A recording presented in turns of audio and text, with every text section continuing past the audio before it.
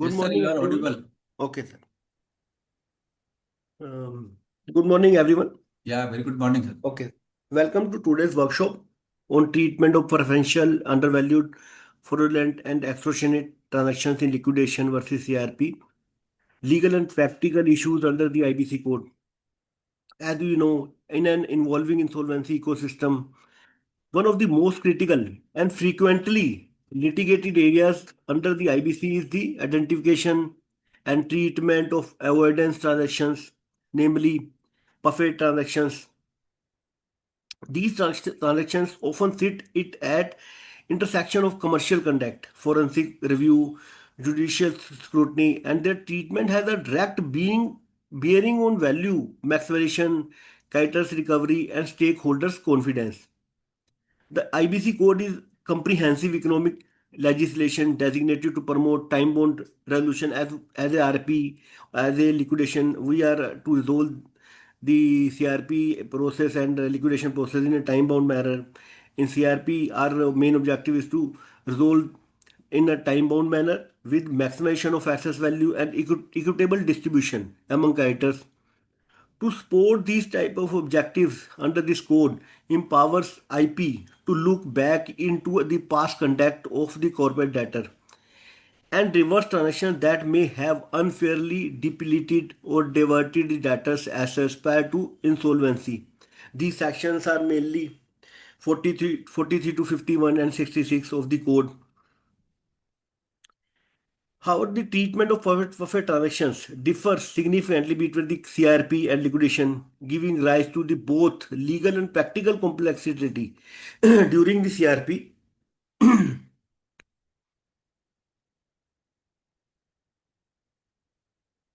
Okay. During the CRP, focus is primarily on preserving the corporate debtors as a going concern.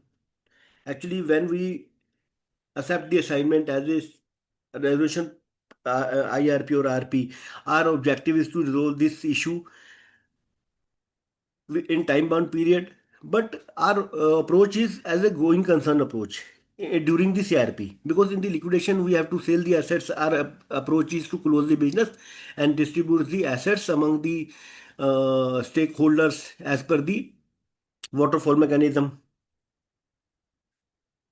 While avoidance providing are often pursued in parallel. In contrast, during liquidation, the emphasis shifts to assets recovery, consolidation of the liquidation assets, and maximization of realization for distribution under Section 53. During the CRP, IRP, and the RP are mandated to identify suspected transactions, appoint transaction auditors, and file appropriate applications before the adjudicating authority. At the same time, questions frequently arise regarding whether avoidance applications must be concluded before approval of resolution plan, whether recoveries from perfect transactions being loaned to the resolution applicants or the creditors, the impact of pending avoidance proceedings on valuation, bidding, and commercial negotiations. In liquidations, these issues take a different dimension. The liquidator steps into more assertive recovery role and proceeds from avoidance transactions from part of the liquidation assets. There are actually when we also refer the landmark judgment cases. If we found these type of transactions and we face any challenge, and we also refer the landmark judgment case, which gives the insight how to deal these type of transactions. The Supreme Court has recognized the primacy of resolution and commercial wisdom under the IBC, while also affirming that wrongful pre-insolvency transactions cannot be allowed to prejudice creditors as resort the insolvency process. At the same time, the jurisprudence has evolved on whether perfect proceedings survive post-approval of a resolution plan, the extent to which a successful resolution applicant is insulated from past misconduct, and how recoveries should be ring fenced from the benefit of creditors. Actually, as you know, कि when CRP and liquidation process over, so then there is a clean slate principle is there, because when resolution plan is approved and resolution applicant take over the business, so then all the process and all the handover is done as a clean state principle, because he will, that new resolution applicant will not be responsible for earlier any dispute or any issues. So then he will take the business ownership with clean state principle. Courts also cautioned that while the IBC should not become a shelter for the misconduct, avoidance proceeding must be pursued in a manner that aligns with the timelines, efficiency, and revival-centric philosophy of the court. Because what happened when we found these type of transactions and we had to resolve these issues in a time-bound manner? Because what will happen if we will go for a forensic audit? It may will take time, but we have to resolve the CRP process within a time frame period. So that is the practical challenge. Okay, in today's session, aim to provide a structured and practical understanding of the statutory framework governing the perfect transactions under the IBC, key difference in treatment of avoidance transactions during CRP and liquidation. Just a 1 minute. Just a 1 minute.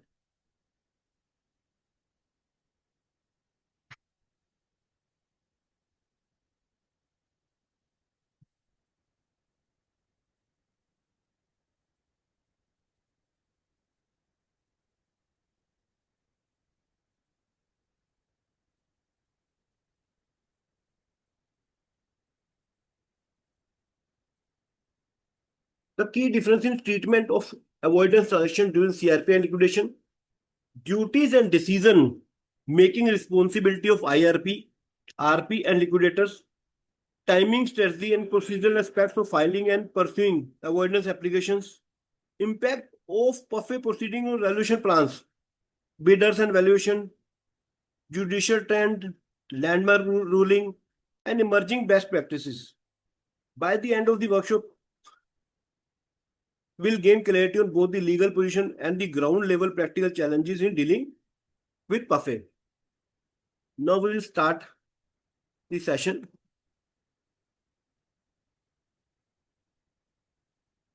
In today's workshop, we will cover preamble. Number 2, PUFE, preferential, undervalued, fraudulent, extortionate transactions, concept and legislative intent.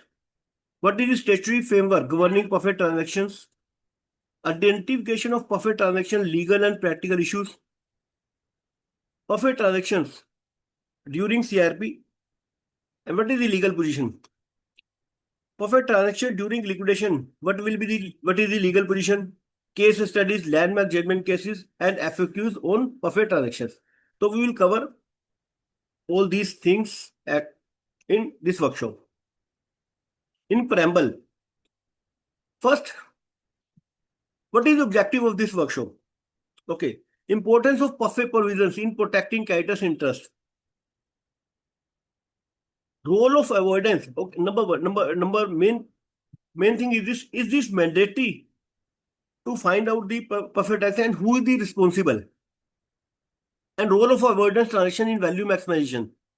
Because if these type of transaction we found and we will not resolve what it means, we will have to recover these type of transaction for the purpose of value maximization.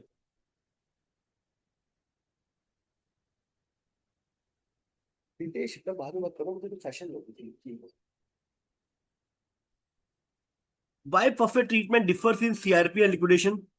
Practical difficulties faced by insolvency professionals, need for a structured and time-bound approach. So these things we will cover in preamble.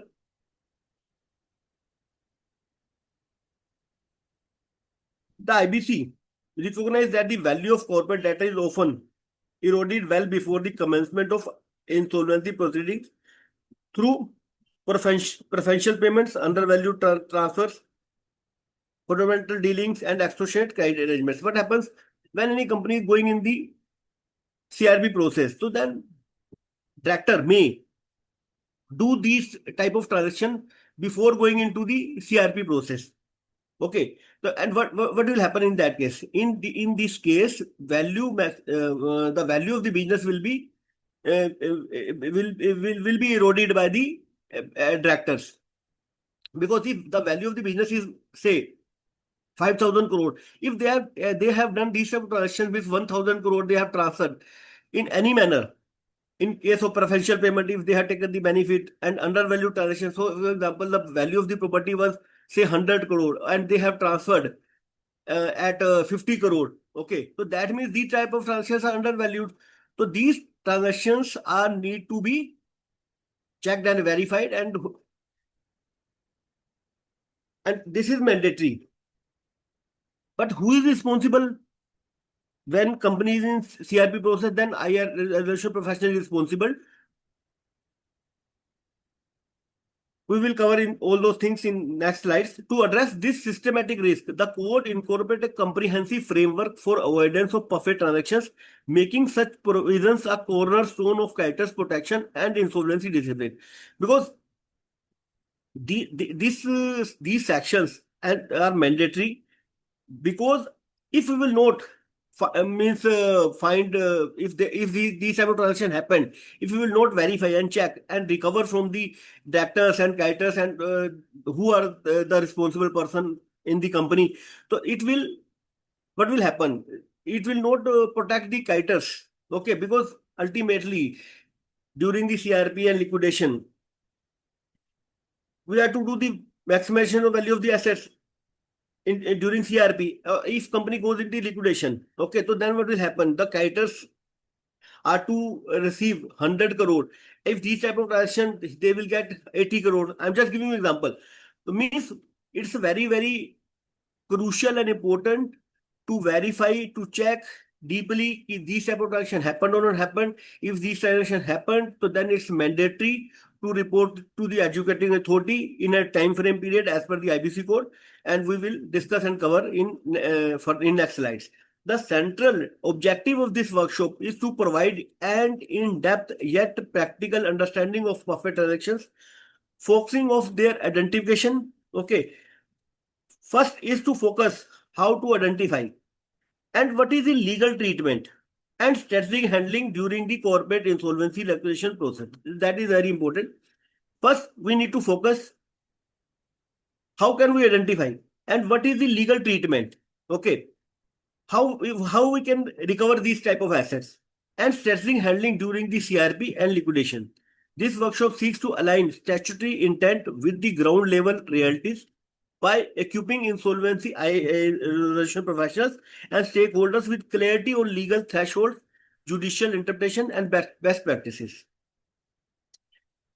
PUFE provisions play a crucial role in protecting creditors' interest by preventing selective payments, asset stripping, and diversion of value in the pre-insolvency period. Because in pre-insolvency period, these type of transactions may be happened and done by the ex-directors. By enabling clawback of such transactions, the IBC reinforces the principle of equitable treatment of creditors and ensure that the IB insolvency outcomes are not distorted by pre-CRP misconduct of promoters. So this is very, very important. With the help of this IBC code, by enabling a clawback of such transactions, because in past we verify for 1 year, for 2 year, for 3 year, as per the time period given, means in the as per the in these relevant sections. So we check and verify if these transaction happened or happened. If this transaction happened, so then this section and this code protect or and to means prevent from distortion if any transaction happened before CRP, which is may be done by promoters or related parties. Avoidance action thus act as a corrective and restorative mechanism rather than a punitive one. Because in this, what will happen, we take back these type of assets from the promoters or related parties who have done these type of transactions. From a value perspective, avoidance proceeding are a vital tool for maximization of the insolvency state. Successful perfect transactions can significantly enhance recoveries. Okay, if perfect transaction was there, if we have taken actions for this perfect transaction significantly, what will happen? It will enhance recovery from the promoters or from the related parties, improve the commercial viability of resolution plans. Okay, means in CRP, our approach is going concern approach. Okay, if in this during the CRP, we mainly focus to revive the business. If we are unable to revive the business and survival is not possible, so then company will go into the liquidation. If we will recover these type of assets, so then what will happen? Means we will be able to get better resolution means plan, and the value of the business will be on higher side. Valuation is based on the true economic potential of the corporate debtor rather than a balance sheet weakened by suspect transactions. The treatment of perfect transaction differs materially between CRP and liquidation due to their distinct objective and timelines. Okay. CRP, the resolution centric, focus on revival and continuity of business with within a strict statutory time frame. This we have already discussed. Because as a resolution professional, we have to complete the resolution process in a time bound manner. Okay, so it can means if these have transaction if we found, so then these transactions will not be impact on the time bound period, because we have to resolve this means resolution in a time bound period, and these means if these type of transaction, recovery will be in a process, but due to these type of transaction, time period will not be extended. Means we will have to resolve the CRP resolution process in a time bound period. Whereas in liquidation is a recovery centric, aimed at realization and distribution of assets. Because in CRP, our main focus on revival and continuity of the business, and with a strict statutory time frame. Whereas in liquidation, our approach is recovery centric, aimed at realization and distribution of assets. These differences influence the timing, funding, intentionally the strategic importance of avoidance actions, as well as the stakeholders who ultimately benefit from such recoveries. Now, in practice, insolvency professionals face significant operational and procedural challenges in dealing with perfect transactions, because if I have accepted any assignment, most of the assignment you will found the records are not updated. You will not be easily find out these type of transactions, because if management is not ready to share the detail and document, and if you find the records they are not updated, so these are the so many practical issues and challenges you will find to verify and to means know these type of transactions. So means in practically insolvency resolution professionals face significant operational and procedural challenges in dealing with perfect transactions. These includes incomplete or manipulated records. If records are manipulated, so then it's really not easy to find out these type of transactions. Okay, delayed forensic and transaction audits, lack of cooperation from suspended management, funding constraints for litigation, and prolonged education timelines. So these are the practical challenges we have to face as a resolution professional and liquidator. Balancing the statutory duty to pursue avoidance transactions with the commercial realities of a time-bound insolvency proceedings remains a persistent challenge, because if we found these type of transactions, another side we have to resolve CRP resolution process within a time-bound period. So these transactions are also in the system, and we are also misbounded as per the IBC code. We have to resolve this issue in a time-bound manner. So these are the real practical challenges we have to face. Given this complexity, there is a compelling need for a structured, disciplined, and time-bound approach to perfect matters. Early identification of red flags, prioritization of high-impact transactions, timely filing of avoidance applications, continuous engagement with stakeholders, and integration. 。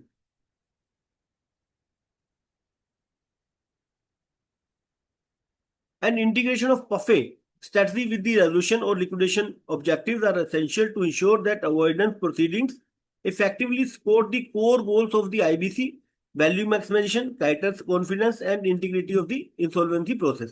Means, if I have accepted assignment, if in early stage, if I am able to identify the red flags, if I found there are red flags and need to means check or to verify these type of transactions, if I found in early stage, so then we can appoint forensic audit, and we can also go for transaction audit, and we can also submit these type of transactions report to the adjudicate authority in a time. So in if this can happen, so then we can resolve CRP process in time bound manner. Okay. So if this type of strategy we adopt, so then we can do the time bound resolution for CRP, although perfect tension was there. Okay. But if records were not completed, not updated in case of non-cooperation of by the means management, these type of practical challenges always we will have to face. Okay. But when we will go for a transaction audit and forensic audit, okay, so then we can find out in early stage these were the perfect transactions, and there will be very much chance to recovery in that case if we find out in the earlier stage. Now, objective of the workshop.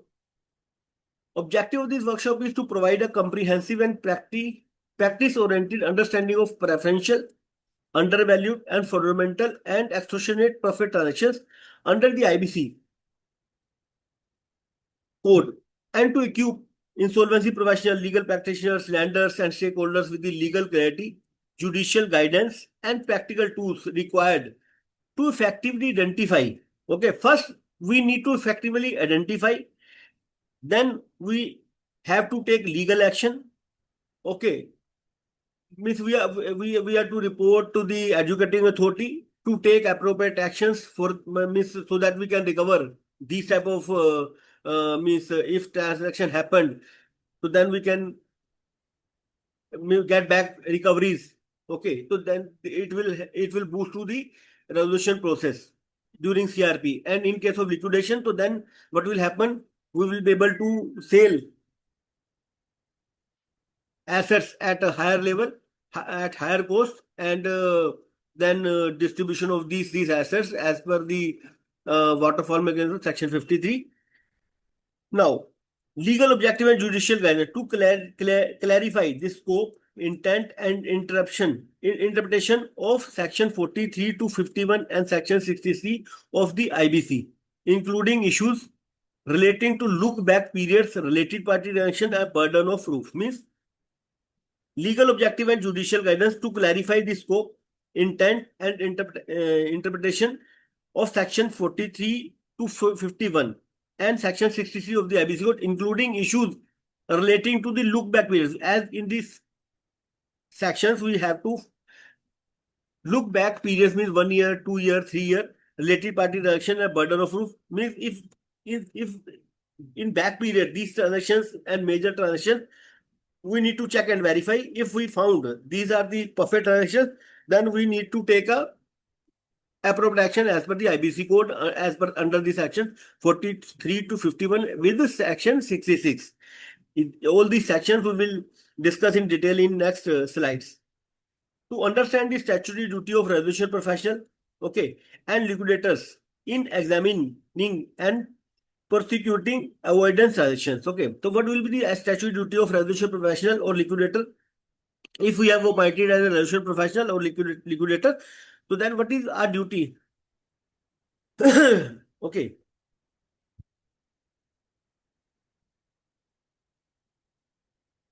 And also, we will discuss the leave and landmark judgments so that it will be easy to understand. There are key landmark judgments. Means Anuj Jain, IRP for JP Infratech versus Axis Bank Limited, Supreme Court affirmed that avoidance provisions are central to creditors' protection and that third party scrutinies can qualify as a preferential transactions. Okay, very important. In another landmark judgment says related to perfect transactions, Swiss Ribbons Private Limited versus Union of India, Supreme Court 2019 recognize value maximization as a core objective of the IBC, underpinning the relevance of the perfect actions. Okay, no doubt our core objective is to value maximization of the business in with the time bound period, but underpinning the relevance of the perfect actions. We need to take the actions for perfect transactions so that value of the business will be maximum in real terms. Okay, if you will not verify and check with perfect transaction, so then how we are doing for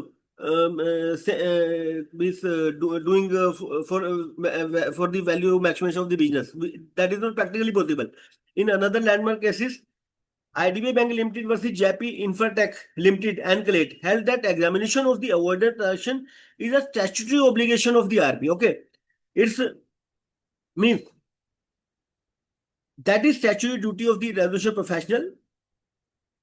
Resolution professional will go through the records, okay, related to the time period given under these sections 40 to 51 and check major transactions. Okay, if he found there are red flags, okay, and if he is unable to go deeply, so then he can also take another professional's help, and we can go for a forensic audit and transaction audit to check and verify whether these transactions are perfect or not. Okay, if these are the perfect transactions, okay, as per the IBC code, we have to report to the adjudicating authority. What are the practical objectives and challenges we found to address real world challenges such as incomplete record, delayed forensic audits? Okay, if actually in reality, these are the practical challenges which we found.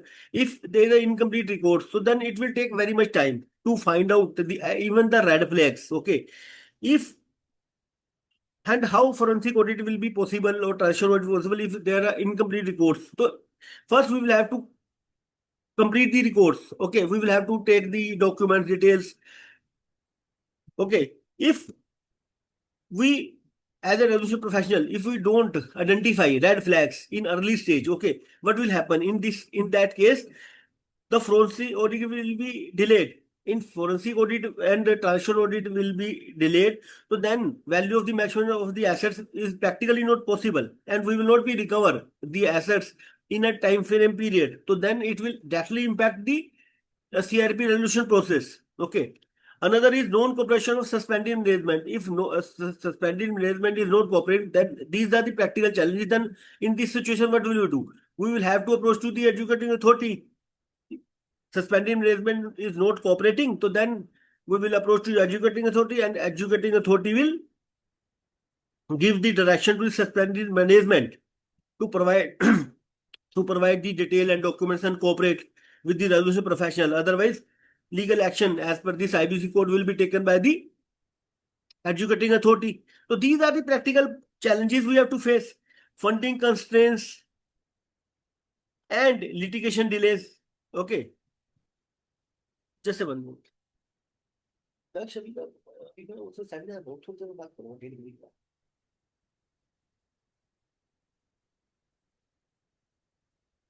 Okay, funding constraints and litigation delays to assess how unresolved PUFE issues affect CRP timelines, resolution plan, feasibility, and bidder confidence. See, if these permanent transaction is unresolved, okay, it will definitely affect the CRP timelines. Okay, we will not be able to complete the resolution process because as per IBC code, CRP resolution process is to be completed in 180 days plus 90 maximum 360 days is given as per the IBC code. Okay.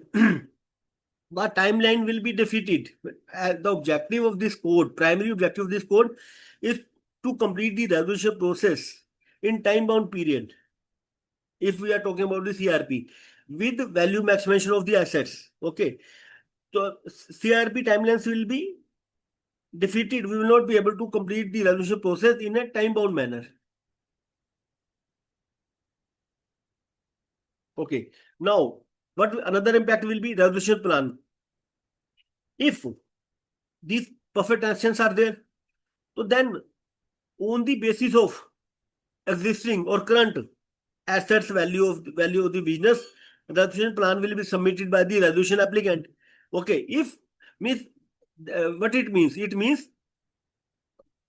value maximization of the business is not there. If perfect transaction is there, if a resolution professional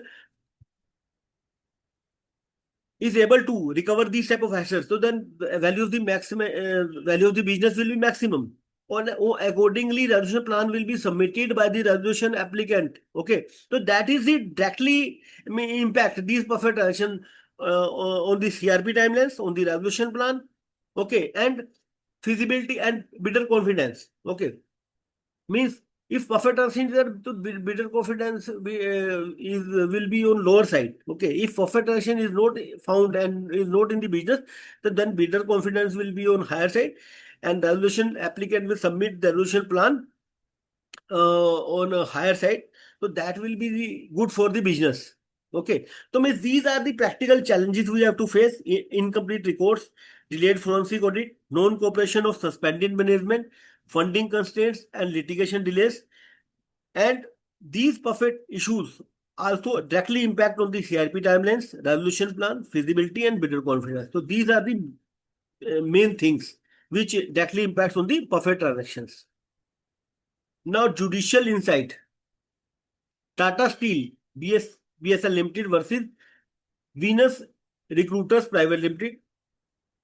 Judgment given by the Honorable Supreme Court in 2023 clarified that avoidance proceedings are independent of CRP outcome and can continue post-resolution agreement. So that is very, very important. Judgment given by the Honorable Supreme Court means that avoidance proceedings are independent of CRP. Okay. Means it will not impact the CRP resolution process. Okay. In terms of time period. Okay. Means if perfect transaction is there, then we will not wait. Keep when if perfect transaction issue will be resolved, then we will do another activities related to CRP. So then in this case, what will happen? We will not be able to complete the resolution process within a time frame period. As time frame period is given 180 days, extended period 30 days means 90 plus 90. So then we will not be able to complete the resolution process within a time frame period.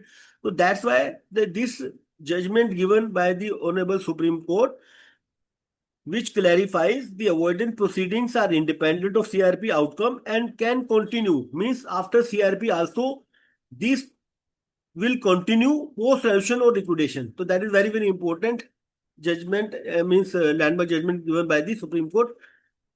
Now, another is resolution-oriented objectives to demonstrate how PUFE actions can be strategically integrated with CRP and liquidation objectives without derailing the insolvency process. Okay, to demonstrate how PUFE actions can be strategically integrated with CRP and liquidation objectives without derailing the insolvency process. Means these transactions will not means impact on the time-bound period. These actions will be continue even after CRP process over and liquidation process over. So these actions and this means proceedings will be keep on going until this is resolved, even CRP and liquidation process is over.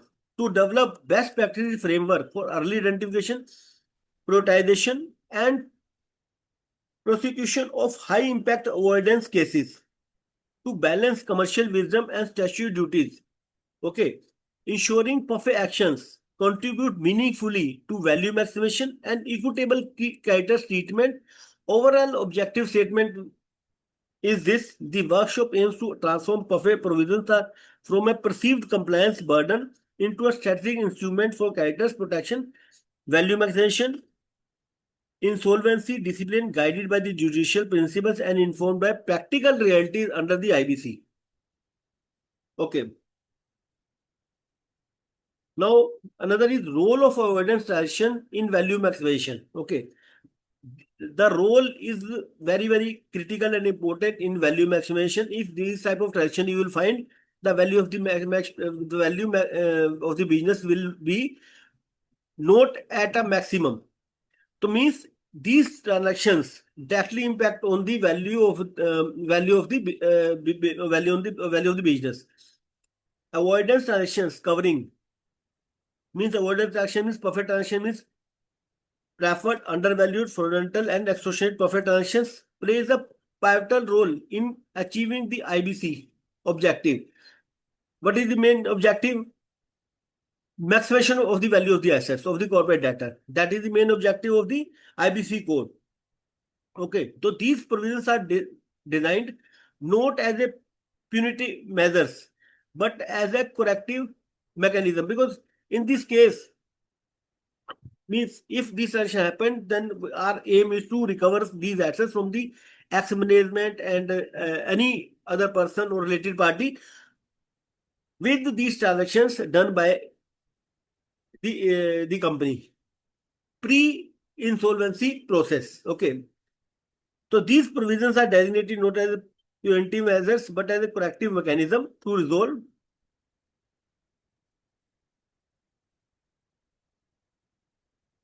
to restore value that has been justly depleted prior to the commencement of the insolvency proceedings. Okay, what happened practically when any company is going, when management or director know कि company will or may go into the insolvency process, so they do such type of transaction in their personal interest, okay, which impact on the business, and business is already not means going smoothly. Okay, so then if this separation will happen, so then what will happen? Business will not survive. Okay, so these are the main things which means create means issues, problems. Due to these type of things, companies have to go to the means CRP, because one side business is not doing well and another management or related party and these type of transactions will happen. So then company and business will not be able to survive because early already business is facing the challenges, and if these things will happen, how the business will survive? So these are the main issues and things. Legal role in value maximization. Avoidance provisions enable clawback of assets. Clawback of assets, securities or benefit transaction in manner prejudicial to the interest of creditors. Means we will go, we'll check these about transaction in back period. So that's why we are saying clawback of assets, securities and benefits transferred in manner prejudicial to the interest of the creditors. They prevent selective payments and asset stripping, ensuring that the insolvency state that reflects the true economic value of the corporate debtor. Means if these things happen, then we will recover these type of assets due to these type of transactions. So then our aim is to do the value maximization of the assets as a resolution professional. Okay. Courts have also recognized avoidance action as an integral to the IBC framework and is essential for achieving its objective. Okay. So means there are so many landmark judgments given by the Supreme Court, NCLAT, NCLT. Means if these type of transactions are there, that is the integral part of the IBC code 2016, and as a resolution professional and liquidator, we have to take appropriate action as per the IBC code 2016 in as per section given 42.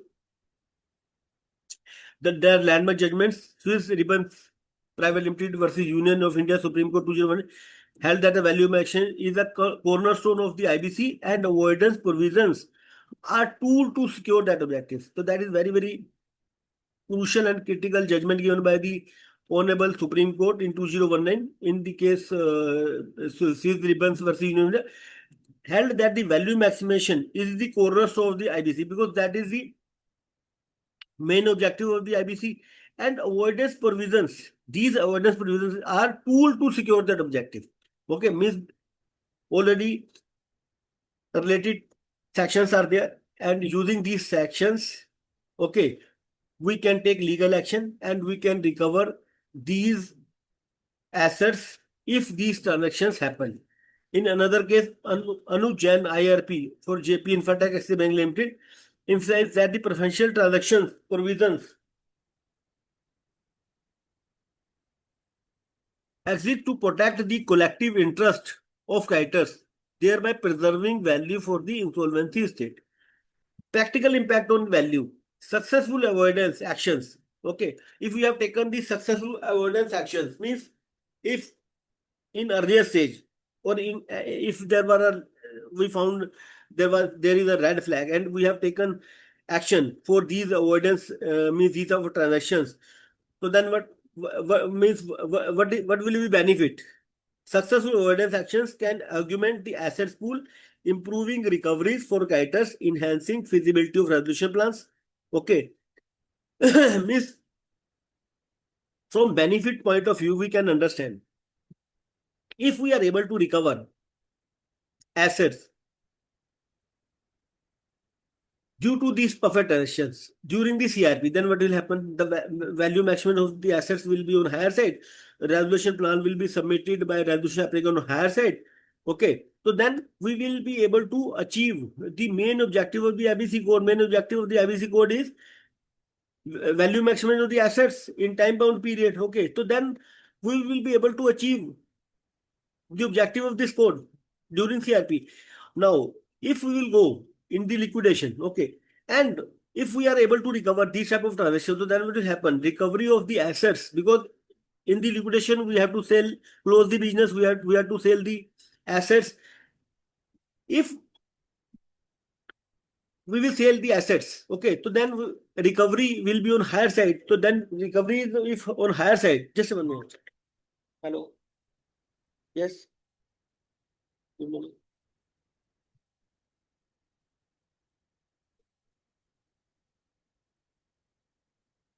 Okay, in case of liquidation, so then if recovery will be on higher side, so then distribution of assets will be on higher side because ultimately after selling the assets, we have to distribute the assets during means in case of companies in liquidation. So then we have to distribute the assets as per waterfall mechanisms as per section 53. So in both stages, if we will recover these perfect transactions, so then in CRP, value maximization of the assets will be on higher side, and in liquidation, recovery and distribution of the assets will be on the higher side. In both the cases, avoidance direction directly impact on the CRP and liquidation. Now coming to the okay. Now transparent pursuit of perfect actions increase confidence of resolution applicants, reducing valuation discounts arising from hidden risk. Okay, that is a simple thing. When perfect transaction is not there, so then resolution applicant will offer and submit resolution plan on her side, because otherwise what will happen if he found that resolution applicant found that there may be a hidden transactions, okay, and there are perfect transactions, if there is a risk in the business more, so then they will means submit resolution plan means taking the discount factor. So that is not good for the business. Okay, so then the objective of this code is means being defeated in this situation. So it means it's very critical and important for avoidance transactions. We have to take appropriate action as per the IBC code. If we will take action in early stage, so then recovery will be on higher side. So that is the main objective of this IBC code, to take appropriate action as per given appropriate sections, so that we can do the needful as per CRP process for CRP and liquidation. Now, what are the practical challenges we have to face? Practical challenges affecting value business realization. Delay in forensic audit and education often result in deferred or diminished recoveries. That is also simple. If we are unable to find out these perfect actions in means normal time period, okay, or I will say in early stage, so then it will definitely means we will take if taking decision for forensic audit. So then, in case of delay, so then what will happen? That assets value may be at lower side. For example, if these transaction happened 5 months before, 6 months before, okay, the value of the assets was 100 crore. Okay, the management taken that assets at the value of 50 crore. Okay, okay. Now we will recover these assets. Okay, from the management, ex management. But if time is taken, for example, if we have taken action after 1 year, okay, or 2 year, okay, if I mean means we have taken very much time, then what will happen? The value of the assets which was actually was 100 crore, okay, so then the value of the assets will be maybe at market value will be say 80 crore, 70 crore. I'm just giving you example. So the value of the assets will be deferred or in diminishing recoveries will be there. So means for the business point of view, we are to take appropriate action as early as possible. If we will means do delay in forensic and transaction audit, if we know these perfect transaction are in the business, so then it means the value of the assets will be deferred. There are very much chances. Now, high litigation costs may discourage pursuit of low value transactions. Okay, means if the value of the transactions are not so much, the litigation cost may be on means high litigation cost. So these things also discourage pursuit of low value transactions. Uncertainty over outcome of avoidance proceedings can negatively impact on valuation during CRP. Means if uncertainty is there, we will be able to recover these type of assets or not. This thing will definitely give negative impact on the valuation, because if we hire a registered valuer, okay, means they will also consider these things. These means they will do the valuation of the assets which are means physically available. So means and valuation applicant also will take and do and submit the resolution plan accordingly. So it means this will definitely give the negative impact on the resolution plan also, and value of the business will be negative due to these type of perfect transactions. Now, what should be the result oriented approach for these type of transactions?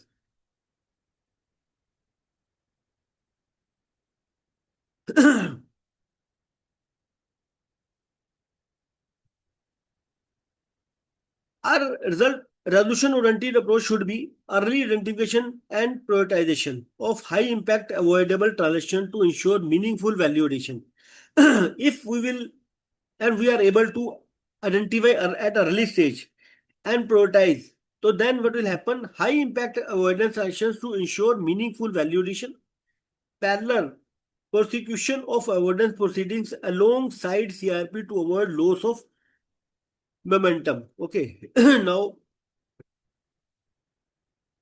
clear disclosure of potential avoidance recoveries in the information memorandum.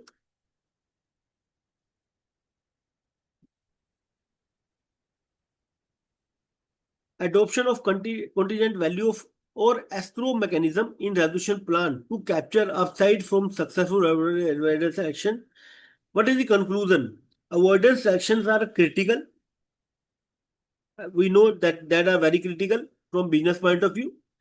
Value restoration mechanism should be there under the IBC when pursued strategically in a timely and evidence-based manner, they significantly enhance the value available for resolution or distribution. In resolution means in CRP, or distribution for liquidation, thereby reinforcing the court's objective of value maximization or equitable treatment of the creditors. This is the conclusion. I mean, in short, we can say if these are the perfect transactions are there in early stage, if we will find, so then recovery will be on higher side. Otherwise, assets value may be differ. Okay. If we will recover these type of assets from the asset management or from the and also from the related parties, so then what will happen? The value of the business will be on higher side. Resolution will be on higher side. Will be submitted by the resolution applicant, and parallelly in liquidation, recovery of the assets will be on higher side, and distribution of the assets as per the waterfall mechanism as per section 53 will be on higher side. Okay. And this is also means clearly mentioned in the landmark judgment given by the Honorable Supreme Court, NCLAT and NCLT. So means we can also refer the landmark judgment cases. Now, why perfect treatment differs in CRP and liquidation? That is very, very important. We have already discussed in short, but in detail we will discuss. We will also in detail discuss all the sections in detail related to perfect transactions. Okay, in perfect transactions we will also cover what is the time frame period, what is the action need to be taken. Okay, so all those things we will cover in next slides. But why perfect treatment differs in CRP and liquidation? See, as we know, the objective and means we can say the approach in CRP is going concern approach. We know and we say ki business will continue. Okay. And if business will continue, so then our approach will be going concern approach, because in this resolution process, we are not thinking we will close the business. Okay. We focus to revive the business, to survive the business. If it's not practically possible to survive the business and to revive the business in a time bound period, so then company will have to go into the liquidation process. Okay, but first our objective is to revive the business. Our main objective as per the IBC code is not to close the business. Primary objective is to survive the business, because if business will survive, so then every one will be on means plus side. For example, if business is going on, government can means get taxes. Okay, and management will also get means get their means will increase also their capital. Okay, and all the stakeholder will also get benefit. And employee will have not to lose their jobs. Government department will also recover or get taxes, and this thing is also good for the economy. So means if business will survive, so this is a plus point. Okay, if practically not possible, then company will have to go into the liquidation. Okay, but what will be the treatment differ in CRP liquidation? Because when approaches are different, so then treatment will be definitely different. Because in CRP, our approach is going concern, and in liquidation, we have to our approach to close the business.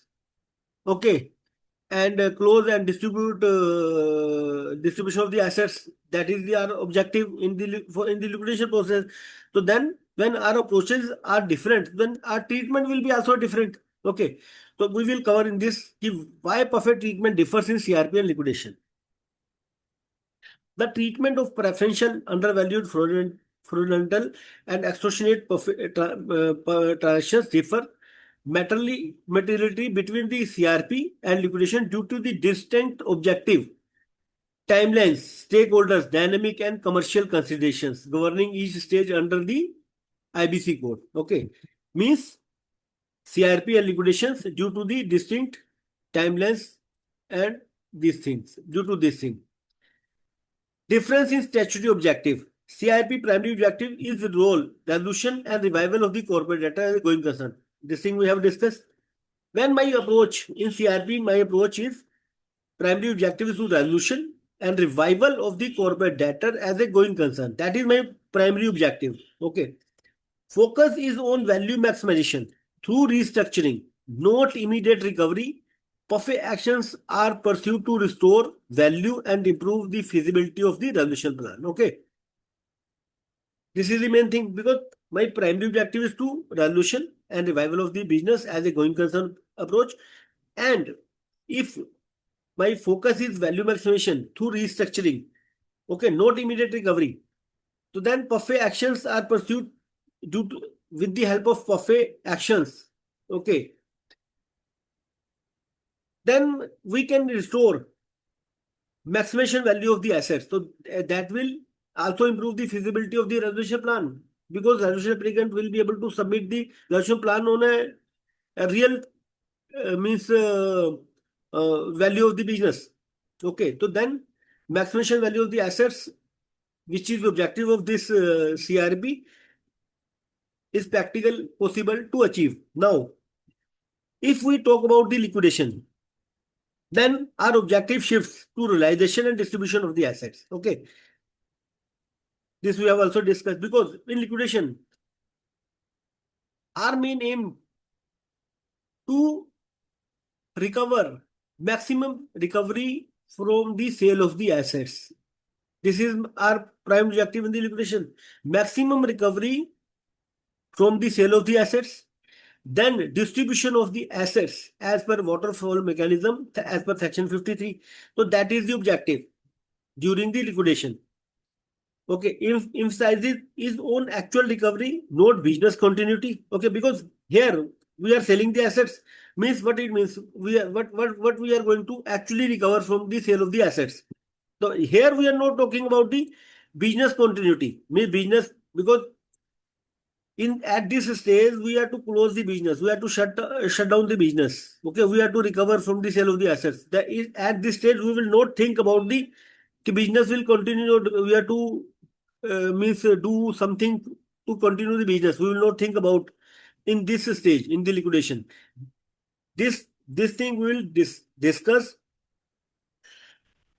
and think in the CRP process. So that is the main difference between CRP and liquidation approach, and due to this the treatment will be definitely differ. Okay.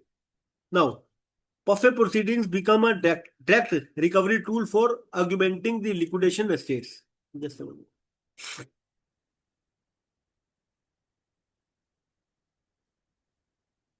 Swiss Ribbon Private Limited versus Union of India, Supreme Court 20 recognized this is the landmark judgment. Recognized resolution as the preferred outcome under IBC with liquidation as a last resort. Okay, now difference in timelines and commercial pressure. Okay, see here the timelines are also different. In CRP, maximum timeline is given 330 days. Okay, prolonged PUFE litigation may derail or delay resolutions. Resolution applicant prefer certainly and may discount value due to the pending PUFE cases. Okay, so then what will happen here?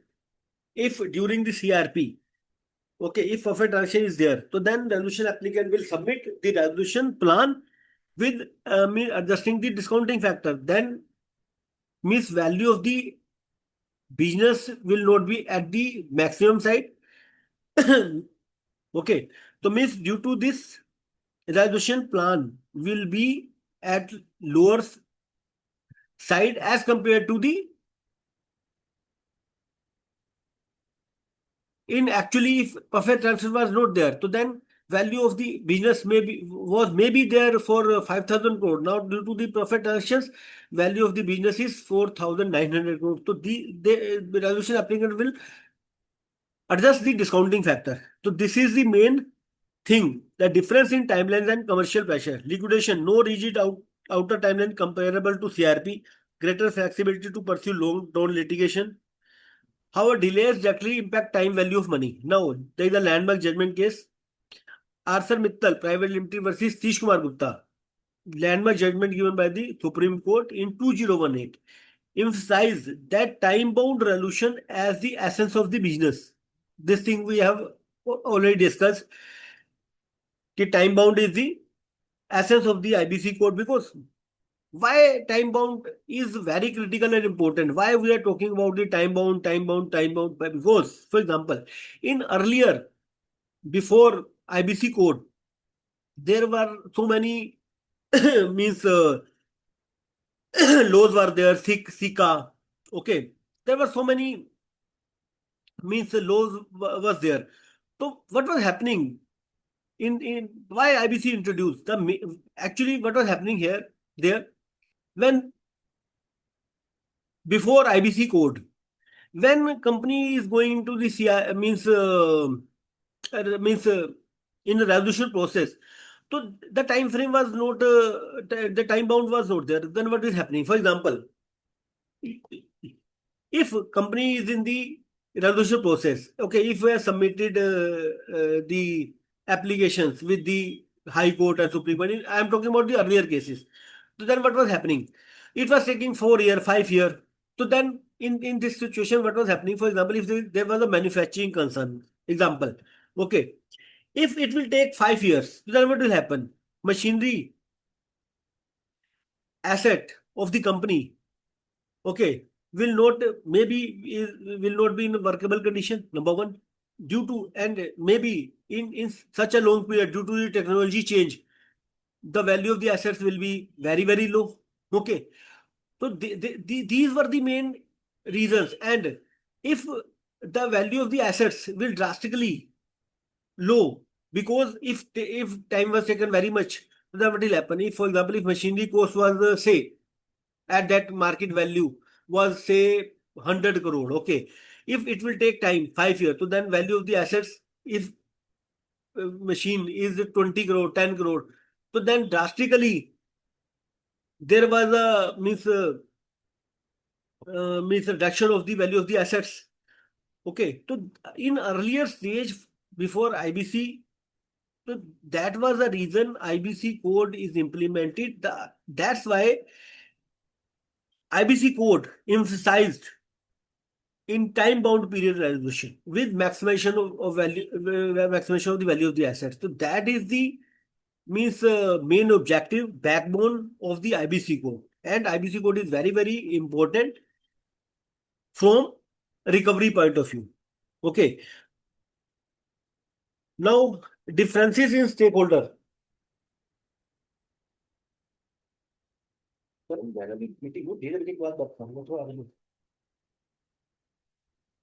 Difference in stakeholder incentives. Now, in CRP case, creditors prioritize successful resolution over uncertain future recoveries. Okay, PUFE recoveries may or may not accurate directly to the resolution applicant depending on plan structure. Okay. In liquidation, creditors are motivated by maximization of liquidation assets. PUFE recoveries directly enhance distribution value under Section 53 waterfall mechanism. Okay. The landmark judgment case is given. Committee of Creditors of SR Limited versus Tish Kumar Gupta. That judgment given by the Honorable Supreme Court in 2019 affirmed commercial wisdom of COC in balancing recovery and resolution. As you know, all the commercial wisdom decisions are only can be taken by the COC. Resolution professional only means provide the detail and information, but he cannot take the decision for the purpose of resolution plan submitted by the resolution applicant.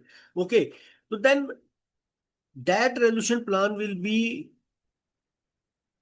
means accepted or not or rejected. That decision will be only can be taken by the COC. That resolution professional will see all the legalities there. This resolution plan is as per the IBC code. This resolution plan fulfills all the legality in terms of IBC code. Okay, but he cannot take the commercial wisdom decision ki this resolution plan must be approved by the COC. That cannot be decision cannot be taken by the resolution professional. Only this decision can be taken by the commercial wisdom. Means all commercial wisdom decisions are only can be taken by the committee of characters. Now, difference in legal treatment and quantity of PUFE proceedings. That is very, very important. CRP. RP initiates avoidance applications as a part of statute duty.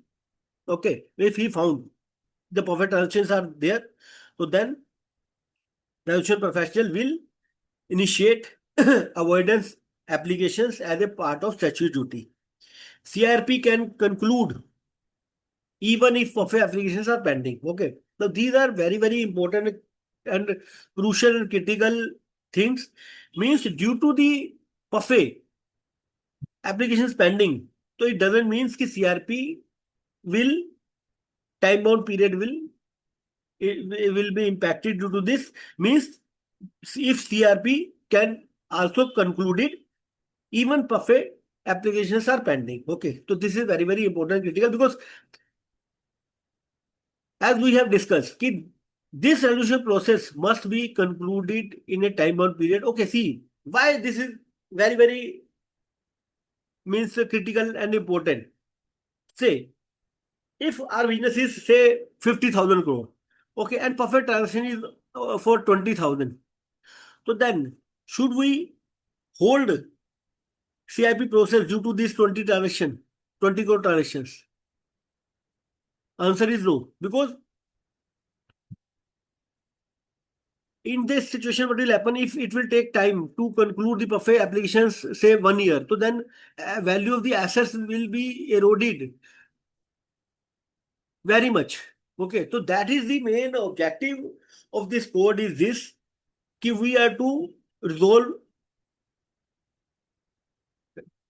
a resolution in a time bound period. So then RP will initiate avoidance applications as a part of statutory duty. CRP can conclude if PUFE applications are pending. Okay, so this is very, very critical and important.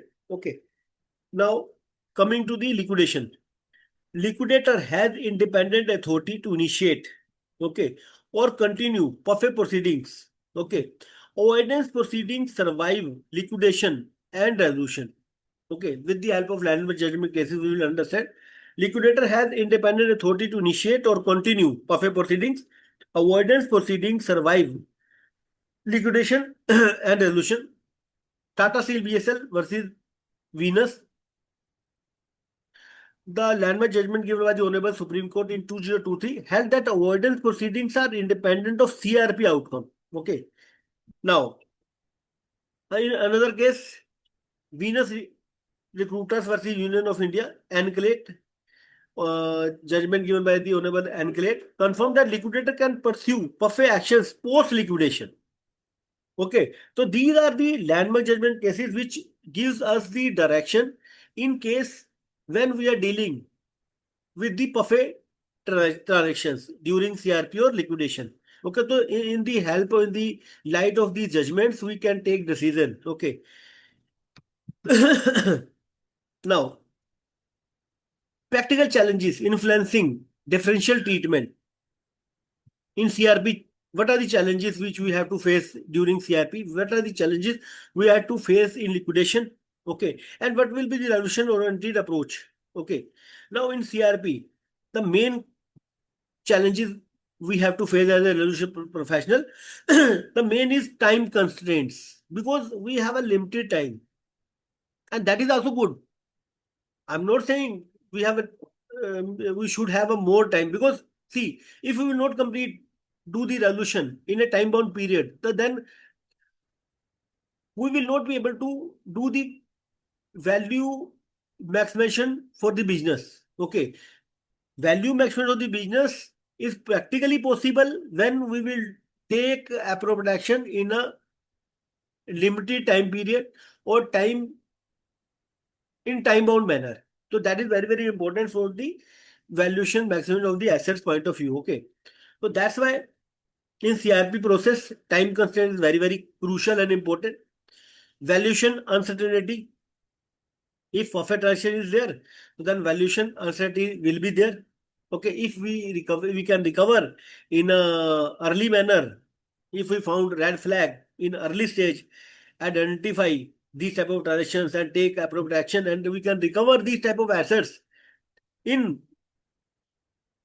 as early as possible. So then value of the business will be on higher side and resolution plan will be submitted by the resolution application applicant by on a higher side. Resistance from resolution applicants. So that resistance will definitely come when perfect transactions are there, because the confidence level will be at note at a higher level.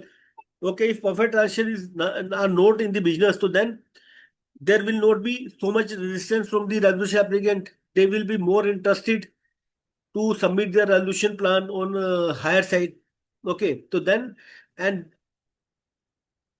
and from resolution professional point of view, so then value of the maximization of the assets will be on higher side if resistance from the resolution applicants are not there.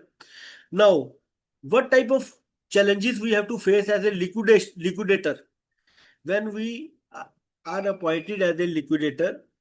Okay, when we found these type of perfect transactions, okay, what are the challenges we have to face? Funding constraints, because funding constraints means if we don't have so much fund.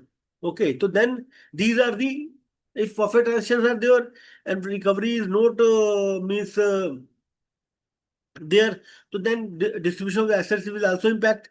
So these are the practical challenges we have to face: funding constraints, enforcement difficulties, long litigation horizon. If we are taking legal action, it may be take time because we will submit the means application with NCLT, then an opposite party can go to and to approach with ancillate. Okay, after the judgment given by the honorable NCLT, then after the ancillate judgment, if that opposite party is not satisfied, then they can also approach to Supreme Court. In this situation, it may take very much time. So long litigation horizon is also a practical issue and challenges for liquidator. Okay. Now, coming to the resolution oriented approach. So what should be our approach so that we can, okay, just a minute.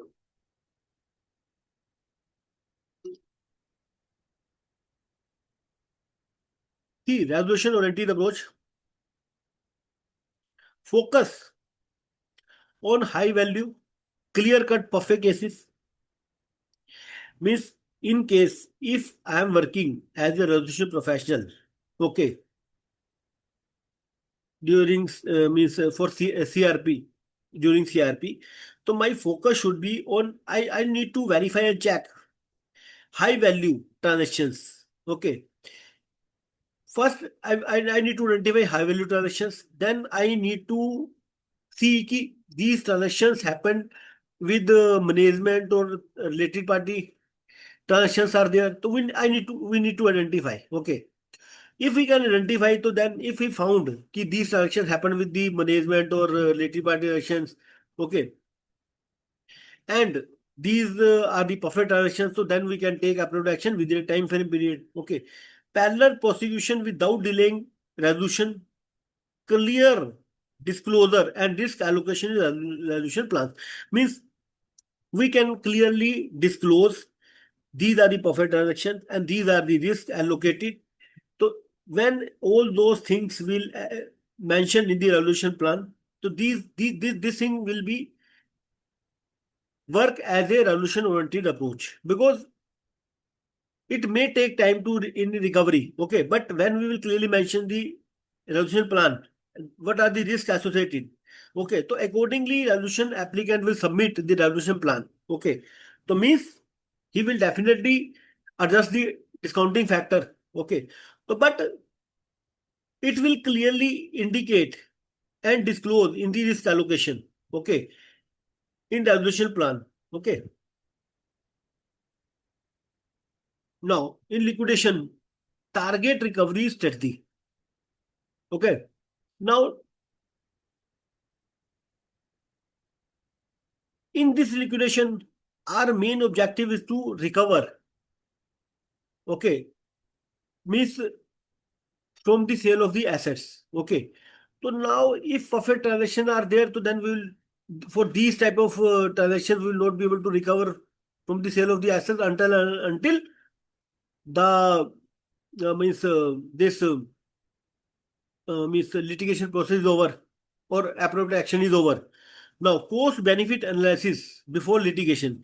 Okay, we definitely we have to do the cost benefit analysis. For example, the value of the assets is nominal. Okay, and means for example, if the transaction happened for 10,000, 5,000 rupees, so then 20,000 rupees. So then we should not go for means litigation, because ultimately litigation cost will be on a very higher side as compared to the value of the that asset. So then we need to do the cost benefit analysis. If cost benefit analysis says positive, so then we must definitely go for the recovery of the assets. Use of settlement and litigation funding mechanism. So this may be also the result-oriented approach during the liquidation for the perfect transactions.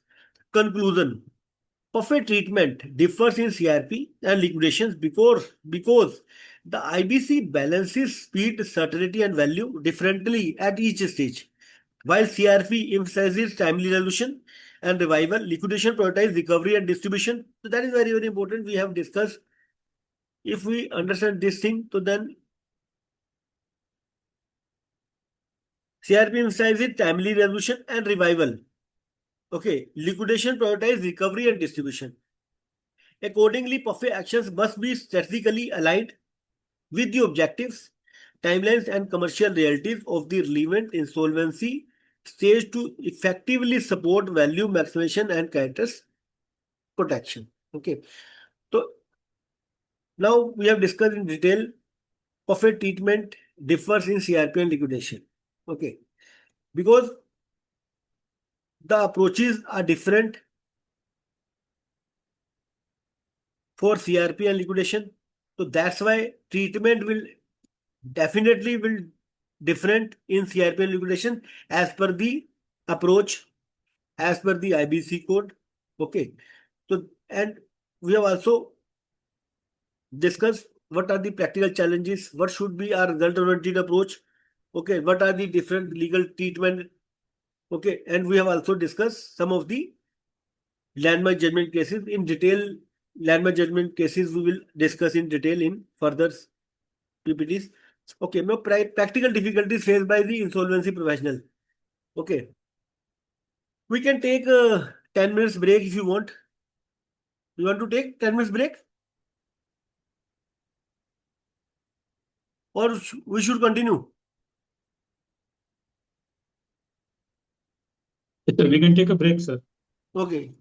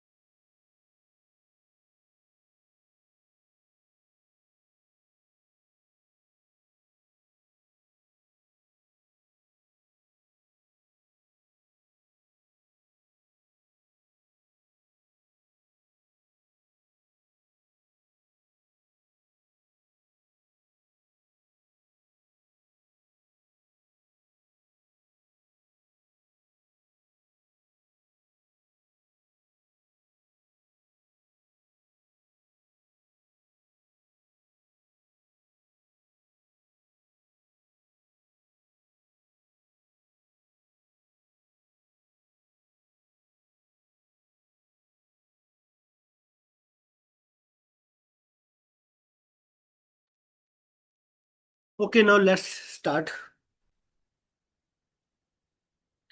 Now we will discuss practically difficulties faced by the insolvency professionals. Insolvency professionals means IRP, RP, a liquidator, who plays a critical and central role in identifying and prosecuting these profit transactions. In practice, however, they encounter significant operational, procedural, and commercial challenges.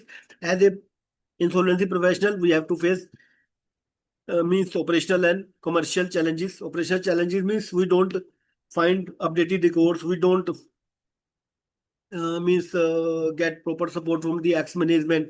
Okay, and this and also commercial challenges we have to face as a insolvency professional when we are dealing with the perfect transactions that affects the effectiveness of avoidance actions under the IBC code.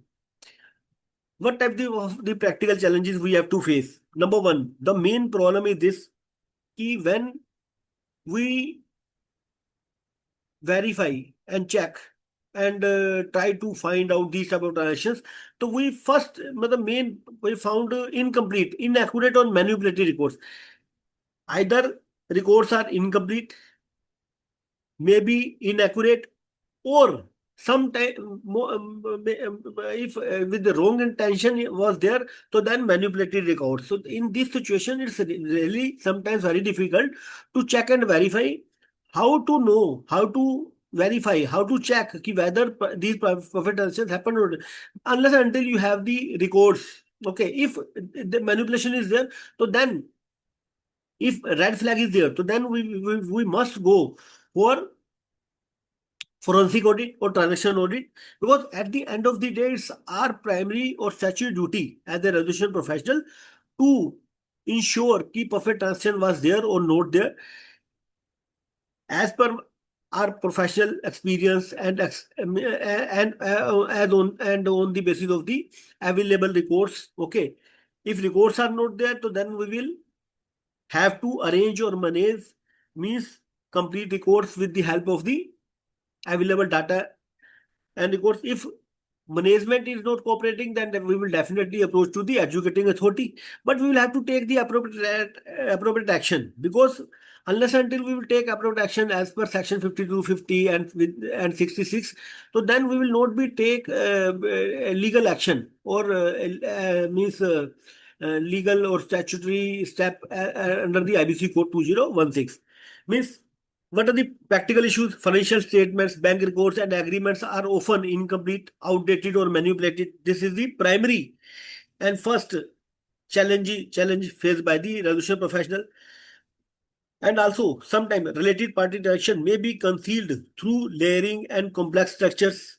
Legal implications, difficulty in meeting the burden of proof required under section 43 to 51 and 66 of the IBC. Just a moment.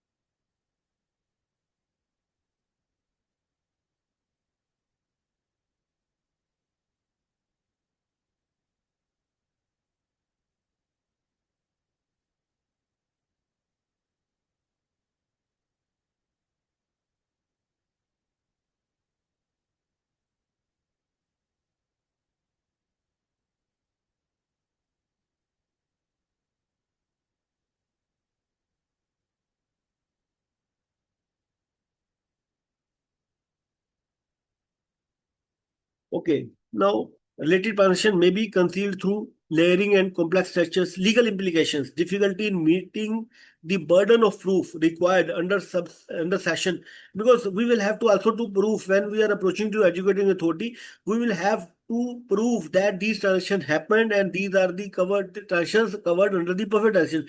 The burden of proof lying with us, because when we will approach to the educating authority, we will have to submit also the proof. Okay, and proof is if we have the data, detail, and records available. Otherwise, we can take help from other professionals, forensic auditors, and transaction auditors. Okay, so we can prove these transactions happened, and then educating authority through educating authority we can recover for these type of transactions or these type of assets if these transactions happen. Now, judicially inside. Anuj Jain, IRP, JP Infratech versus Axis Bank Limited, the honorable judgment given by the Supreme Court, highlighted the importance of substance over form in examining transactions. What is the resolution? Best practice. Early appointment of transaction and forensic auditors. Okay. And an independent verification through bank statements and third party data. As we already discussed, if as a resolution professional, I found there are red flag are there. So then I need to take action as soon as possible. Because if I will appoint Miss Forensic Auditor and Transaction Auditor, if required, okay. So then in early stage we can find out these transactions happened, and if we will find these transactions happen in early stage, so recovery will be faster. Okay, so this is the best practice and resolution. Okay, if we found there is not any red flag and these transactions not happen, then there is no problem. But if there is red flag is there, so then we need to take means immediate action. We need to appoint a forensic auditor and transaction auditor as per the business requirement. It depends on the business, and also it depends on the uh, transaction value. Okay, now independent verification of bank statement, third party data. We can also identify through banks if any, for example, if the value of the assets, okay, was 100 crore. Market value, we can easily find out, okay, with the help of the professionals. The value of the assets was also, say, 100 crore, okay. But we sold that assets at a 50 crore, 60 crore. Then it's giving us the clear cut means message or and record this transaction happened, undervalue transaction happened. And we can also, if there is a third party data is available, so with the help of third party data we can identify these type of transactions. Okay, so means the best resolution practice is this: if we need to find out this transaction at early as possible on the basis of our practical experience or knowledge, or as per IBC code 2016. Number two, challenge. This is also a very main and critical challenge.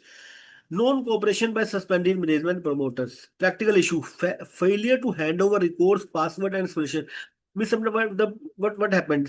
Suspended management don't want to give you the all the records. Okay, which they have.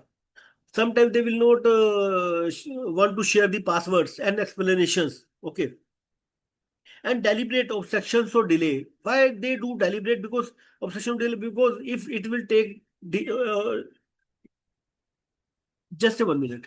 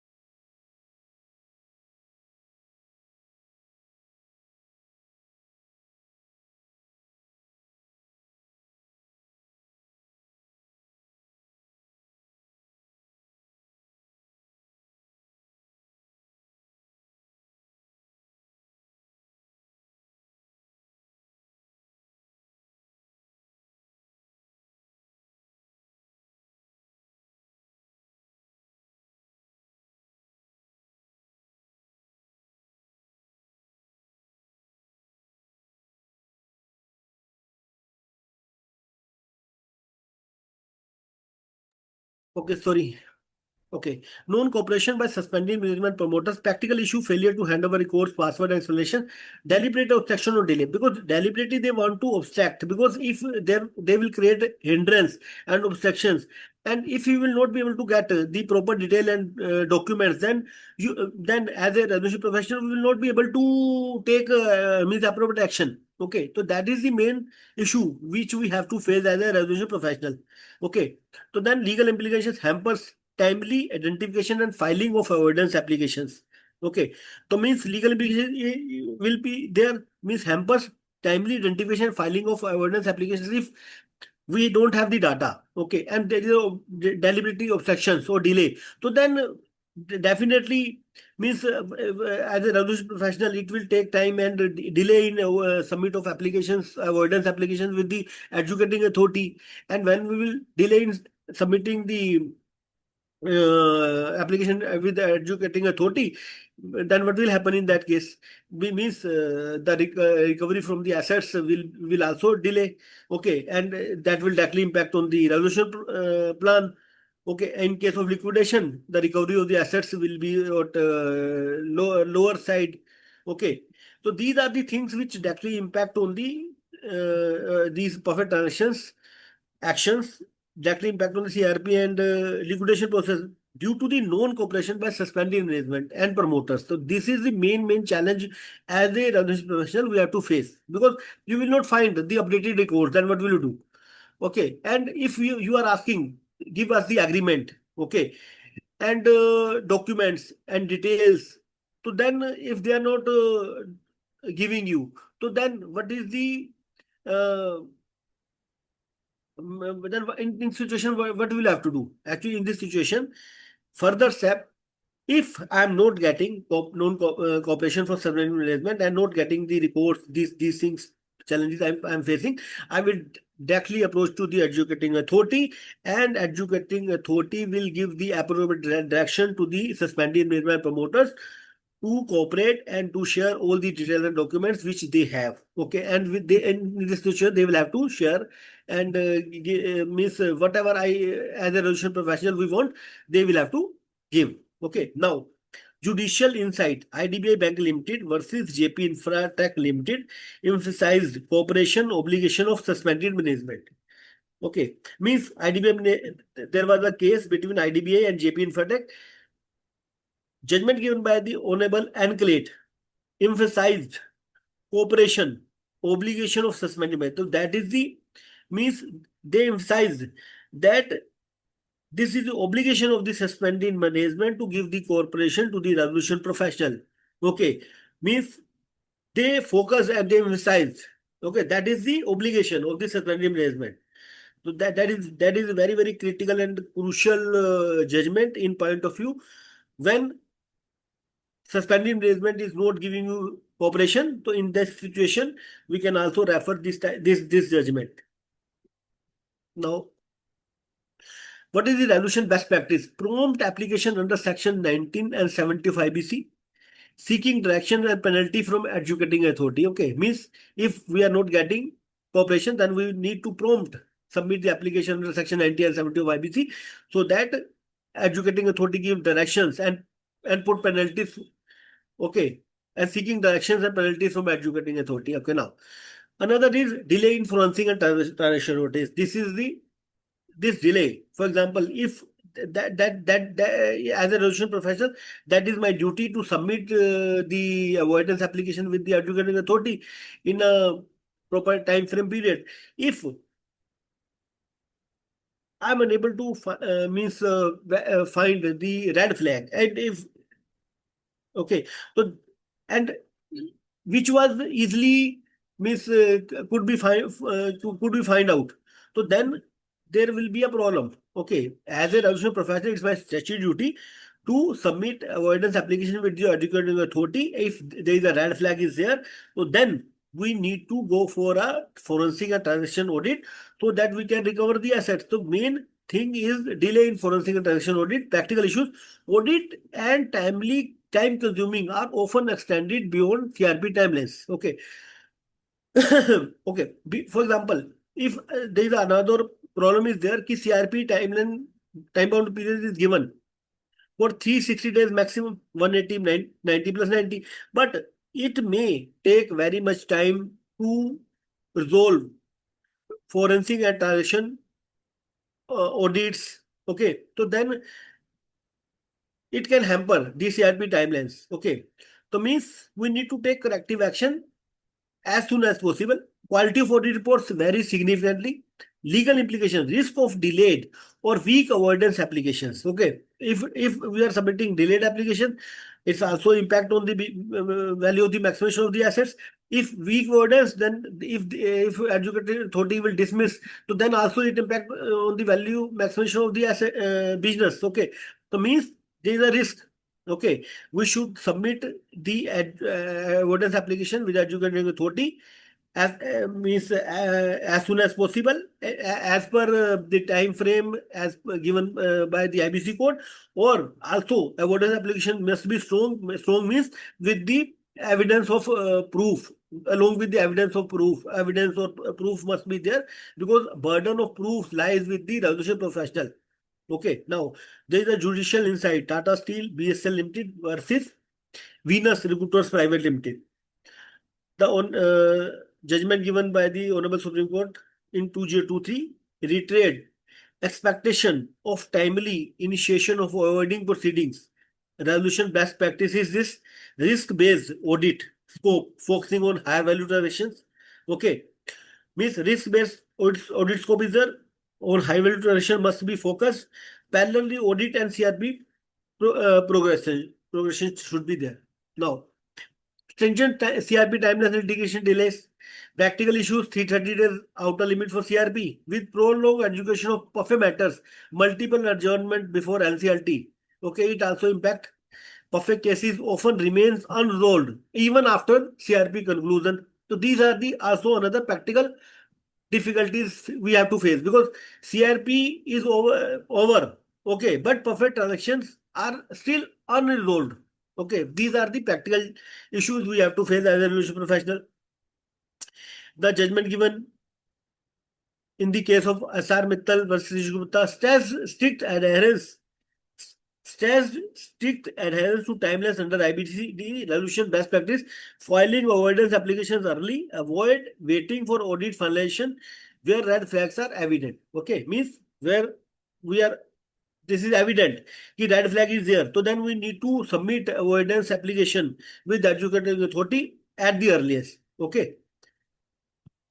Now, funding constraints for avoidance litigation. High litigation costs with uncertain recovery, greater challenges in liquidation due to depleted assets pool. Legal implications. Avoidance action may not be pursued despite merit. Judicial insight. Venue. Recruiters Private Limited Union of India recognize practical challenges in liquidation stage. Avoidance actions.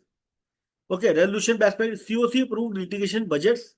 Third party litigation funding and settlements. Okay, now another practical difficulty faced by insolvency valuation and resolution applicant concerns. Pending proceedings create valuation uncertainty. It is evident, because if PUFE proceeding is going on, so then valuation will be on lower side, because due to the low confidence in the resolution applicant, they will submit the resolution plan with discounting factor or adjusting with the discounting factor. Resolution applicants seeks discounts or indemnities. Legal implications. Potential adverse impact on resolution outcomes. Committee of Characters of SR Limited versus Kumar Gupta upheld COC commercial wisdom in balancing recovery and resolution. Clear disclosure of PUFE, risk in information memorandum, use of escrow or contingent recovery mechanism. Okay, so these are the challenges in the valuation and resolution applicant concerns. Now, personal exposure and fear of scrutiny. Practical issues. Fear of disciplinary or judicial scrutiny from either action or inaction. Uncertainty or standard of due diligence expected. Legal implication, over cautious or defensive approach by professionals. Courts increasingly scrutinize professional diligence and independence. What is the best practice? Well-documented decision making, reliance on legal opinions and COC approvals. So this is also the main and critical practical difficulty which is faced by the insolvency professional.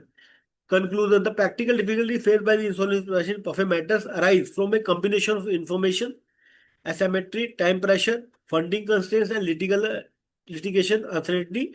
Addressing these challenges require a structured, risk-based, and well-documented approach. If we have a well-documented approach, if we have taken a legal opinion, okay, so then we can means we face face these type of challenges, supported by early audits, judicial guidance, stakeholders coordination, and commercial informed decision making. Now, need for a structured and time bound approach. Okay. Now, we have already discussed in detail. Now we will discuss main points in further slides so that we can recover. We can cover all the slides. Need for a structured and time-bound approach. The effective handling of perfect transactions under the IBC code. Now, if we will talk about the CRP, delayed or ad hoc action can defeat the verify objective of this code, namely value maximization and equitable treatment of creditors. Okay. Why we need a structured and time-bound approach? If we will not tackle protection for avoidance applications or means action against that perfect transaction, so then what will happen? This particularly, if we will talk about, we have discussed earlier also, delayed or ad hoc actions can defeat the objective. What is the objective of this code? Objective of this code is value maximization, time bound period, and equitable treatment of creditors. Okay, because we have to treat creditors equally, whether the creditor is operational creditor or whether financial creditor. Okay, it doesn't mean in COC financial creditors are there, so they will not treat the operational creditor equally. Okay, creditors will be treated equally, whether operational creditors or financial creditor. In okay, means the action taken will be taken in the interest of the both type of characters, whether they are operational or financial. It doesn't mean that the interest will be taken care by only for the financial characters because they are only in the COC. It cannot happen as per the IBC code. Means value maximization, time bound period, and equitable treatment of the characters. Now, legal imperative for timeless IBC bound is time bound period. Okay. Now, avoidance application through independent are expected to be initiated promptly and diligently. Now, there are landmark cases. S.R. Mittal and Srish Kumar Gupta. Judgment given by the Honorable Supreme Court emphasize that speed and certainty are fundamental to the IBC framework. In another landmark judgment, Tata Steel versus Venus held that avoidance proceedings are independent, but underlined the need for timely initiation by insolvency resolution professionals. Addressing practical constraints, practical issues, time limit 30, delay in forensic audits, okay, prolonged education, funding and resource constraints without a structured approach, perfect actions often become reactive, delayed, or ineffective. Okay, ensuring effective value maximization, early identification of suspect transaction ensures maximization recoverability. Delayed filing allows dissipation of assets and weaken enforcement. A planned approach helps distinguish high impact transactions from marginal costs. Okay, and this is ensuring effective value maximization. How we can ensure effective valuation when we will early identify the perfect transactions. Okay, so then maximum recovery will be there. Okay, now with the help of landmark judgment cases, we will understand. Swiss Ribbons versus Union of India recognize value maximization as a central objective of the IBC. Okay, another is managing CRP and liquidation objectives separately. See the objective. already we have discussed कि objective is different because our going approach, our approaches are different. CRP, structured action shows avoidance proceedings don't derail resolution. In liquidation, it enables focused recovery without unnecessary litigation. Okay. So these are the objectives. As structured action ensures avoidance proceedings don't derail resolution, but it avoidance application action will not be can derail the resolution process. But in liquidation, enables focused recovery. How can we recover without unnecessary litigation? Okay. Here we are going to submit the application with the educating authority. Here, our intention is to recover the assets, okay, and without unnecessary litigation, okay. So that is the main objective. Managing CRP and liquidation, okay, separately. Now, Venus recruiters versus Venus affirmed that liquidator independent power to pursue avoidance actions, reinforcing the need for a planned recovery strategy. Resolution oriented framework, best practices, suggest time bound roadmap. First, 30 to 40 were transaction mapping and identification. Means if we have been appointed as a resolution professional, in 30 to 50 days, we need to identify if there is a red flag or not. Okay. If there is a red flag, okay, so if in next 30 days, we need to go for a forensic audit or legal evaluation or transaction audit. Okay. Before mid CRP. Filing of avoidance application, parallel track, continuation of CRP or liquidation without awaiting education. Okay, ongoing stakeholder communication and periodic review. So this is the result-oriented framework best practitioner. Okay, in 30 to 45 days we can identify. 30 days we can. This is maximum time given because if we will make the plan, okay, for if we have found the red flag, so we need to. First, we need to identify whether red flag is or not there or not. So accordingly, we need to do the management. Okay, so that we can do complete the CRP process in time bound period. Okay, so this is the result-oriented framework for best practice. Mitigating professional risk and enhancing accountability. A structured approach ensures documented decision making and compliance with statute duties, reduce exposure to allegations of negligence or arbitrariness, enhances transparency and stakeholder confidence. So this is the conclusion. A structured and time-bound approach to perfect action is essential to translate statutory intent into intangible outcomes. Okay. Because our main objective is to value maximization, creditor confidence, and or the overall integrity of the insolvency framework under the IBC. Okay. Now, statutory framework governing perfect action. That is now section by section we will discuss. That is very important and crucial because this is the backbone for the perfect actions. Because accordingly, we have to take the appropriate actions because related and relevant sections are given under the IBC code when related to the perfect actions. Now we will discuss section 40 through 43 to 44, 45 to 48, 49, 50 to 51, and 66. Okay, and 23 independence of avoidance proceedings. Okay, so these are the statutory framework governing perfect transactions. We will discuss in detail. Okay, in next slides.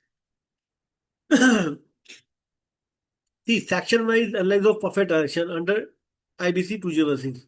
Section 43 is for preferential transactions. What are the statutory objectives? To prevent the corporate debtor from favoring select creditors shortly before insolvency, thereby distributing the pari pursue distribution principles, legal integrates.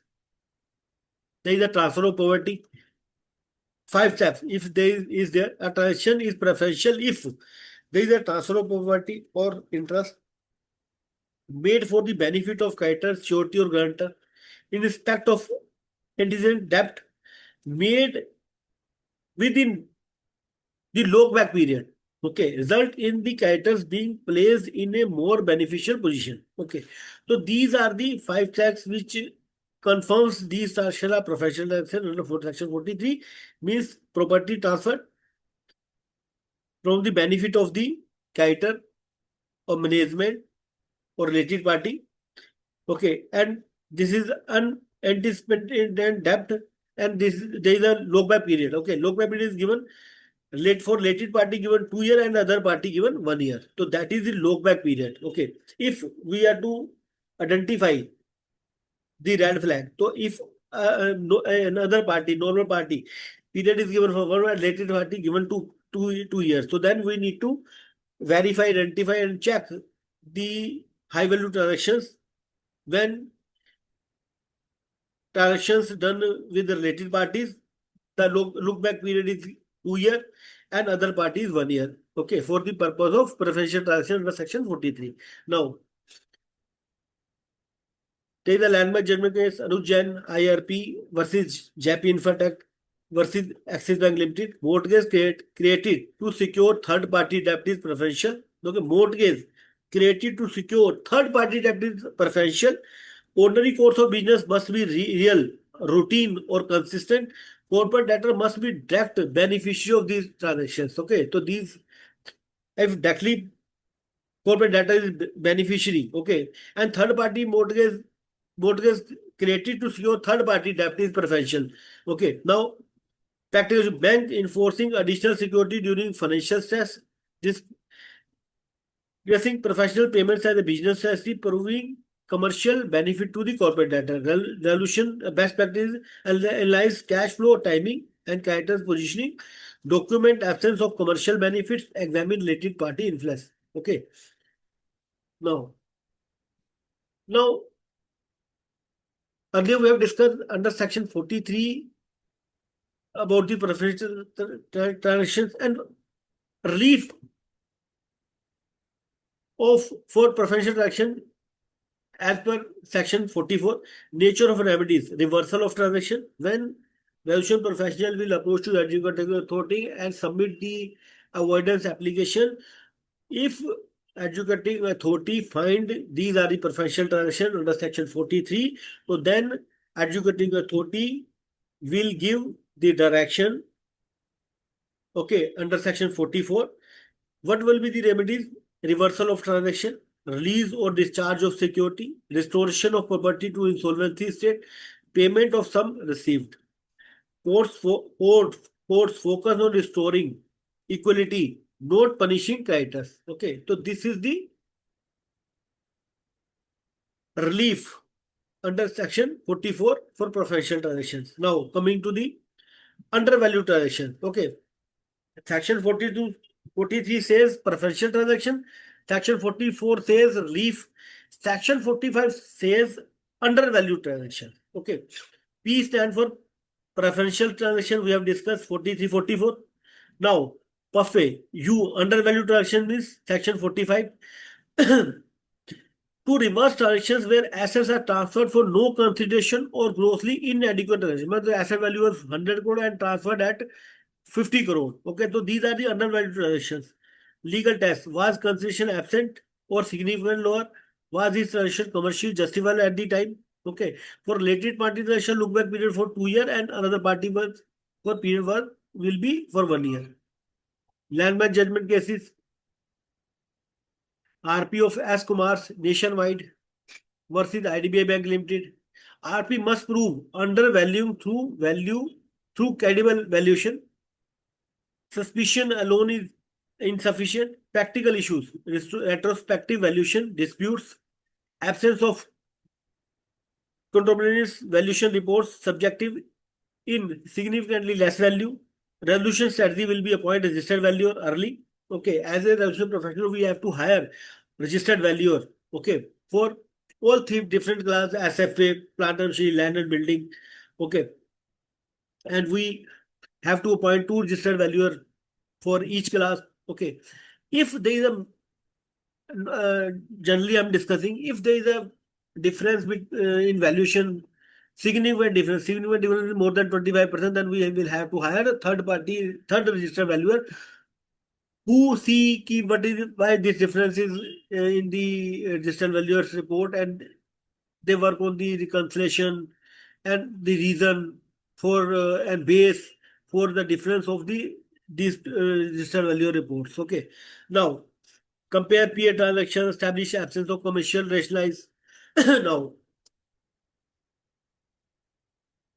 Section 45 to 45 undervalued transaction. Now, what will be the look back period? Look back period will be same as per section 43. Section 46 says for related party 2 year, other party will be 1 year. So that will be the look back period. Okay. Now, section 47 application by RP. Just a moment.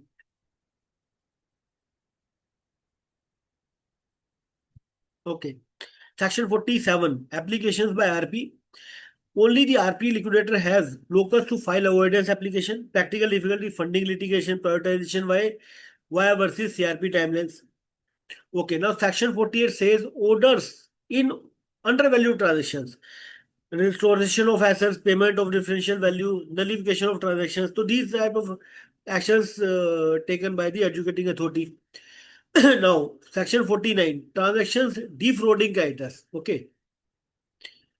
Now, statute objective to undergo transaction deliberately structure to defeat creditors. Intent. What is the legal requirement? Intent to defraud must be proven. No limitation period. Here, no limitation period is given when transaction defrauding creditors. Okay.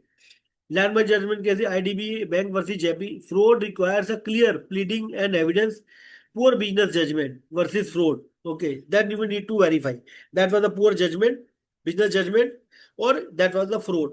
If with the intent something is happened wrong, it will be called fraud. But if they do some means not proper process, if means judgment or decision taken, poor judgment taken by management and due to the loss, so that will be covered under the poor business judgment. Practical issues, every high evidentiary burden, dependency on circumstantial proof, non-cooperation of promoters.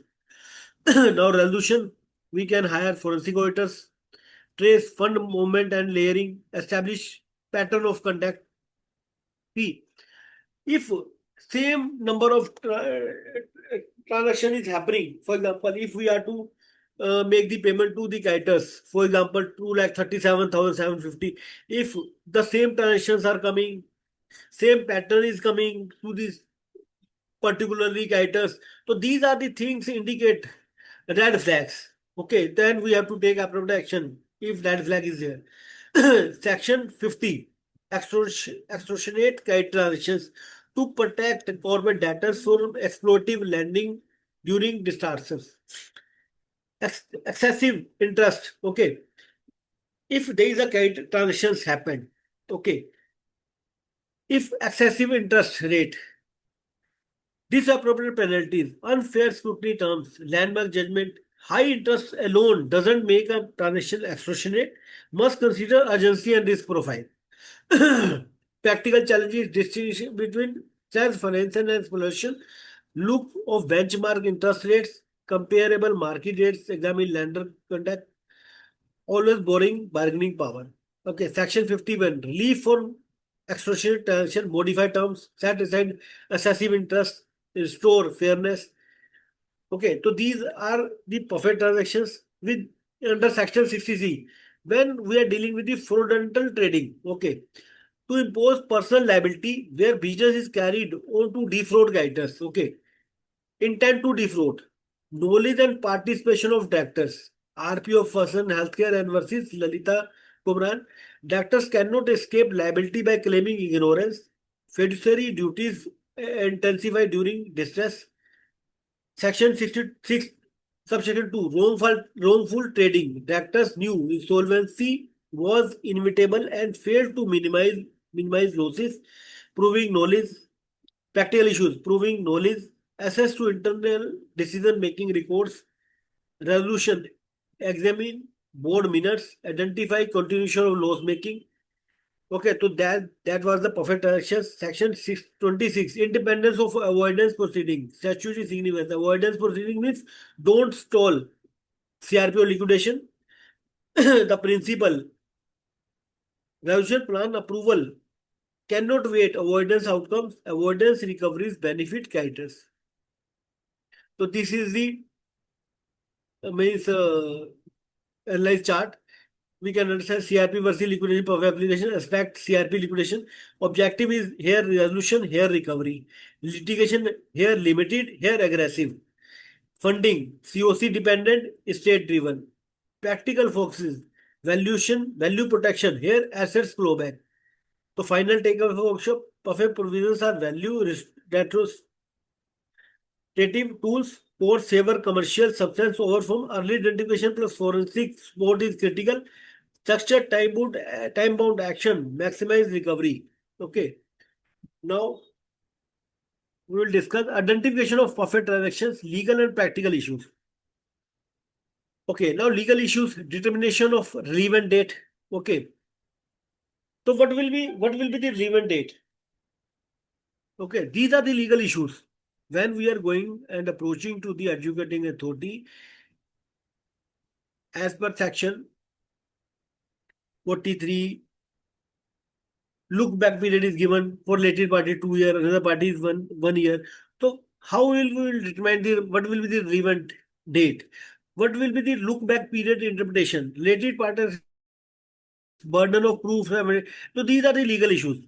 Practical issues we already discussed. Incomplete books and records, non-cooperation by promoters, delay in forensic audits, limited access to historical data. What is the resolution? Yeah, best practice. Early appointment of transaction auditors, use of data analyticals and bank statements mapping. Okay, because with the help of bank statement, you can update your records if your bank reconciliation uh,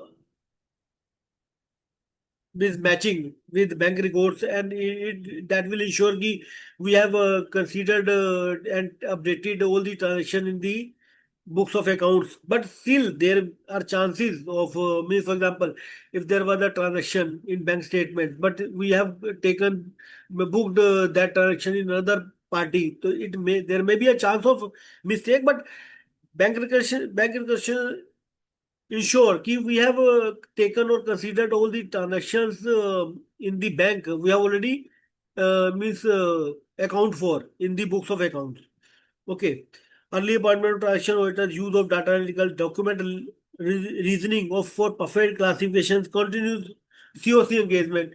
So means identification of perfect transactions, legal and practical issues. Okay. So these are the things we will discuss. Okay. But we will discuss in short because earlier we have discussed. Okay, whatever earlier we have discussed, we will discuss in short. If will come in the further slides under any category. Okay.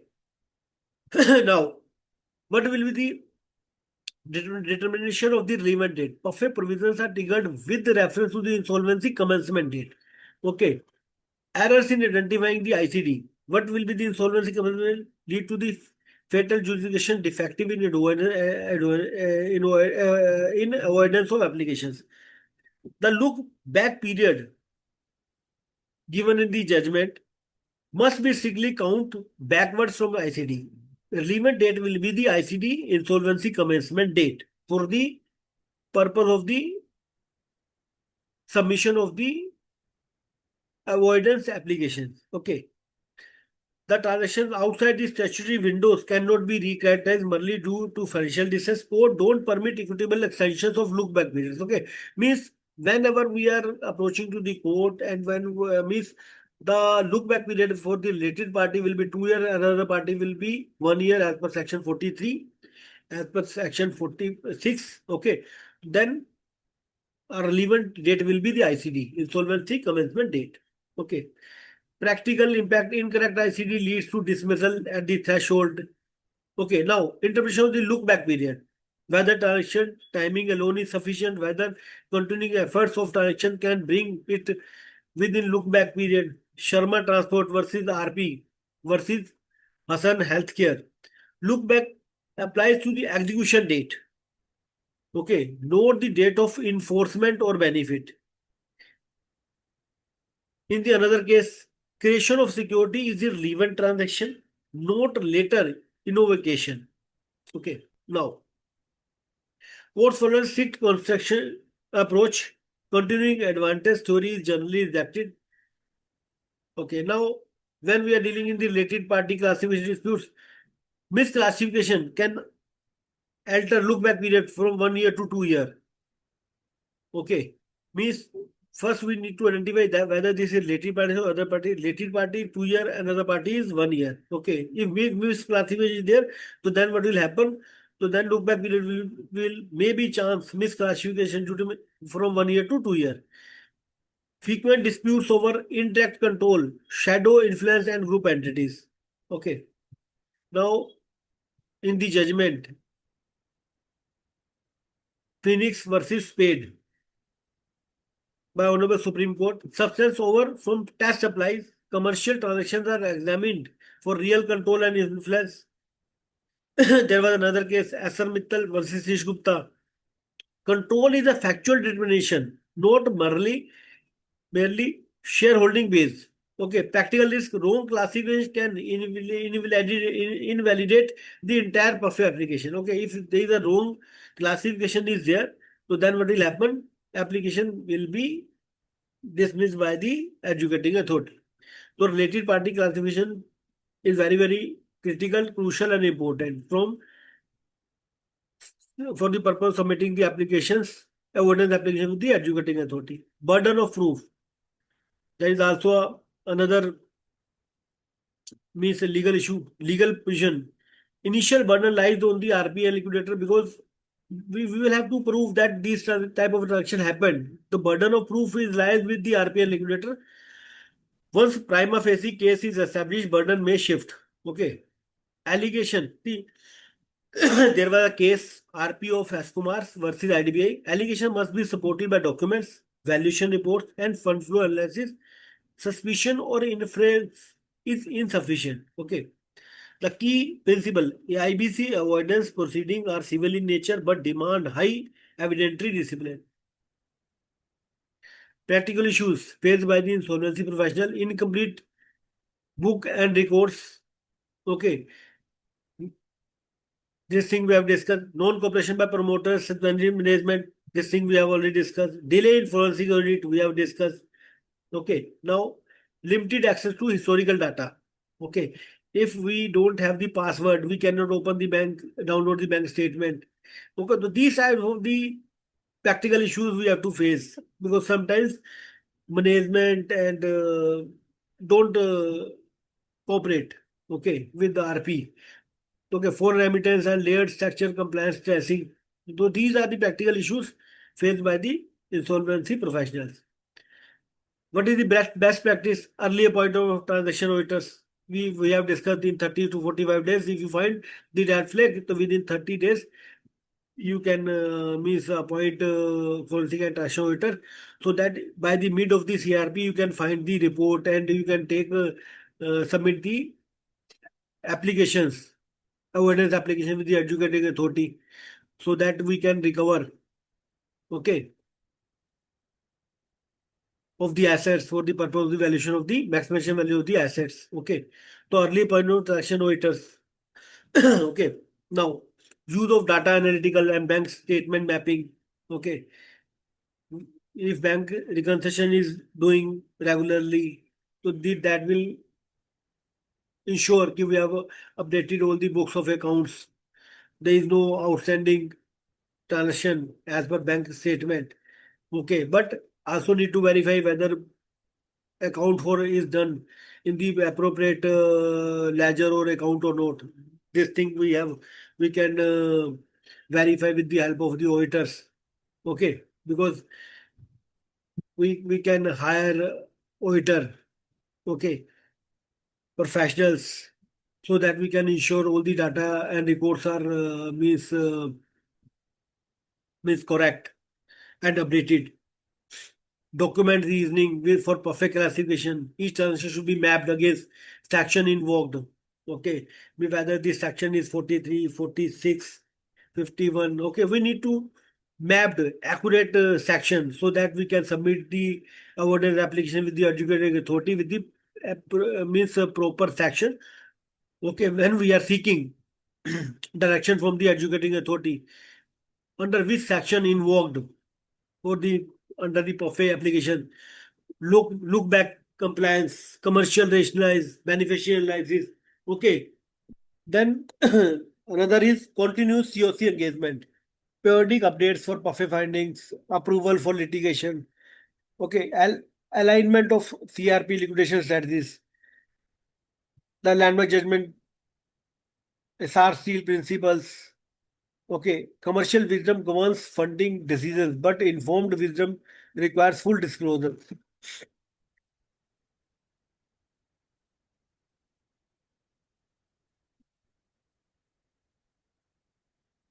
Okay, now perfect transaction during CRP. Okay, legal issues, mandatory duty of RPI, whether CRP can conclude without PUFE education, effect of pending PUFE application, ownership of PUFE recoveries, practical issues, CRP timelines, resolution, applicants, litigation delays, resolution, best practice, finding PUFE applications, early in CRP, disclosure of PUFE risk, protective clauses in resolution plans.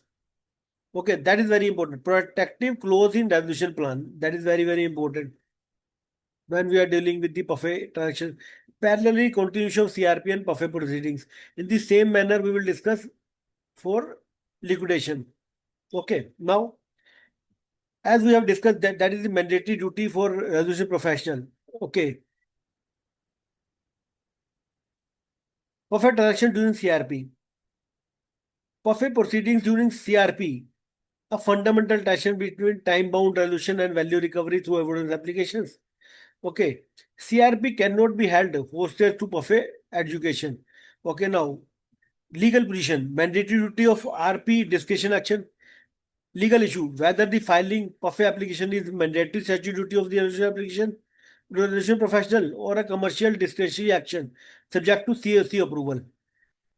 Statutory basis, RP must file applications for avoidance of transactions. Okay, this is mandatory or statutory duty as per the section 252 and 260 IBC code. Resolution professional have to submit the avoidance application with the adjudicating authority if perfect transactions are there. That is the statutory duty. That is not the discretionary action. Okay, subject to the COC approval. When we are saying this is statutory duty or discretionary action, so that is the statutory duty to submit the avoidance application by the resolution professional with the adjudicating authority. Now, landmark judgment cases Anuj Jain, RP, IRP JP Infratech versus S Bank Limited. Identification and filing of avoidance application is a statutory obligation.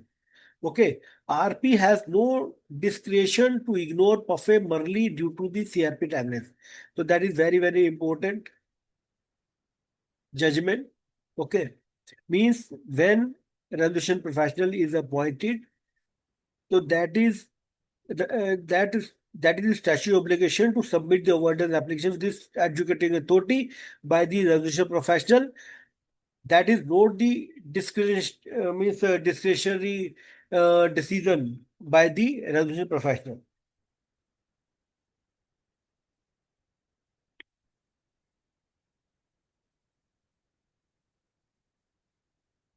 Okay. Now,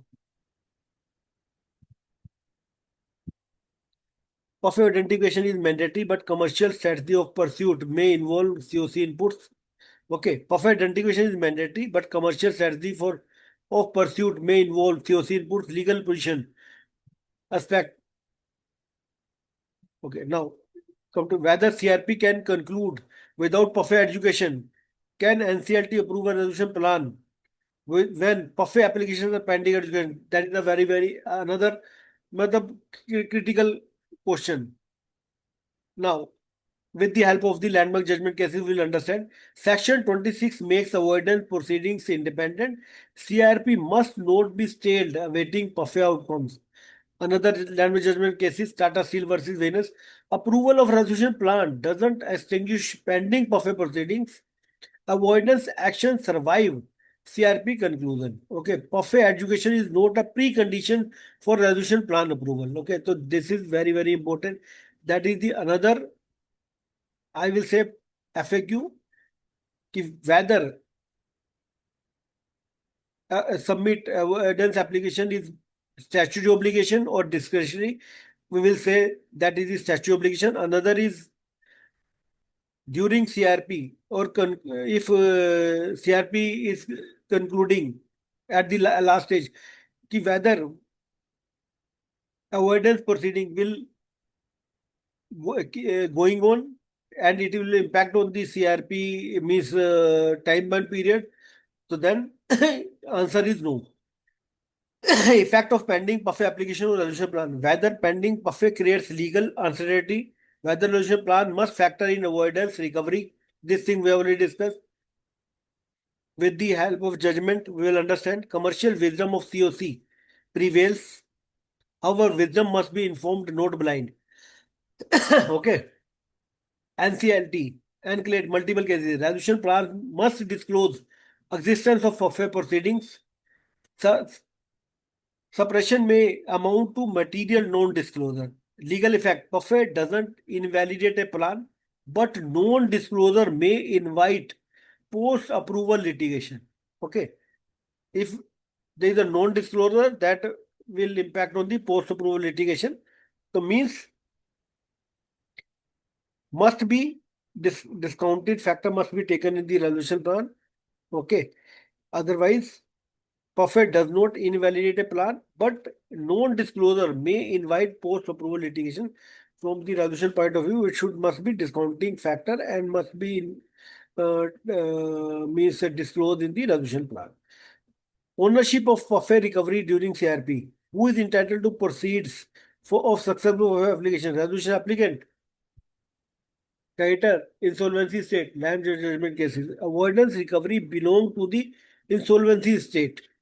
Okay, resolution applicant gets benefit only if explicitly provided in plan. Okay, now there is another case, Supreme Court case. PUFE provisions aim at a restoration of value for creditors, not a windfall for resolution applicants. Okay.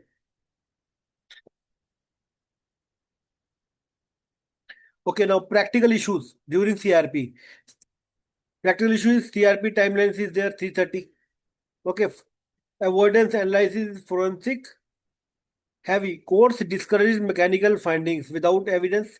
RPs face criticism either way. Filing late delay, filing weak cases, resolution applicants, fear of unknown liabilities, reopening of past transactions leads lower bids, conditional offers. Okay, litigation delays before adjudicating authority. Avoidance applications are often listed after CRP approval. Complex evidence requires extended hearings, value erosion due to time lag. Okay, now resolution best practice is this: filing PUFE applications early in CRP. Okay, filing PUFE application early in CRP, disclosure of PUFE risk in information memorandum. This is back. Now we're discussing what will be the best practice in during the resolution process.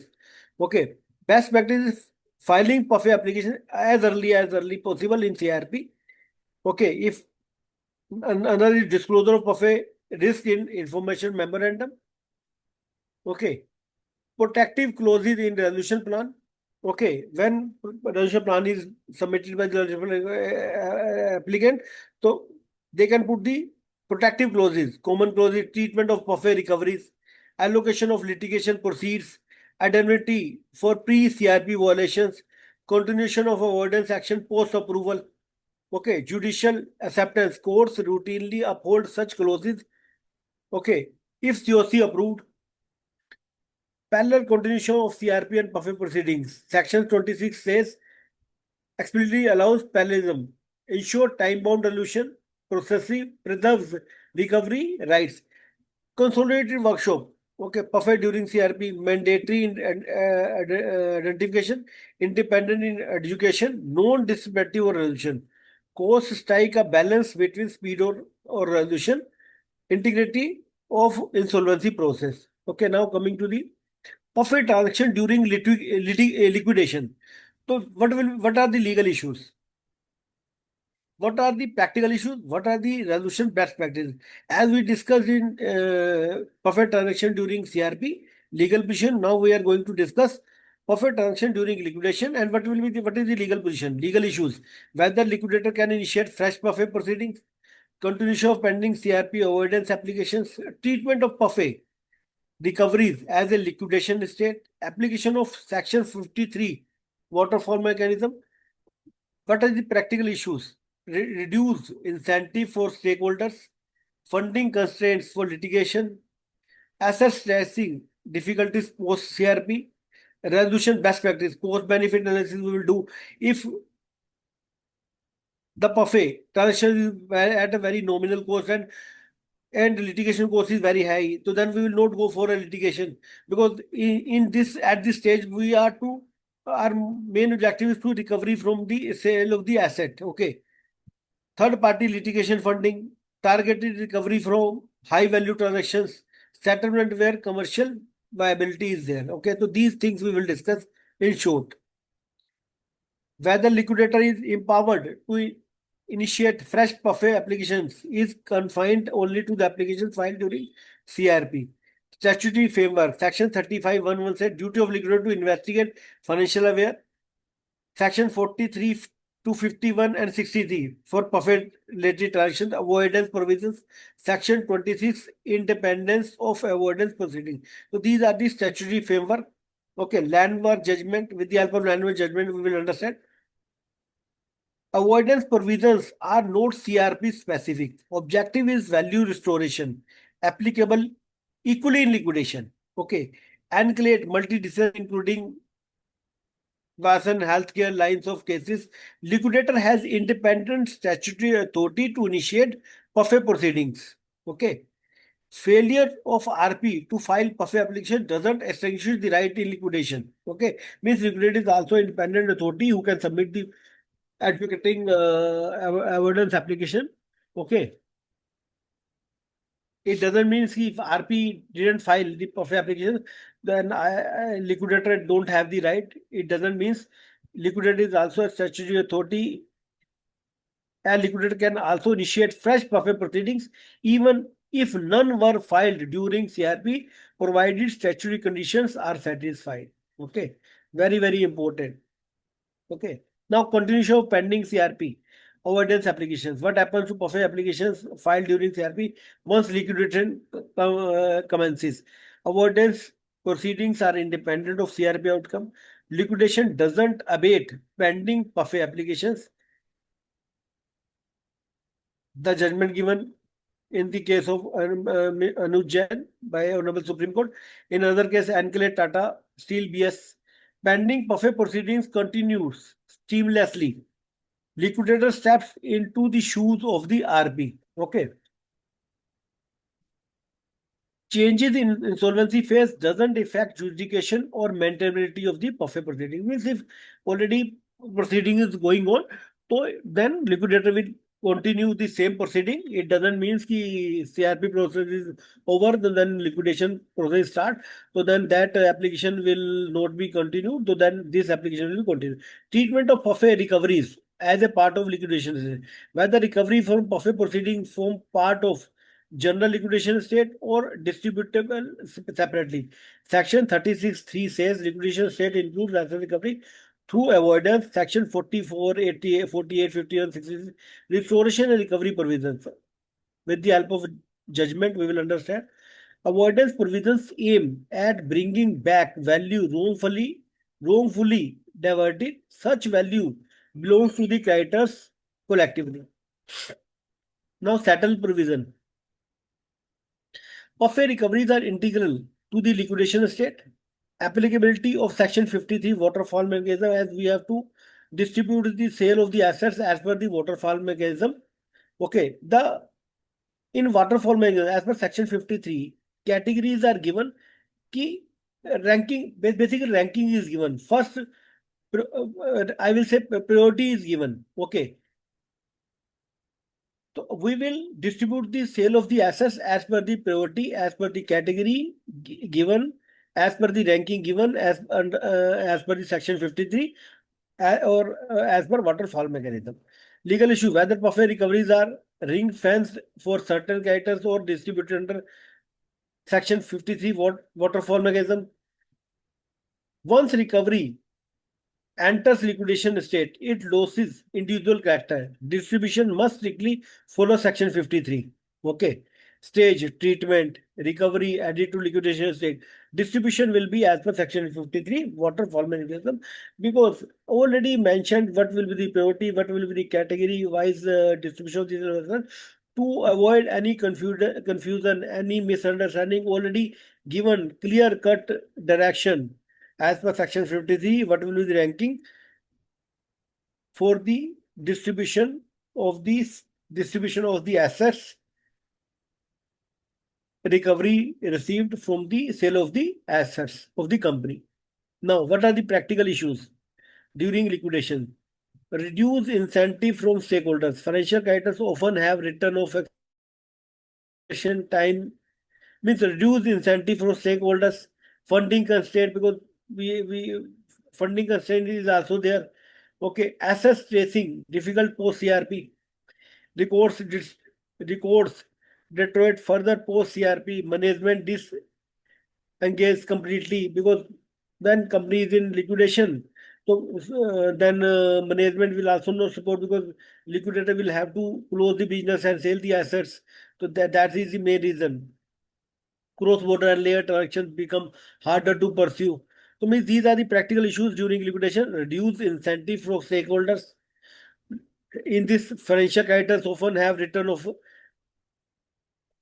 exposure, long litigation timelines, limited upside, and for unsecured creditors, funding constraint. So these are the practical issues which we have to face during the liquidation when we are dealing the means avoidance applications with the adjudicating authority. Okay, now what will be the best resolution practice will be when we are dealing in this type of PUFE transactions?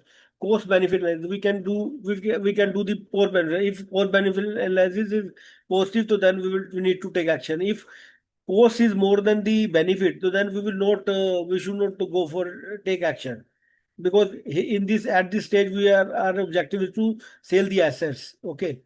Third party litigating funding permissibility, not prohibited under IBC, subject to transparency and stakeholders. Third party litigation funding. Okay. Target recovery from high value transaction. Our objective should be target recovery from high value transactions.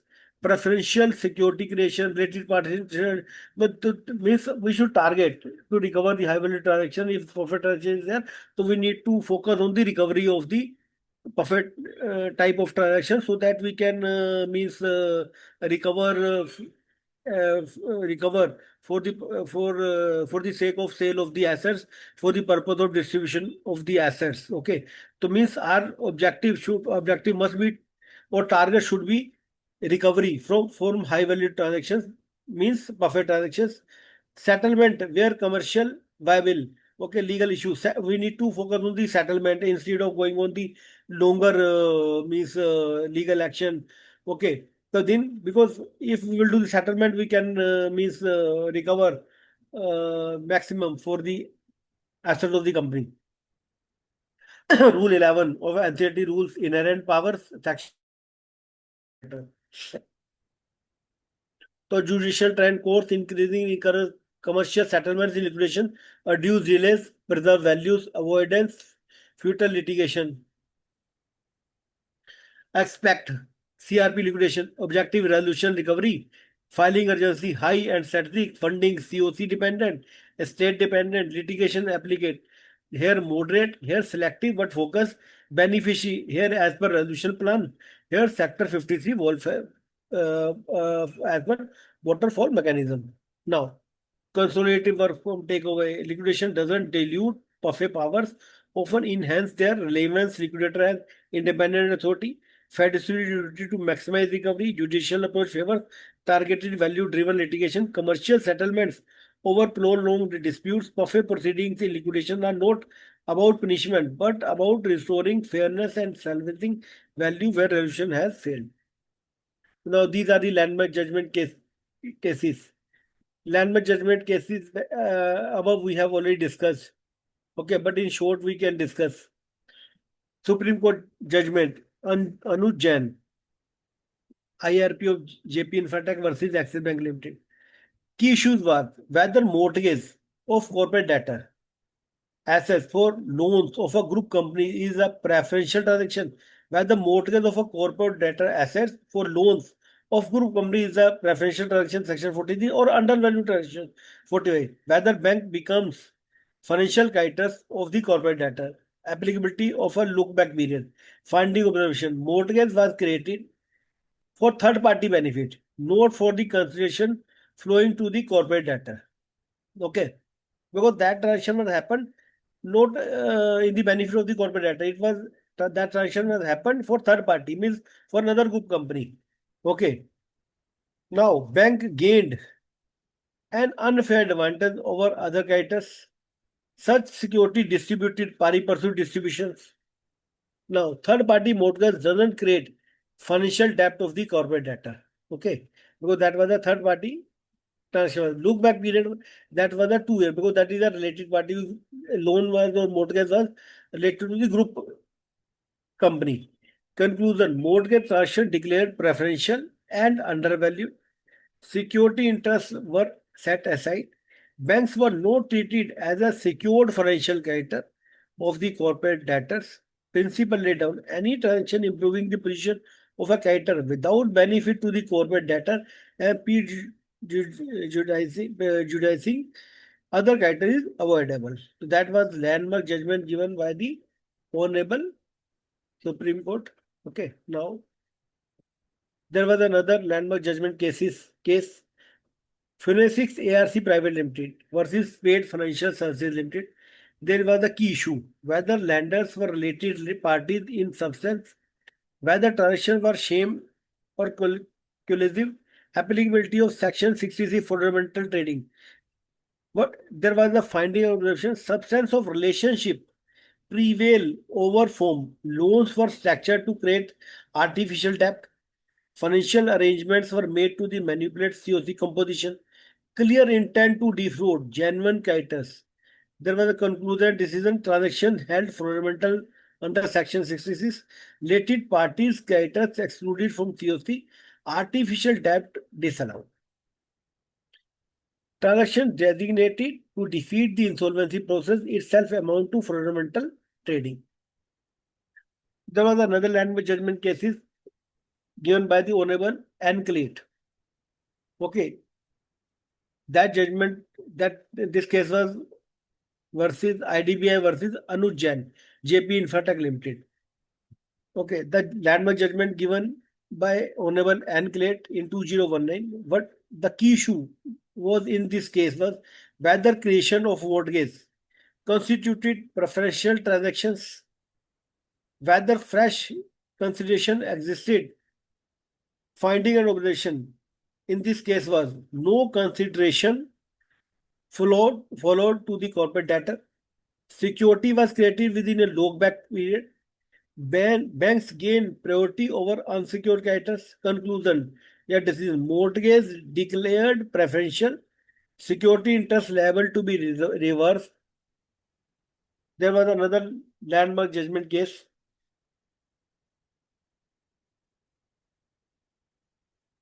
State Bank of India versus Maternal Limited.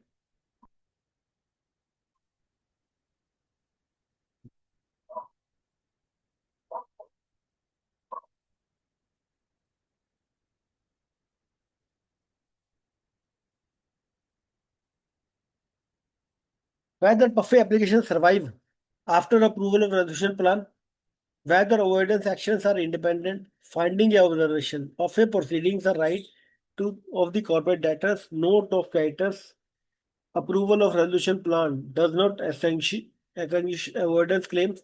Objective is value maximization, not procedural finality. Conclusion oblique decision.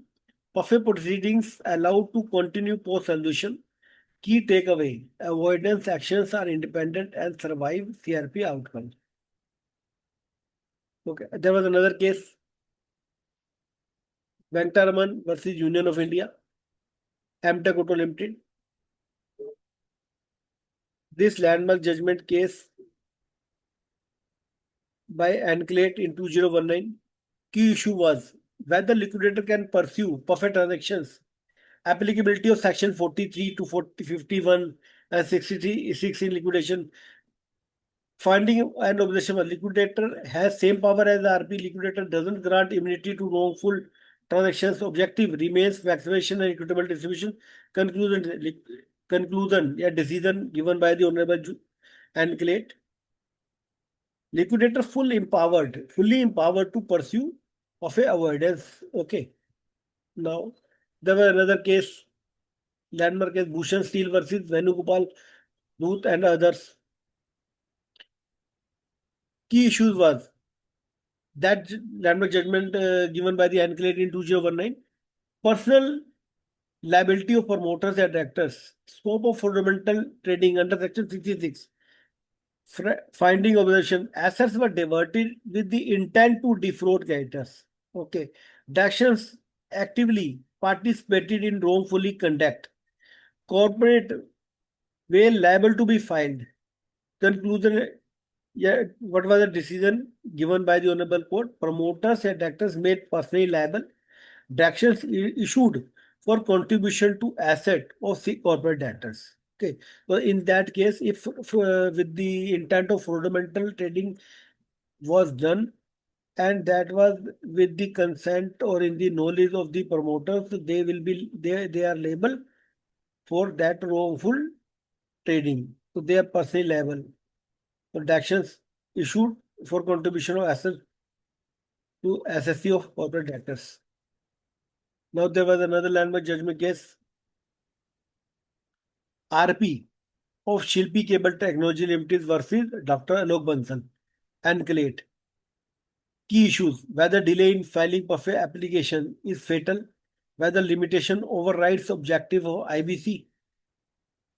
Finding: procedural delay cannot defeat substantive justice. Transactions fall within look-back period. Duty of RP continues throughout the CRP. Conclusion: PUFE applications held maintainability despite delay. Okay.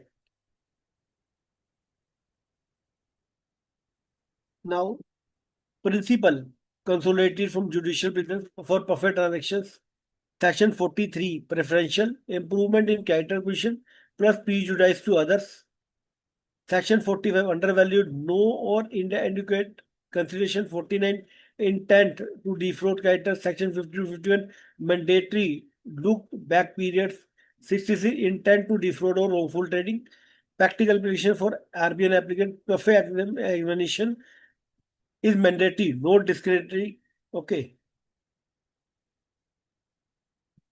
Group company guarantees and secure interests are higher risk zones. Court supplies substance over from doctrine, relief, reversal transaction, restoration of property, personal contribution by director promoter of action, continue even liquidation or post valuation.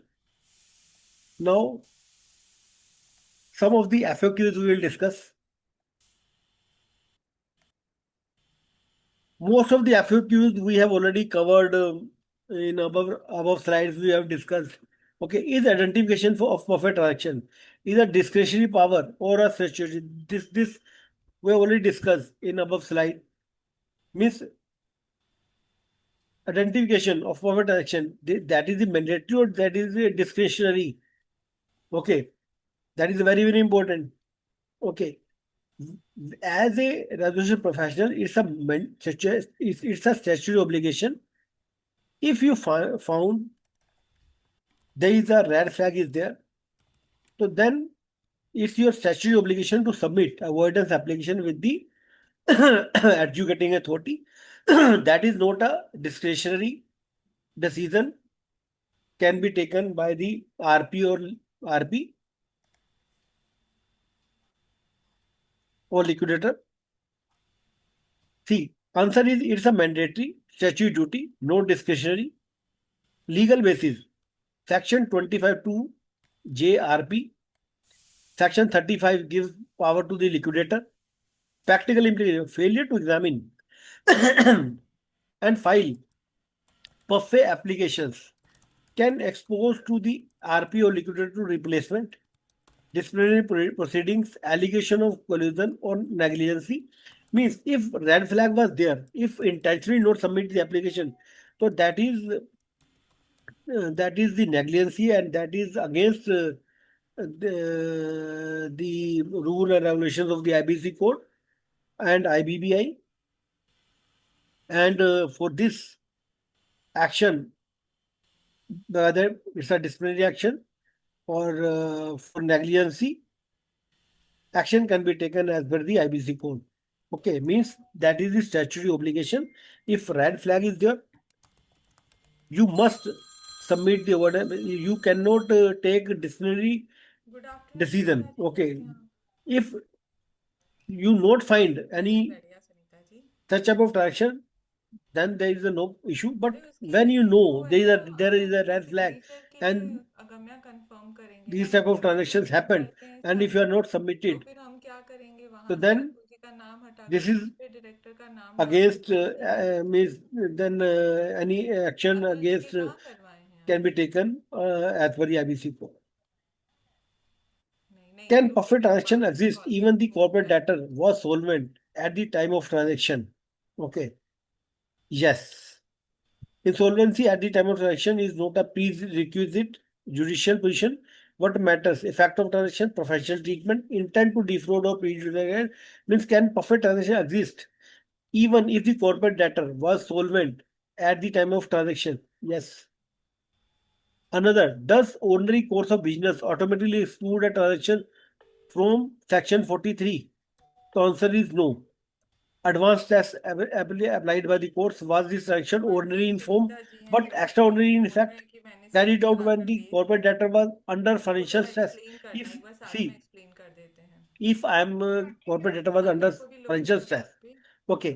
If I sold assets at a lower cost, okay, in the ordinary business, okay, then it's okay. But चलो if फिर तुम अब अपना intentionally I पूरा sold करो। that assets at a lower cost to the related party or to any other person, okay, intentionally to take the personal benefit, so that means section 43 will attract.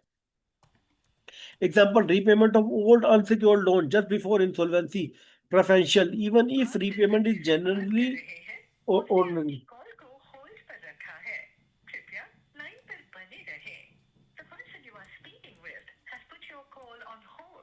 Okay. Preferential transaction section, can creation of security for an existing debt be preferential? Yes, and this is done one of the most litigated issues, improve creditor's position from unsecured to secured. Okay. Typical red flags, last minute mortgage, security for group company loans, no fresh cancellation. हाँ Mansi, So, so Sunita these ji are ने the call. FAQs. Okay. Okay, There are Sunita other ji ने FAQs receive also की there, but we have Mansi को already भेजना covered in है, the ठीक है? means PPT. तो So I hello will share Sunita that ji. PPT with you. If you have any hello query or question, you can ask. Otherwise, we can conclude the session. Hello Sunita ji, मेरे साथ मानसी और sir Nandini इसमें हैं। थोड़ा सा can you just summarise now आप what is उसकी network the की वजह से जजमेंट ना व्हिच इज मुझे बीइंग कुछ गिवन क्लियर बाय नहीं हो रहा है। Executive authority on a various applications filed no under पफ transaction because no see there are n number of applications which are pending and CV most probably there is no judgment probably. Mm-hmm. So what kind of judgment which is being passed on by the executive authority, and how the recovery mechanism if the transaction established puff transaction, then what is the mechanism for recovery? See, if you have appointed resolution professional, it doesn't mean if you will if you don't have any judgment, it doesn't matter if you know the judgment or not. If red flag was there and if you found red flag is there, so then you can submit the avoidance application with the adjudicating authority, and adjudicating authority will take the appropriate action and will give the proper direction to you. Well, most probably no. So by the time that they give the instruction, the resolution process it is already over, and their judgment doesn't Hmm. come. Nee, that's why I'm telling you. See, if resolution process is over, resolution application is submitted, resolution plan submitted by the resolution applicant, then resolution applicant will definitely submit the resolution plan after adjusting the discounting factor. Okay, but if that buffet means proceeding is going on, then if CRP process is over, so then you cannot do anything because due to that buffet proceeding, now you cannot Mansi एक hold काम the कर दो ना, एक काम CRP कर means दो। process because we have to जिस पे complete the अभी है resolution ना process in time signature bound रह period. गए हैं ना अतुल जी No, के, that's there. That is what I am asking, because now once the resolution process is over, Specifically है ना so now how they suppose now later on, suppose if it is the prop transaction is established, गए हैं Hmm. हाँ then how is this recovery mechanism done? See, Based on your experience with the other cases. I'm telling you, see, when resolution plan, in resolution plan, you will mention everything. Ki what this is the discounting factor. You will put the clause there. Okay, and you will mention in the resolution plan. And when CRP process is over, so then when already mentioned everything as per clause in the resolution plan, so then appropriate direction given by the adjudicating authority, and then a resolution applicant will deal this thing.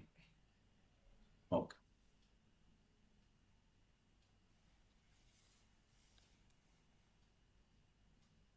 And adjudicating authority will also give the direction on the basis of the merit, ki what to do, how to do.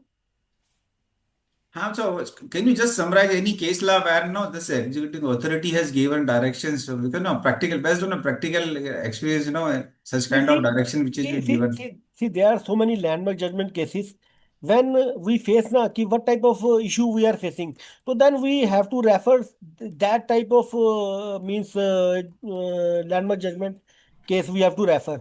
But we cannot means say ki actually that is not predictable ki what type of issue I will have to face.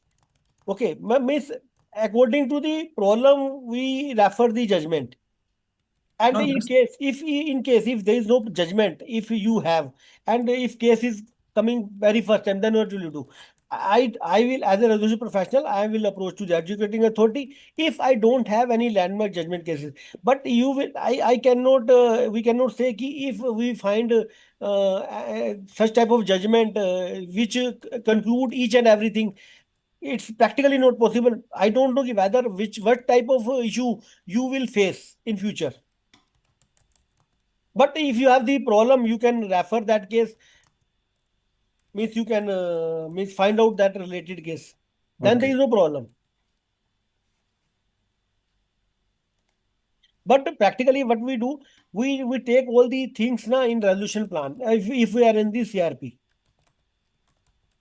we put all the clauses in the CRP. What will be the impact? What will be the action?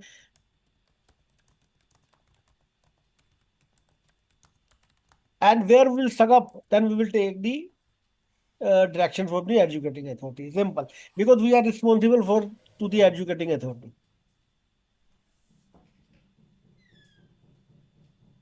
Okay. जी जी ठीक है. Okay. Can we conclude the session?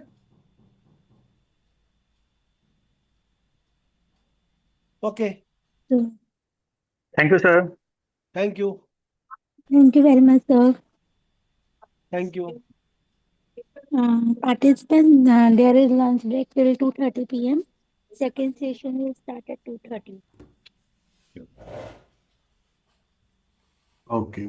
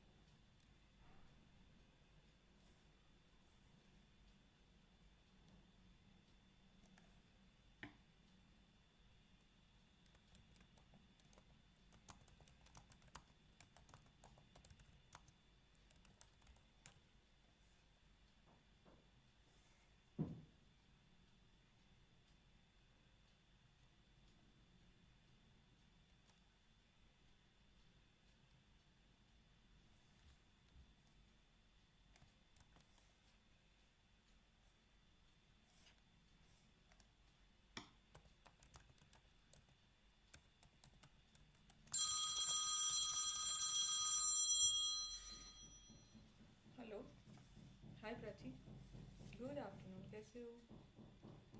हाँ बता दे। हम्म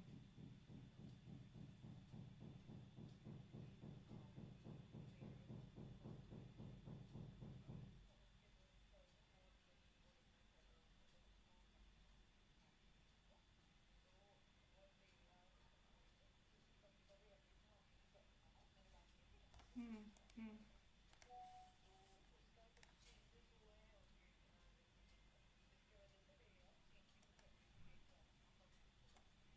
इसका भी change हो जाएगा क्या?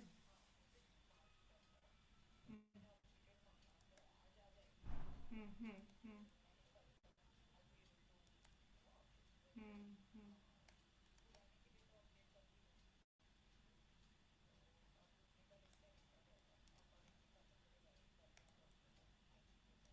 तो इसमें क्या है ना, वैल्यू भी चेंज हो जाएगी क्या फिर?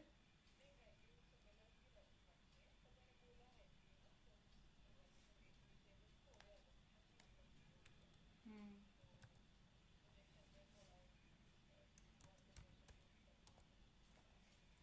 ठीक है। हाँ हाँ ओके। हाँ चलो ठीक है Prachi.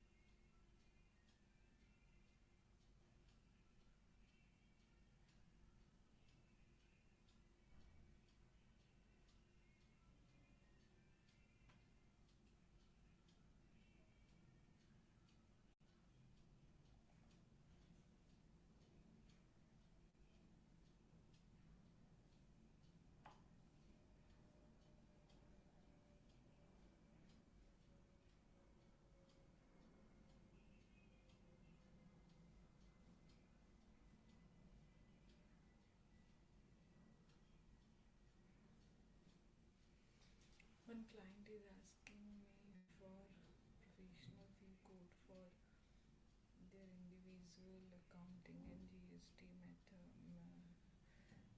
for their accounting and GST on monthly basis. They are quite irritating kind of people, don't provide information easily and come back in hurry to provide the details.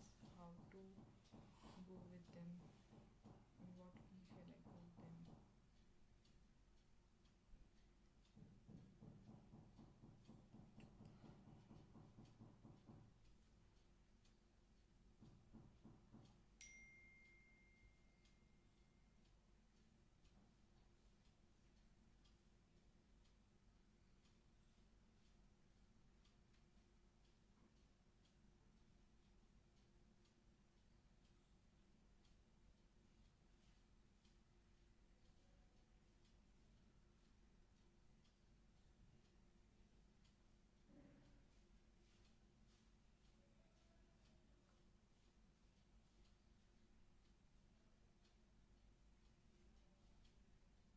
Shall I also ask if it will include deduction of TDS and payment of TDS and filing quarterly returns?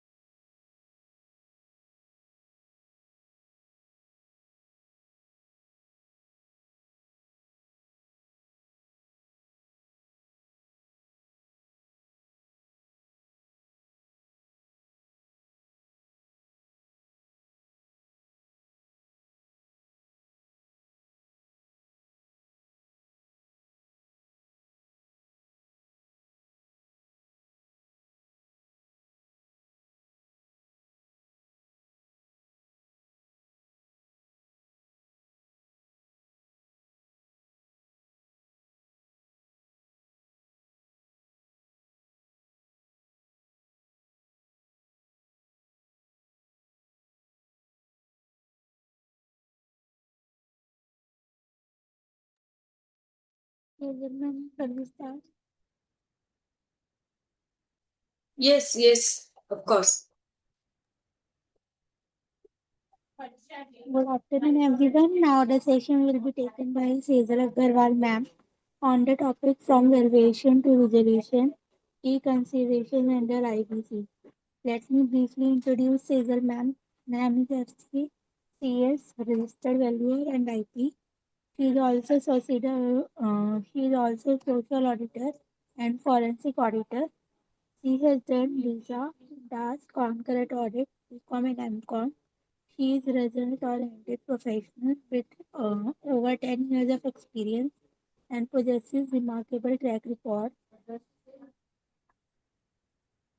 Ma'am has experience as expert advisor in corporate accountancy, auditing, taxation, including matters of international taxation, statutory bank audit, stock audit, and concurrent audit.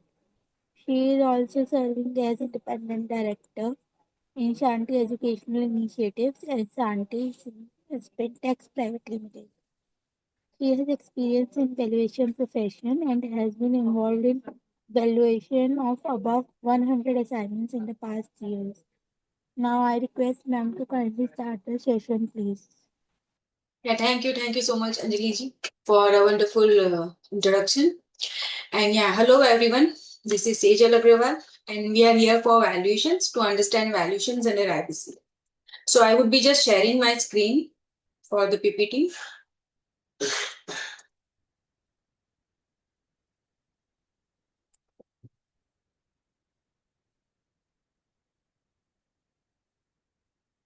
Is my screen visible?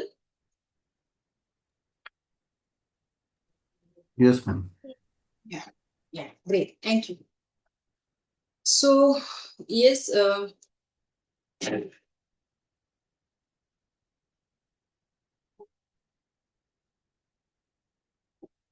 so we will be starting with the valuations under IBC. As we already all know that there are many amendments in valuations regarding IBCs. So we'll cover all such things. And if in case any of the doubts at that time only, kindly let me know. So first of all, valuations. What is the philosophy about the valuations? Valuation is not a valuation if it is not backed up by a story. So there is always a story behind every valuations. So if we doesn't understand that story, then that valuations would be soulless, or it would be untrustworthy, or it could be a wrong valuations. So we need to understand stories better than the only spreadsheets or calculations. So this is given by Aswathama Damodharanji. So just to make us understand briefly that where valuations are being required under Companies Act and various under Act. So there are statutory requirements. First of all, fresh issue and transfer of shares, valuation requirements under various Companies Act.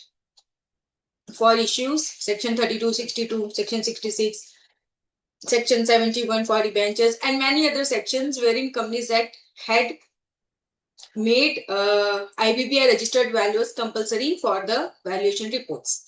Then for transfer of shares, income tax laws, though their IBBI registered values are not compulsory, there are chartered accountants in that section compulsory.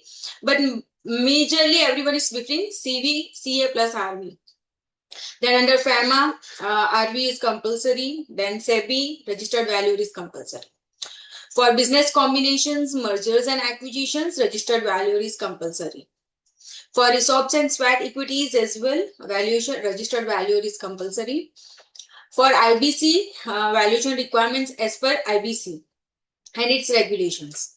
Financial reporting, fair value, Ind AS, as we all know that as per Ind AS accounting principles also, fair valuation is to be reported by registered valuer only.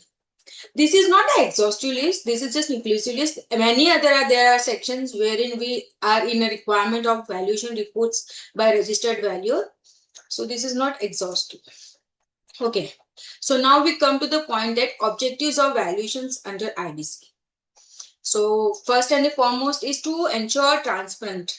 So transparent and creditable determination of assets value to facilitate comparisons and informed decision making by COCs and other stakeholders. So of course, the valuation's purpose is always to ensure transparency and credible determinations. So importance of accurate valuations under IBC. So valuation reports guide decision making of IP, that is insolvency professional, COC, that is Committee of Creditors, SCC, Stakeholders Committee, and NCLTs during the resolution and liquidation process. So in this, there are many other values that we consider in reports based on the purposes. But as we consider the valuations under IBC, there are majorly two values that we need to consider. That is fair value and liquidation value. So what is fair value and liquidation values are considered in the report? So they are the base of the valuation reports. So as per the registered value report formats, we all need to just verify what are the bases of valuation, what are the premises of valuation. So for basis of valuation, fair value and liquidation value act as a key benchmark used by IBBI to monitor the effectiveness and outcomes of the IBC framework. So registered values determine assets value using professional standards and market analysis to ensure credible and reliable valuations. So what are here the professional standards? Can anyone tell me? Which standards are being used for the valuations under IBC? Anyone has any idea? No one? So it could be ICI valuation standards, IVS international valuation standards. So which standards are being used? So it is our duty, being insolvency professional as well, it's our duty to see whether the reports that we are reporting are properly as per IBBI standards or IBBI regulations or not. So in this, I will make you understand in the upcoming slides that what standards are being mandated as of now by IBC, what were earlier, what were now, what are the key points that we need to understand, we need to analyze while receiving the valuation reports from the valuers. So here international valuation standards are mandated. So difference between valuation reports. So that must be examined by the insolvency professionals to maintain transparency and accuracy. That we really know that if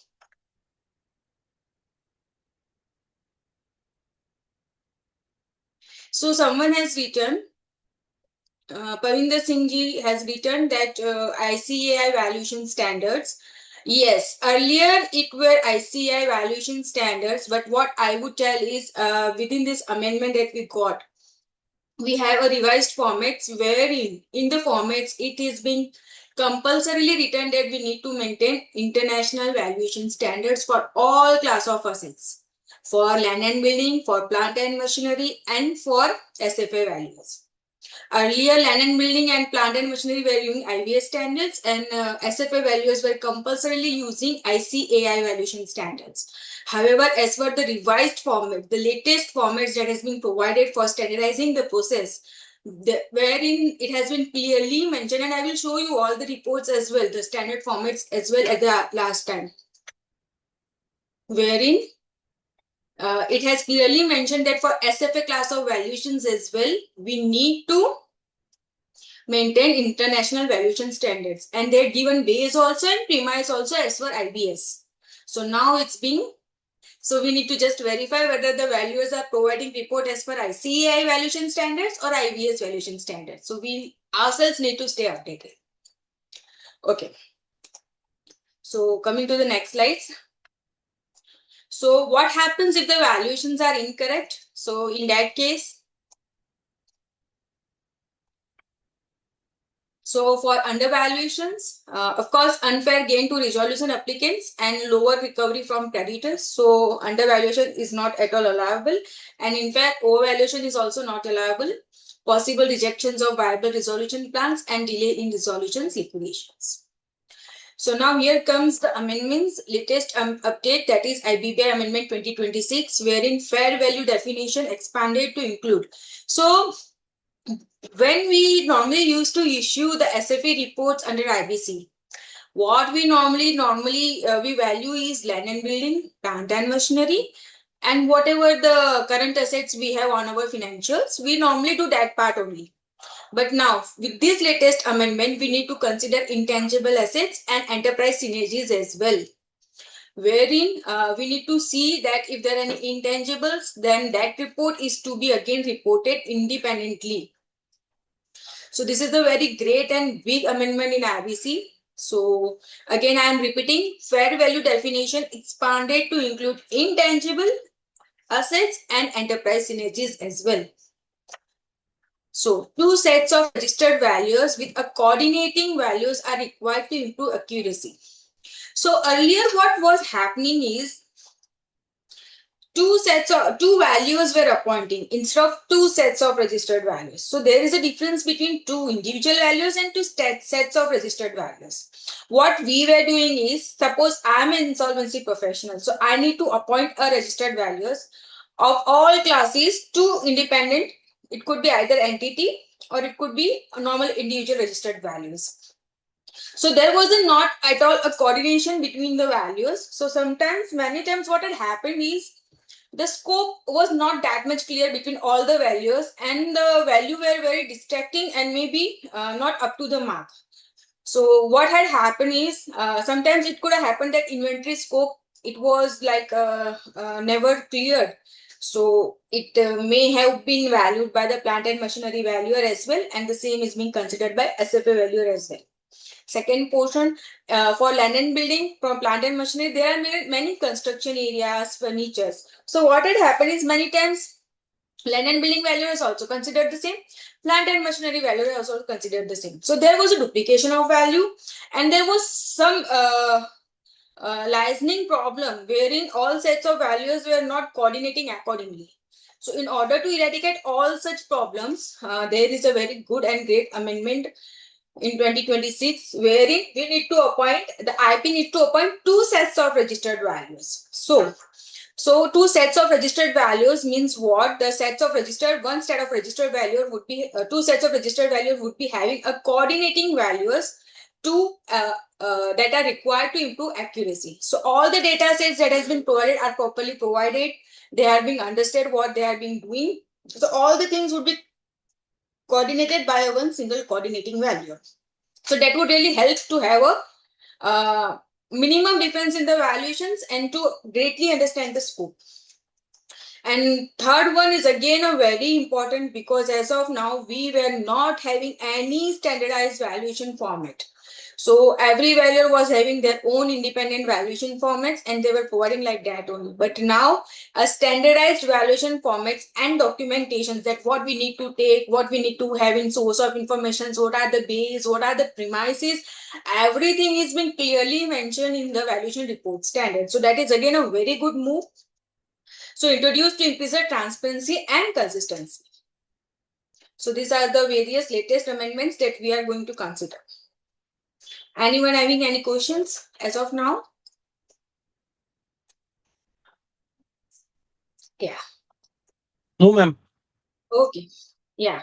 Now core definitions. So as we have already seen that for every IBC valuations, we need to consider two values, that is fair value and a liquidation value.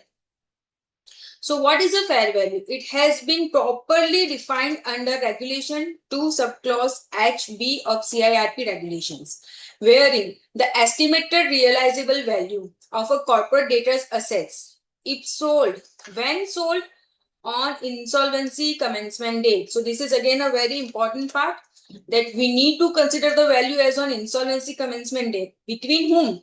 A willing buyer and a willing seller, at arm length price. So if there is a no forced sales, in that case fair value is being considered. So here these three points are really very important. When it needs to get valued, so it's on always insolvency commencement date. Between whom? Between a willing buyer and a willing seller. But no one is forced to sell it, and at arm length price. What do you mean by arm's length price? That is market value. After proper marketing with both parties acting knowledgeably, prudently, and without compulsion. So here fair values always means without compulsion. This is the absolutely when two individual buyers are ready to buy and sell without any force. at a market price is called a fair value. So now what is the latest amendment tells about this? Emphasize on uniform valuation standards that I have already discussed and will discuss in detail in report format in upcoming slides. So we have now uniform valuation standards, because many times it has been noticed by IBBI or review committee that various values are providing different reports with different standards. So in order to have a clear-cut documentation and clear idea about the reports, a standard format has been introduced. And clearer documentation requirements. Values must include detailed assumptions and market evidences to enhance transparency. So in this, in fact, what all the things has been considered by the valuers, what are the justifications, what are the assumptions, how many times meetings has been conducted, whether they have discussions with managements, IPs, COCs, everything needs to be clearly mentioned in the report. So that is again a very good part. So now the reports will be more descriptive and more detailed version rather than earlier one. Now the liquidation value.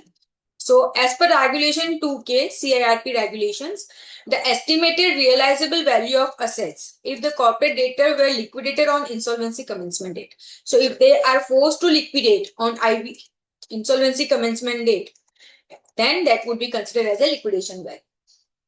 So for these, again, latest amendment has clarified that liquidation value should consider actual market conditions and cost associated with forced sale. So many times it had happened that the valuations under liquidations are very lower as compared to the market rates.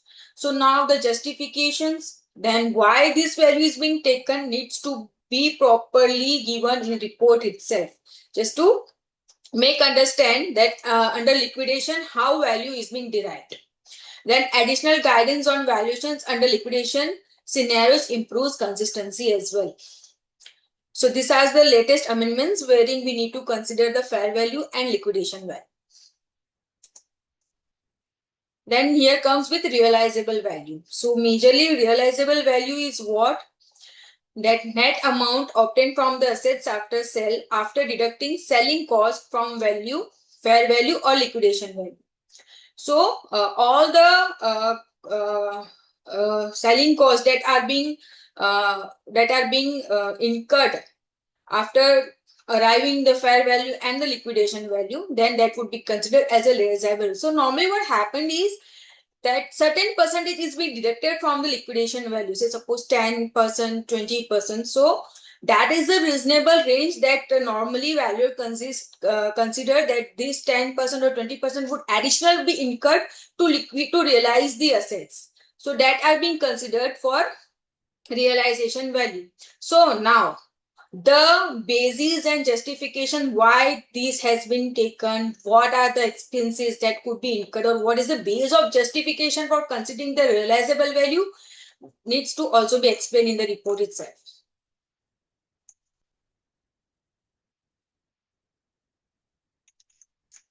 So yes, anyone having any questions regarding all three values? Fair value, liquidation value, realizable value? Again, we need to understand this properly, that what is liquidation value and what is realizable value. So additional cost for selling, if particular assets is being sold and we are incurring additional cost to realize that value, then that would be considered as a realizable value. So what are the regulatory enactments in valuations?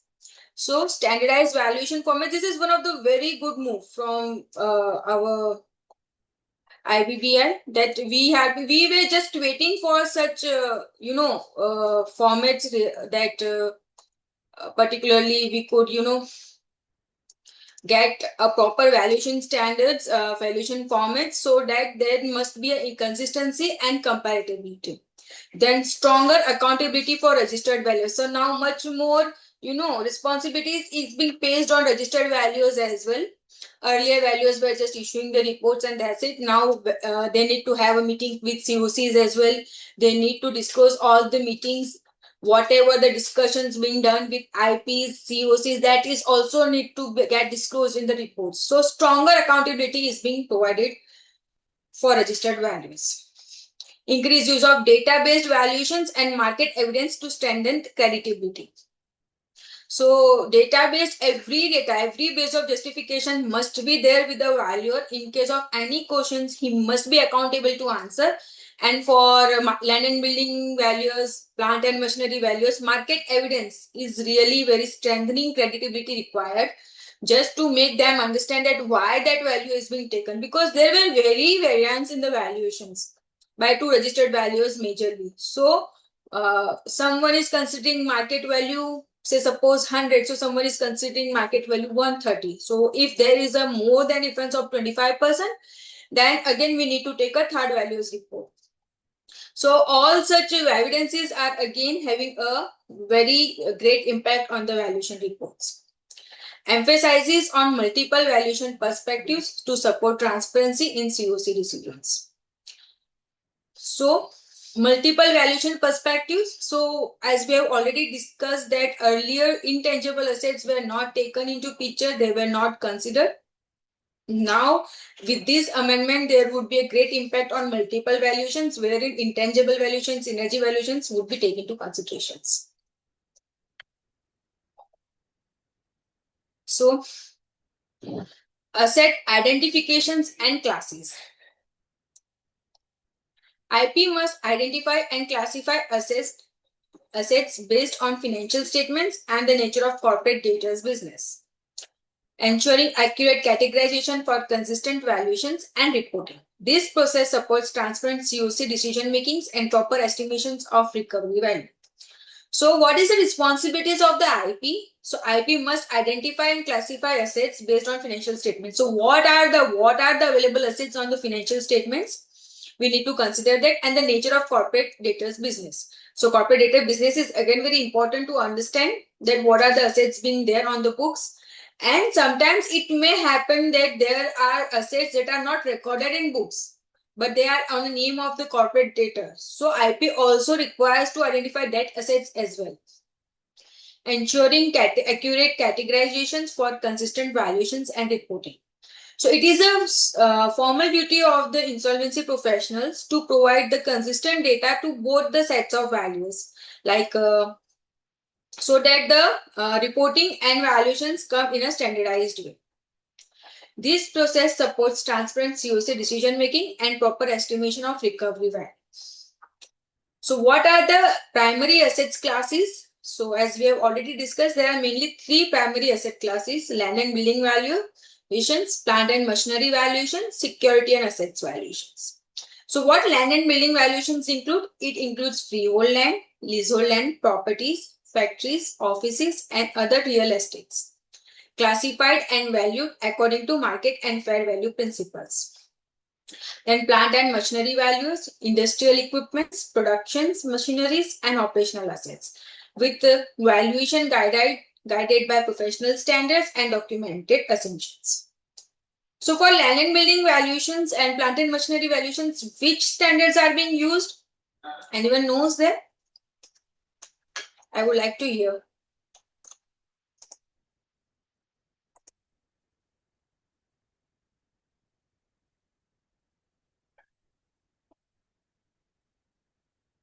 So they are being provided international valuation standards only. And for SFA class, earlier we were issuing with ICI valuation standards, and now we are also required to give as per international valuation standards.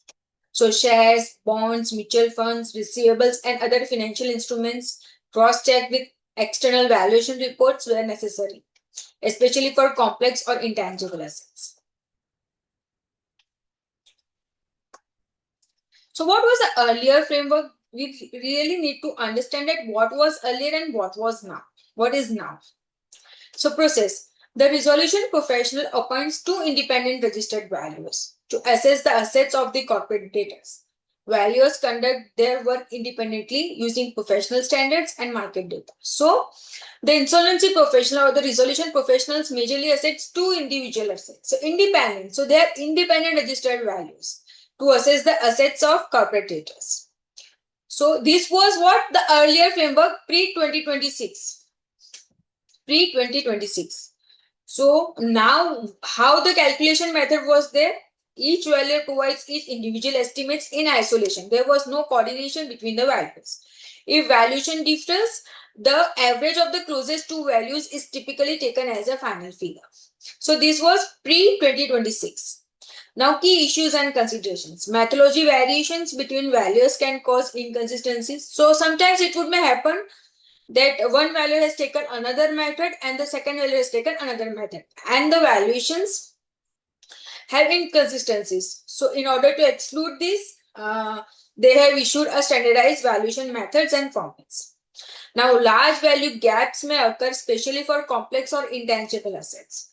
Yes, for intangible assets there may be a very large value gaps. So in order to eradicate all such problems, standard value is being considered.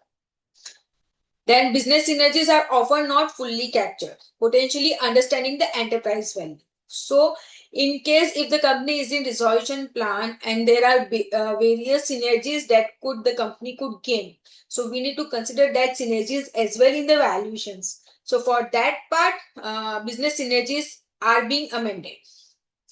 So latest IBBI guidelines emphasize standardized valuation approaches, transparent documentation, and consideration of enterprise level synergies to improve accuracy and comparability.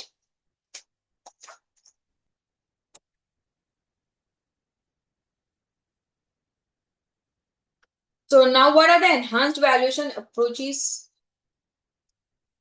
So the shift. Now, instead of independent isolated valuations, a coordinated group of registered valuer is now appointed to access the corporate data's asset. So, there is a certain difference of the independent isolated valuation or a set of registered value. So, coordinated group of registered valuer is now been appointed. So, what here it means? Each valuer focuses on their expertise area, that is land and building specialist, SFA specialist, plant and machinery specialist. Now there would be appointed as a one coordinated valuer that would be coordinating all three values and providing a very comprehensive and integrated report. So that there must not be a mismatch in accuracy, consistency, and their inconsistency or the data mismatch problem. So in order to eradicate all such problems, a coordinated value needs to get appointed. So what is the goal? To improve consistency, accuracy, and credibility of valuations, Excuse me, especially. ma'am. Yes. Who can be the coordinate valuer? Any from land building or SFA or plant machinery, any valuer can be a coordinated valuer or what? Yeah, anyone could be a coordinated valuer. Okay. That depends on insolvency professional to whom he appoints the coordinated value. No, but from that point of view, any eligibility criteria is there? Eligibility criteria, so anyone could be appointed as a coordinated value. Okay.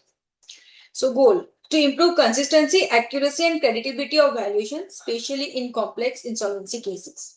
So wherein there are various assets, for real estates, you could say there are major amendments in real estates valuations as well. Because there are large home buyers, large properties, so there was a various coordination problems. So in order to improve such consistencies, accuracies and credibility, that has been considered. Ensure transparent reporting, better capture of business synergies, and robust support for COC decision making. So in order for transparency also, it has been considered. So what are the role of coordinating valuers? One valuer from the appointed group is designated as a coordinating valuer to ensure a unified and consistent valuation. I hope I am clear with your question now. So any one valuer could be appointed as an coordinating valuer. So key functions would be standardized assumptions across all assets classes to maintain consistency. So the first and the sole goal of this is to have a maintained consistency so that there will be a standardization and consistency for all over valuation process. Integrates individual valuations into a final enterprise level valuations for corporate data so that they could have a better picture view to understand all the assets with the coordinated value. Eliminates double counting. I have already discussed you earlier that many times it would happen. How it happens is like land and building. Land and building considers many times furniture part or certain construction part is being considered by plant and machinery value if all the cold storages. So there were very biasness and not clear-cut guidance were given. So now if there would be a coordinating value, he would strictly guide that is this has been considered by that part, so you consider that part. So that would really help them integrate. Eliminates double counting between asset class, ensuring accurate total valuations. Enhance transparency and creditability, providing COC with reliable basis for decision making. And with this, they could have a very good decision making.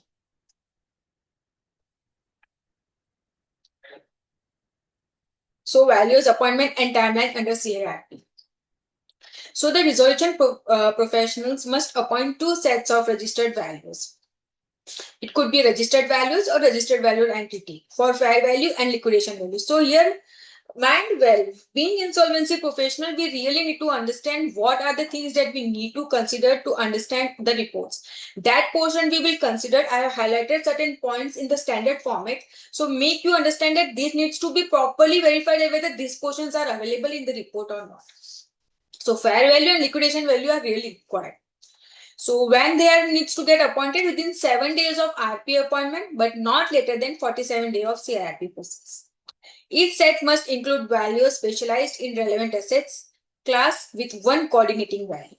So now, if here it is being told that we need to appoint all class of assets. So if my corporate debtor is not having any land and building value, even though am I required to appoint land and building value?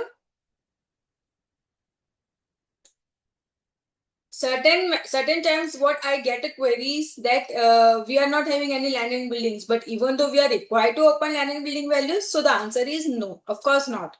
If particular debt class of asset is not in our books, then we need not to appoint that value as well. So here they are specifically told that the relevant class of assets needs to be on the books of the corporate debtor. Third value requirement. So when is a third valuations requirement? So if there is a difference between two initial value estimates, so of more than 25%, then the RP may appoint third independent set of values. So what if the difference is the minimum less than the 25%, then what the RP needs to do? He needs to take the average of both the values and provide the same. Now, if the difference is more than 25%, then third registered value would get appointed and the closest two values needs to be averaged out. So final value is determined by averaging the two closest estimates. So this is again needs to get considered by the resolution professional that which two methods, which two values needs to get considered, the closest two values. If the third value is again given the variance or estimates more than 25%, then all three values, the closest two values needs to get considered. Objective. So strengthen transparency, creditability and consistency in assets valuations during insolvency process. So what are the best practices, fees and approvals? Valuers fees form part of the insolvency professional cost, CIRP cost, and COC approval is required before payment. So as this is the CIRP cost, COC approval is utmost required. Without approval, it cannot be paid. Valuers, even if they cannot be appointed as in valuers section, the resolution professional can choose specific valuers from the approved panel or a list within the sanctioned fee limit. Ensure flexibility in selecting while maintaining cost controls and transparency. So, resolution professional puts what is a standard process in this? When I am being appointed as a resolution professional, what I would be doing is I would be just going searching to IBBI website, wherein I would be just searching the area because that is really important just to reduce the visiting cost. Particularly area, city, state, what registered values are available, and based on that I would just filter it out to the 5 to 10 values, email IDs and mail them with expression of interest to invite them to provide quotations for the same. So this is the normal process that the insolvency professionals normally do. So why is this process being conducted? Just to have 2 to 5 quotations so that we could present to COC members as well. And based on the COC members' approval, we could appoint the registered valuer. So ensures flexibility in selection while maintaining cost control and transparency. So objective. Again, objective is accountability, cost effectiveness, and credibility in valuation process during CIRP. One of the most important costs that really hammers is the visiting cost for land and building values or for all the values. So for that criteria, we need to consider the area and geography as well. So once the valuers are being decided to get appointed, the next step we really need to do is non-disclosure agreements and conflict of interest rules for values. So there is a standard guidelines of IBBI. They have provided that first before providing or after providing the appointment, after providing the appointment letter, the insolvency professional needs to sign 2-3 documents as well. That is non-disclosure agreements, then conflict of interest. So these are the mandatory documents that every insolvency professional needs to get signed from the valuers, and it is a duty of registered value as well. If that has been not asked by insolvency professional, then they could ask or they could send to sign the document. So all the appointed values must strictly adhere to non-disclosure agreements to maintain confidentiality of sensitive corporate information. So exclusion, conflict of interest. So who cannot be appointed as a valuer? This is again a very important rule. So valuers cannot be relatives of resolution professional. They cannot be relatives. They cannot be related parties of corporate debtors, auditors of corporate debtors in last 5 years. So this is again very important that the auditors of corporate debtors, if it has been audited before 4 years as well, even though we cannot appoint as a registered valuer for that corporate debtor. So what is the objective here? So ensure independent, unbiased valuations, enhance transparency, and protect the integrity of CIRP process. So valuation timelines under CIRP and liquidation. CIRP, Corporate Insolvency Resolution Process. So the entire valuation exercise must be completed within 88 days of the appointment. So liquidation, we need to provide the details within 80 days, but there is always a challenge for resolution professional and a valuer because majorly data are not available with resolution professionals and the managements are not at all coordinating. This is the one of the most complicated problem in CIRP cases. So in that case, it may happen that it is not being completed within 18 days, with 88 days. So again, but as per guidelines, we need to complete within 88 days. Liquidation process. So asset memorandum submissions. So 30 days if assets are already valued under CIRP and 75 days if a fresh valuation is required. So for liquidation process, as we already know, first the company is always in CIRP and if the resolution plan is not passed, then it straight away goes to liquidation process based on the NCLT order. So what happened is majorly as the company is already in liquidations, there are not at all extra burden cost that the insolvency professional is ready to incur or the corporate debtor or COC or stakeholders committee member is not ready to take. Then what happens is that once if the valuation is being done in CIRP process only, the same is being considered for liquidation process. The condition is that the major deviations for the valuation has not been incurred or occurred. However, if the liquidator is of the opinion that the report that were provided during CIRP cost and the value provided in that is having a major deviation, then he could again appoint the registered valuers for fresh valuations under liquidation process. So for that 75 days, else within 30 days if already being available with the liquidator. So what is the objective? Ensure timely, accurate valuations to support informed decision making by COC or stakeholders and avoid delays in resolution or liquidation process. So anyone having any questions as of now? I hope I am clear with all the amendments and you all are understanding very well what are the state of amendments in the valuations. Because these are really very important for the registered valuer as well as the insolvency professional. Being insolvency professional also, they needs to get updated what are the latest amendments related to valuations as well.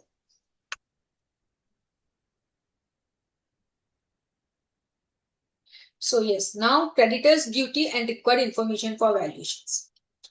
So what are the creditors' duty? So provide latest valuation reports, stock statements, and audit reports to the resolution professionals. So the management of the company, if they are having any valuation reports, last valuation reports, stock statements, creditors means who? COCs. So if they are already having any valuation reports, stock statements, audit reports, then then there is a duty of them to provide the same to the resolution professionals, because there is always a challenge to the resolution professionals to get all such documents straight away from the suspended management, because they are not at all cooperating.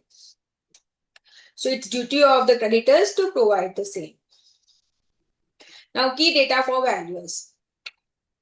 So what are the key data for us? So of course, for every valuation, first and foremost, a document requirement is the memorandum and articles of associations. So MO and AO are really very important. KYC documents, all PAN, GST number, then all the audit reports, annual reports for last 3 years that really made available. Then business projections. In case of intangibles or a going concern, or if it's being valued at discounted cash flow method, then 5 years financials and operational projections are also required by the registered values. However, in IBC cases, we normally value at the liquidation value. So it's always on net asset method basis only, majorly. But now, based on these amendments, if we are going to value intangible assets, then we need to consider the projected as well. Objectives. Ensure values have complete and reliable information for accurate, credible valuations. Supports transparent, informed decision making by COCs or other stakeholders.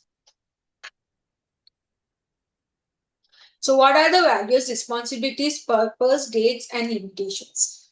Understanding valuation scope. Valuer must clearly understand the intended use, purpose, and effective date of valuations. So valuer must understand the thing, that is good part. But when the valuer really reports the valuation report, at that time insolvency professional should also verify that what the valuer has written for the intended use, then what is the purpose, then what is the effective date. All these needs to get verified from insolvency professional as well. Hello.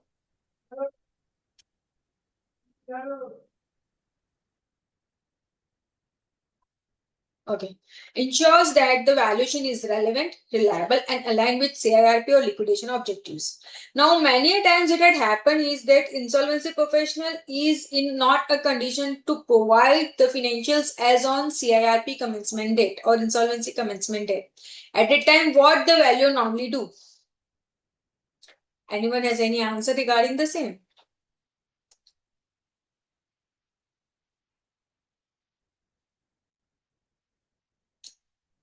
This is a big challenge that valuers and insolvency professionals are really facing in many of the valuation assignments, wherein the data is not available, tally data is not available, the books has not been recorded properly. So in that case, what the practical aspect that we normally do is we take the latest data available, and the same is being verified by the insolvency professionals, and the same is being disclosed in the report as well, that there was not at all data provided as of CIRP date, the same has been considered. So if there are major deviations from that part, then that needs to consider separately.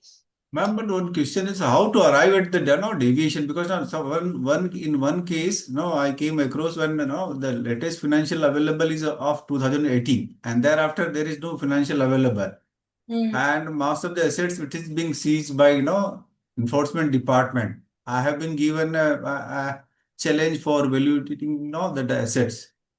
So in that case, how to arrive at that? So that is really a big challenge because for every if you provide any of the financials which have not a base, that is again totally wrong on your part as well. So in that case, what we could really do is uh,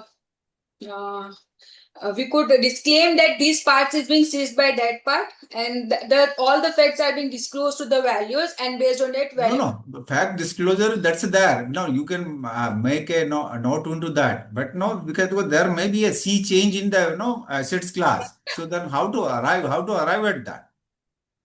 So in that case, see, now that is again litigational, because if the property is in dispute, so whether it could be in favor, it could not be in favor. So even IP doesn't know, even valuer doesn't know.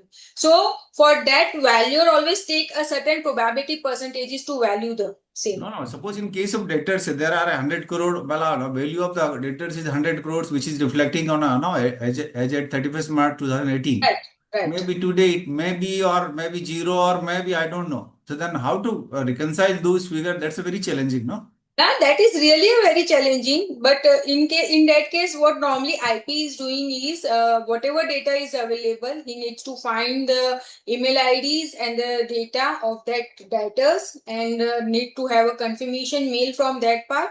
And once that confirmation is received, then only it is being accounted in the books. The normal process is like that only.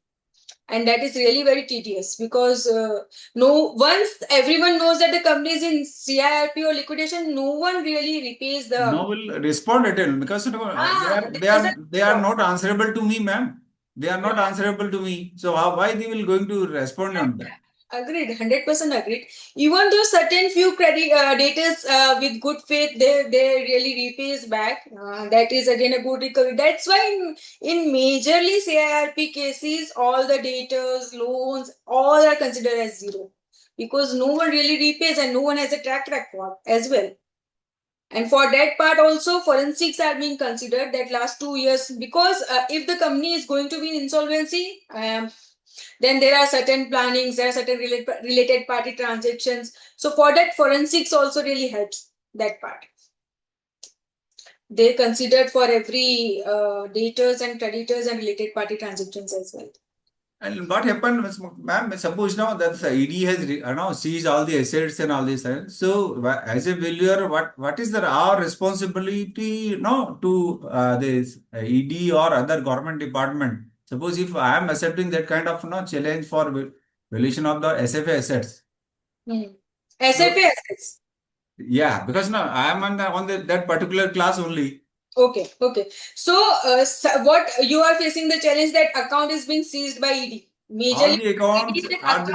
All the accounts it is being seized by the department, and the assets are also all the assets and balance sheet is available of March 2018 only.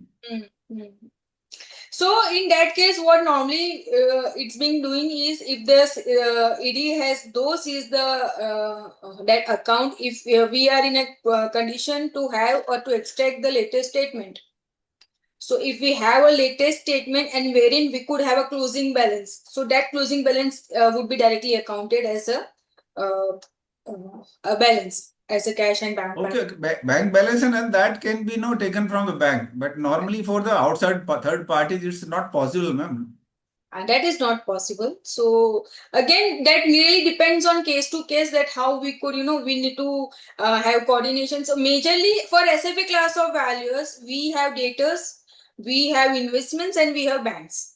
So in investments, we have again banks, and for cash and bank, we have banks. So this normally happens with banks balances only for SFA values. For land and building and plant and machinery, it's different part. So for inventories also, many times ED seized all the inventories as well. So in that case also, but we are having the value as on date, though it's been seized by that portion. No, ma'am. Loans and advances, debtors, other current assets, like the department balances, what the receivables. For that portion, what it really happens is we only need the confirmations. Though ED has seized all such things, but whether we are in a capacity to contact that person, whether that contact person is providing confirmation to us, if that is being not confirmed, that is not being considered. The normal rule is that. whether the confirmation is being received. So the being valuer, what you could do is you need to ask the confirmation from insolvency professional. This is all the part of insolvency professional only. So valuer needs to coordinate with insolvency professional. Valuer directly cannot coordinate with anyone. So he needs to ask to insolvency professional. Insolvency professional would ask to them if it is him, if the data is available with him, and if not, he will revert it that we have not received any confirmation, and based on that point, we really account in our report. Thus, this is the process that normally takes place. For each and every assets, for each and every current assets, we need to clearly mention that we have been given, we have asked this reply has been given by insolvency professional, and we have considered this. Why we have considered this, why this probability, that is also being clearly mentioned in the report. So I hope I am clear with this point. Yeah, ma'am, but no, but as I know, IP or IRP, normally what they say is, no, we have, these are the only financial which are being available with us. No. Other than this one, that nothing is available with them. Yeah, so just ask them to give it on mail. Never work with verbal coordinations. This is not the accepted. Everything, every coordination, what IP is telling, just ask. What we normally do is we just provide them these are the assets kindly, and we write it. We provide, we need a confirmation, we need this and that. We need to do data assessing as well, that if the asset is being outstanding since more than 3 years, it is straight away taken to zero, as we know. But even though we ask for confirmation to insolvency professional, if the insolvency professional doesn't reply you on mail, don't issue the report. Because many times it had happened is that IBBI asked straight away to value that what is your base of justification to take this value as a zero. So at the time, if you will be telling you verbally that IP has told me and I have considered that, then that would not be considered, and the IBBI would directly suspend you. So what the normal process is, each and every conversation must be on mail. No, that's true, ma'am. But in one of the case, no, the RP has not replied. But now the valuer, in case of, I don't know, remember the exact class, but when he has underreported the valuation and he was sentences, some. In that case, valuer need not to issue the report. He could have complained to IBBI, or he could talk to insolvency professional. Because this is the major challenge that everyone is facing, and insolvency professional themselves are facing the same. We really understand that part as well. But by that reason, we cannot issue the report. So IP have asked for the report. So why he had issued the report? He must have not issued the report for the same if he had not received any confirmation from him. If IP is safeguarding himself, then valuer also needs to get safeguard itself as well. The only part that we could do is. So, understanding valuation scope. Valuer must clearly understand the intended use. So, insolvency professional once received report from the draft report. So, it's again compulsory for every set of valuers to issue a draft report first to insolvency professional. So, once the insolvency professional receive the draft report, they need to really understand what is the intended use, because in this there are many disclaimers being provided by the valuers as well. So they need to really understand that intended use, then purpose is again very important. Not for IBC valuation reports, being professional, for every report, purpose is really, really very important. Say suppose if I am issuing a shares in a company, my company is being valued at discounted cash flow method, wherein the value is being considered at 100 crores. But now my purpose changes. After 2 years, the company is not working well, and the investors need to get exit. So in that case, my purpose would be different and the valuation method would be different. So again, the value would really disrupt at that time. So for every valuation report, once and foremost, the most important part is purpose. In IBCs, we are very clear with the purpose because we know what is the purpose in CIRP and in liquidations. And we have two bases, that is fair value and liquidation basis. But apart from IBC valuations, we need to really understand the purpose of the valuations and effective date. So in IBCs, we are very clear. The purpose is, of course, either it is CIRP or a liquidation, and the effective date would be always commencement date. So for CIRP, it would be CIRP commencement date, and for liquidation, it would be a liquidation commencement date. ensures that the valuation is relevant, reliable, and aligned with CIRP or liquidation objectives. So that is again really important. Review of limitations. Identify constraints such as limited physical inspections, incomplete data, or market uncertainties. Now, being SFA valued, the major challenge is we are seeing inventories of around 50 crores in the books. And when we ask to resolution professional, there is nothing. There is nothing to physically visit the same. So these are the really very constraints and limitations that every valuer is facing, and even insolvency professionals are facing. So in that case, we really, then what we really need to do is, say suppose that we, being valuer, I asked insolvency professional to provide me a financials as on CIRP date. Now in that financials, I have received a stock of 50 crores. Now when I asked for the physical visit or a certificate from insolvency professionals for the physical visit, because as we already know that when the handover takes place from the suspended management to insolvency professional, it is the due responsibility of the insolvency professional to take the stock audit and to physically verify the stocks. For that purpose also, they really take the third party experts advice as well, or a report as well. So when we get this assignment, that portion has already been passed out. The CIRP data has already been passed out.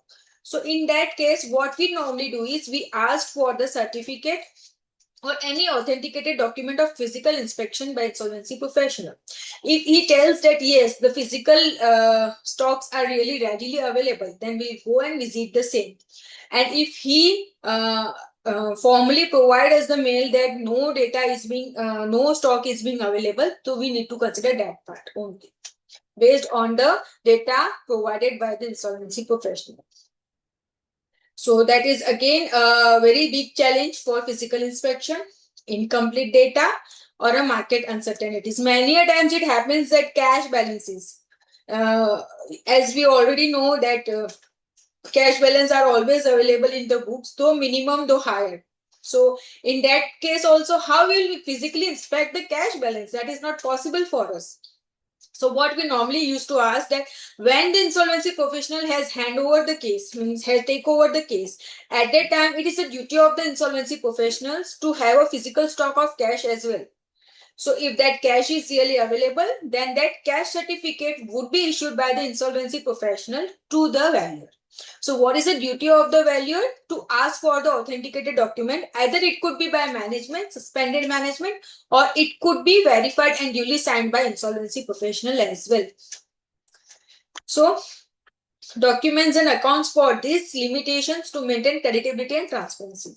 And based on that only, we really have value in our valuation report.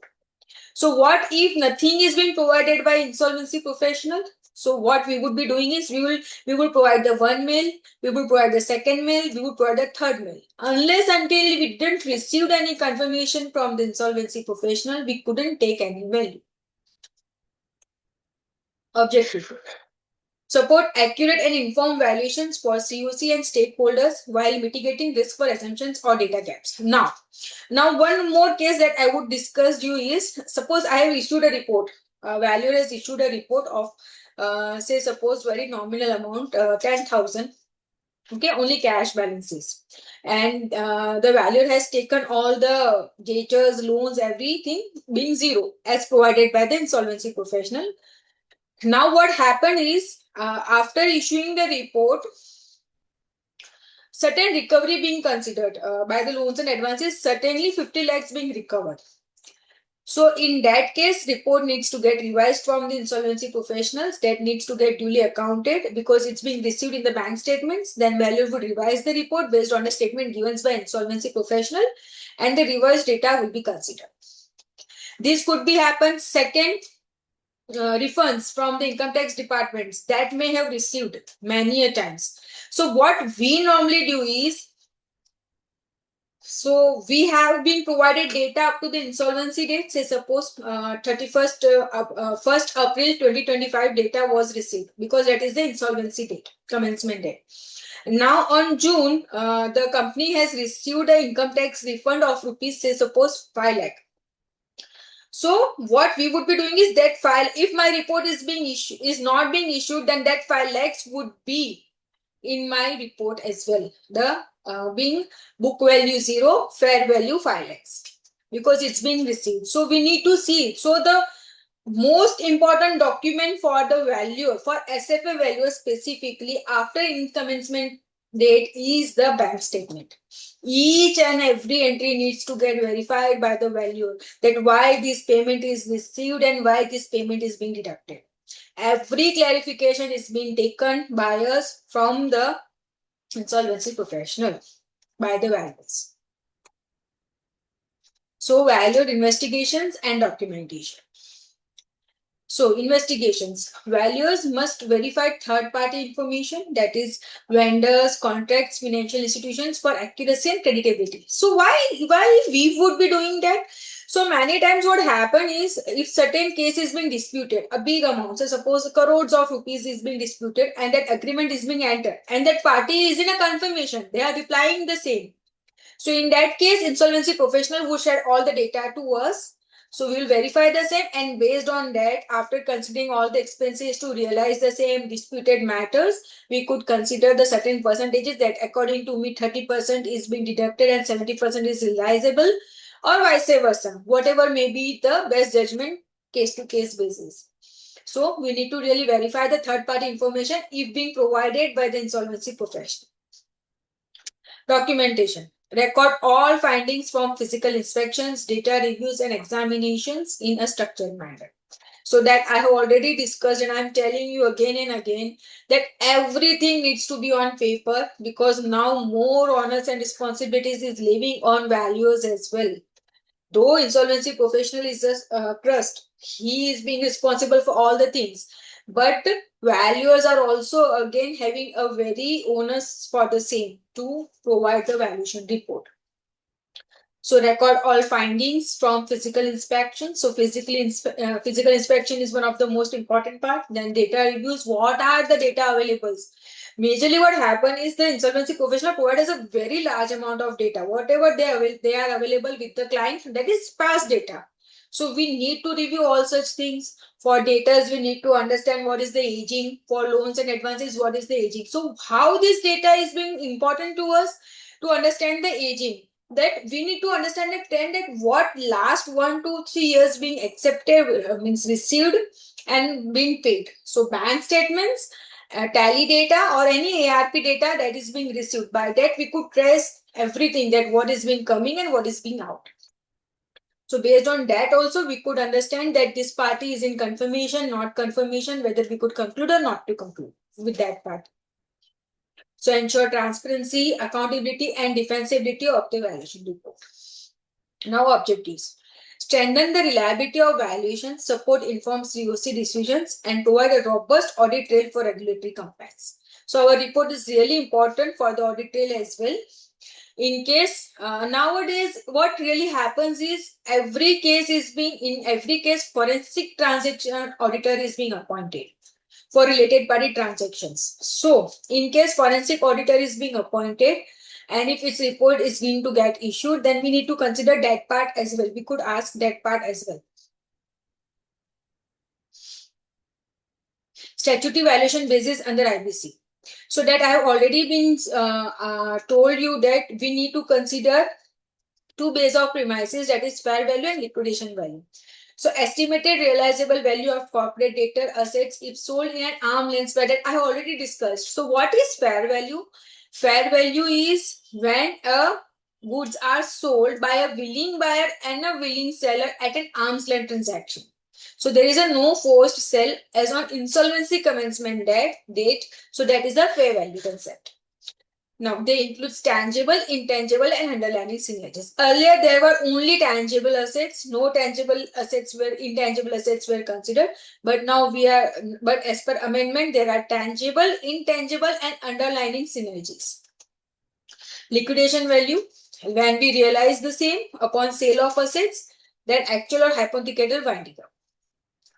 So objective, provide a clear, consistent valuation framework for resolution, liquidation decisions, and COC assessments under the latest IBPI regulations. So this is really important to understand that we need to provide a consistent valuation framework. So these are the valuation bases. So what I was asking is, these are the valuation bases. So what are the valuation bases and premises? So these are being described and prescribed under various valuation standards. Like ICI has its own basis, international valuation standards have its own basis. So now earlier we are issuing ICAI valuation basis. Now we will be considering international valuation standard basis. So two parts, basis and premises. So these two parts need to get duly verified by insolvency professional as well when they received a draft report from the values. So these valuation premises are being thoroughly provided by the IBBI for all three class of values.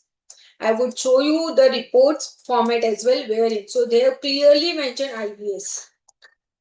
So in our case, whether we are valuing as a standalone basis, then we are basing as a slum sale, then collectively sets of assets as a parcel as a going concern. Going concern is when the resolution plan is being adopted or the company is in going concern. It is working.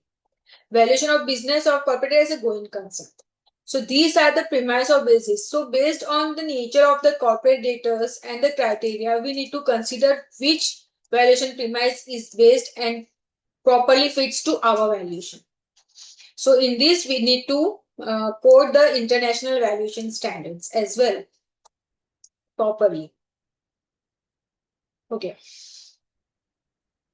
Now market approach, valuation methodology and key considerations. So now value assets based on recent transactions of similar assets in an arm's length price transparent manner. So for land and building values, what they normally do is for fair value, that what they really do is the same land besides the land that we are going to value. What is the market price for that? They go and ask the local community that what is the rate going on, or they could just search the 99 acres housing.com wherein they will be getting the fair rates that yes, these are being good, and they are having their own sources also wherein they get a similar assets arm's length price. So for that, market approach is being applied. Why this is really important for land and building values? Because there is no base of justification for this, right? For one person, market value could be 10,000 per square feet. For one person, it could be 8,000 per square feet. So that's the reason why land and building valuations have so much variances always. So for that reason, now IBBI has told that what are the sources that are being used to consider the market approach as well needs to get purely and duly justified in the report itself based on the IBBI standards also. So core methods, comparable transactions that I normally do. So what in this they could do is, the land and building value, what they normally do is they go to the registrar and ask for the report by paying amount, whatever they required legally, and they could get the sale transaction amount. Based on that, that is the only authenticated document that they could get. Okay, recently this transaction is being occurred, not by any verbal or anything. Or normally, what is it that this market rate is going on in this area. Based on it, they take consideration. So price per unit, then public market multiples. So public market multiples are majorly for listed companies. So what really happens is, if I'm valuing a corporate data and having a business nature, if it's a listed, then it is really very good to have PE methods, EBITDA methods, because for listed peer companies are easily available. But again, that is a challenge whether that are comparables or not. Because if a company, once it is in an insolvency or in a liquidation, then it is not considered comparable.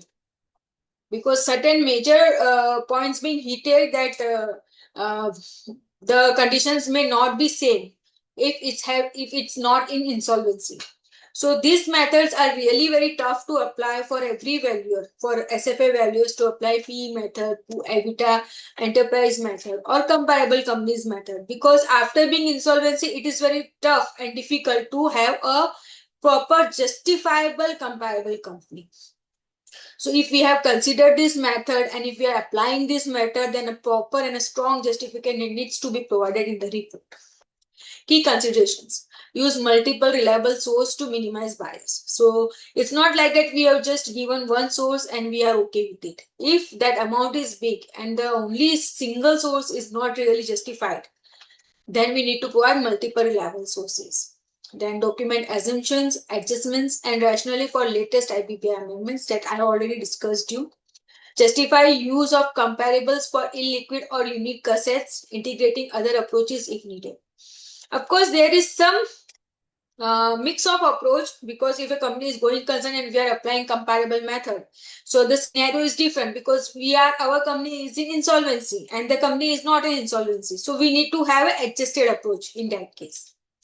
So objective, provide a reliable market-based estimate supporting transparent and informed COC decisions. So the whole crux is that we need to provide each and every strong justification in the report for the same. That was for the market approach. For income approach, so values based on present value of expected future cash flows or income generators. This method is really being used very less in IBCs unless until it's a going concern. And main challenge in this method is to get projections, because the management is being suspended. Insolvency professional is new to the business and may not understand the business really, and it is really very difficult for the insolvency professional as well to provide the projections, because in discounted cash flow methods the whole game plan is based on projections. If the projections are not accurate or not correct, then the valuations may differ with a large amount. So this method is really very risky to apply with if we are not having a proper projections. So discounted cash flow method projects cash flows and discount them using a market-based risk-adjusted rates. Then capitalization of earning methods, yes, that we could apply as a capitalization rate to maintain earnings for simpler income stream. So capitalization method is that a simple capitalization rate is being applied to the earnings. Say suppose that if a company is going concern and we are of opinion that we are earning 10 lakhs per month, every month, that is what the income is fixed. So what we could do is there is a capitalization rate. So what the income divided by capitalization rate would get a value. So in that case, we could have a capitalization of earnings method. Then residual value method. Residual value method is what the terminal value wherein my growth rate is fixed. Say suppose that last 5 years trend, what I have seen is that my company is growing by 5%. So how residual value is being calculated? So it is being calculated by applying a terminal growth rate by Gordon model, wherein the capitalization rate, so that means that discount rate minus growth rate is the capitalization rate is being divided and the value is being achieved. So these are the core methods for income approach, but I would really say that in IBC methods, these methods are very rarely applied based on the case. So key considerations, validate cash flow projection. This is the one of the foremost. Say suppose if you have received cash flow projections as well, but it's not like that you have received and you have applied it. You need to scrutinize all the projections with the auditors looking the past trends. Many times what happened is, say suppose that I am seeing that in provisionals, I have seen that there is a loans and advance of 50 crores. And the projections that is being provided by the management, by the insolvency professional, he has not continued that 50 crores. So we need to ask that part, that why this is not being considered. So each and every point needs to get verified itself by the valuer. There must be a checklist looking to the past trend, looking to the provisionals and to the projections. So that exercise needs to duly verified, because that is really very important, because each and every figure amounts to valuation and the valuation change disturbingly. बहुत ज़्यादा difference. It takes a lot of difference in the valuation if a projections are changed. So that is really very important to consider the same. Select appropriate discount rates reflecting market risk. So now for valuations for discounted cash flow methods, we always apply some discount rates. Discount rates for what? Discount for marketability and discount for liquidity.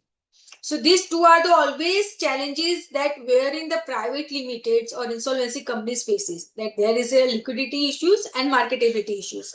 So normally we need to provide each and every base of justification that how much we have taken for marketability, discount for marketability, how much we have taken for discount for liquidity.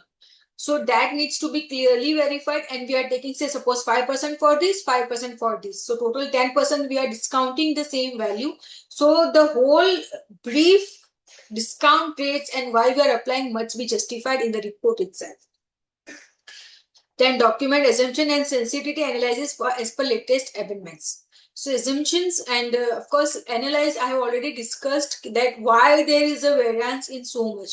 Say suppose company is in going concern and just because of default the company is in insolvency, but the management is very good and coordinating and they are intending to continue insolvency professional to help the insolvency professional and to continue the business.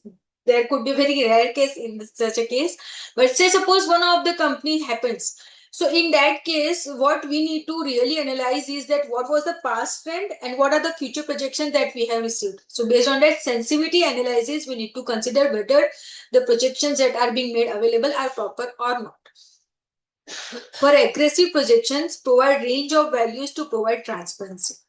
So what normally we do is we need to provide the percentages as well, that how much deviation is there from past trends. So there must be a range of values wherein we could consider the same to represent to COC members as well that yes, this is what we have considered based on our working.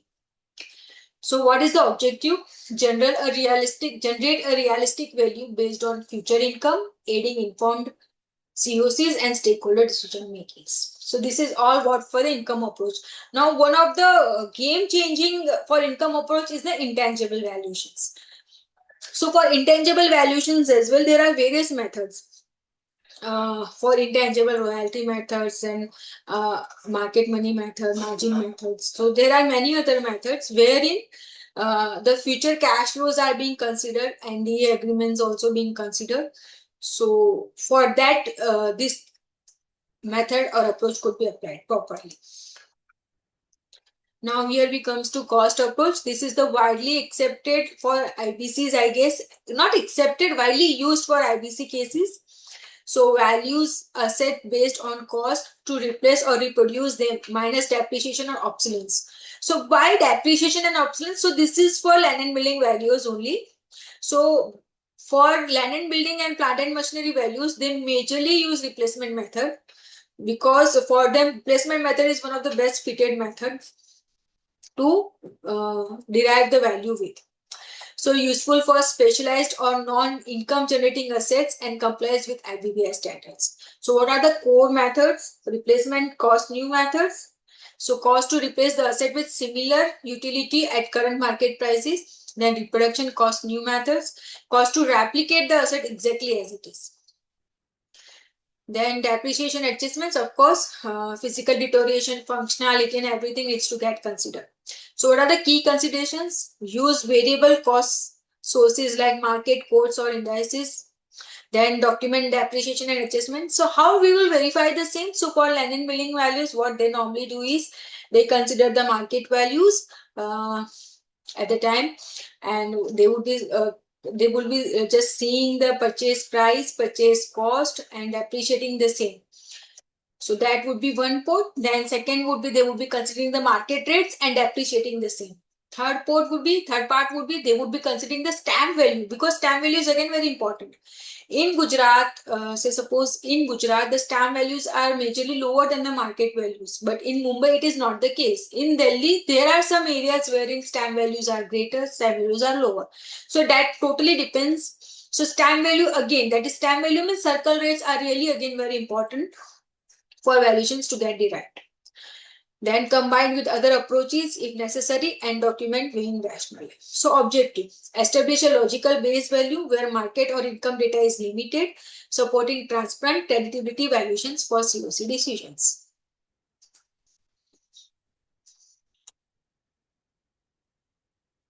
Okay. So fresh valuations in liquidation. So that I have already discussed, if the company is doing CIRP and the valuations are being carried out at the time of CIRP process only, and if insolvency professional is of the view that the valuation is not that much deviated, then he or she could consider the same valuation report. But in case if the time really prolongs like 4 years, 5 years, and is of a view that the valuation is really deviated, then at that time fresh valuation in liquidation is being taken by the liquidator. So when recommended, if there is a substantial change in assets condition after CIRP completion, that's what I already discussed. Example, physical deterioration, market shift, or asset disposal.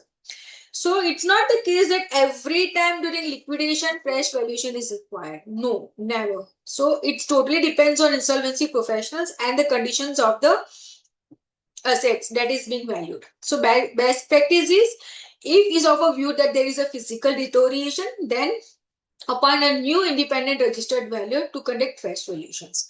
So there is again a question, can we appoint the same values of CIRP? So the answer is no. We need to appoint a fresh new independent valuer. Ensure accuracy, reliability and transparency for liquidation, planning and stakeholder decision making.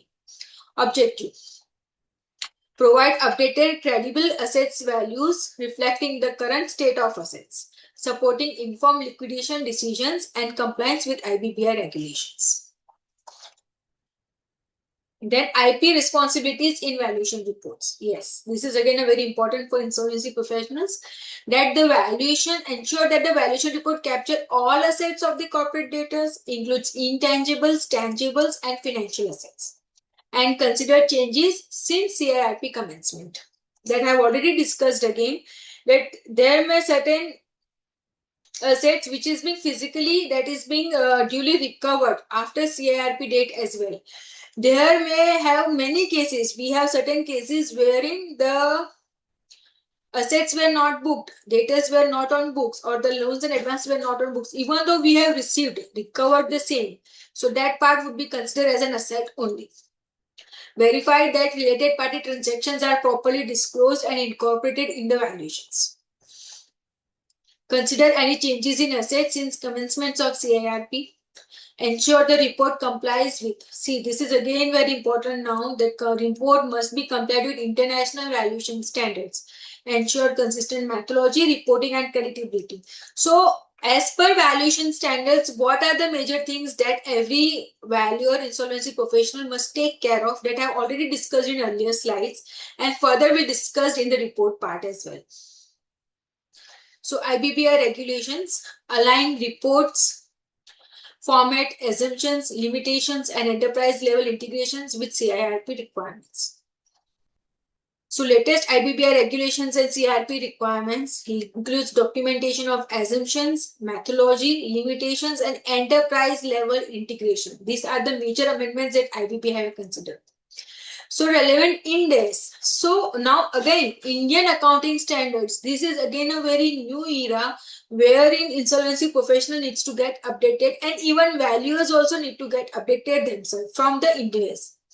So there are many certain notional assets are being created in books if the company is being fair value as per Indian accounting standards. So in that case, it is the duty of the valuer as well to consider that if the financials are being prepared under Indian accounting standards, then he must ensure that the notional assets that are being created are proper or not. If not, then they need not to consider in their valuation report.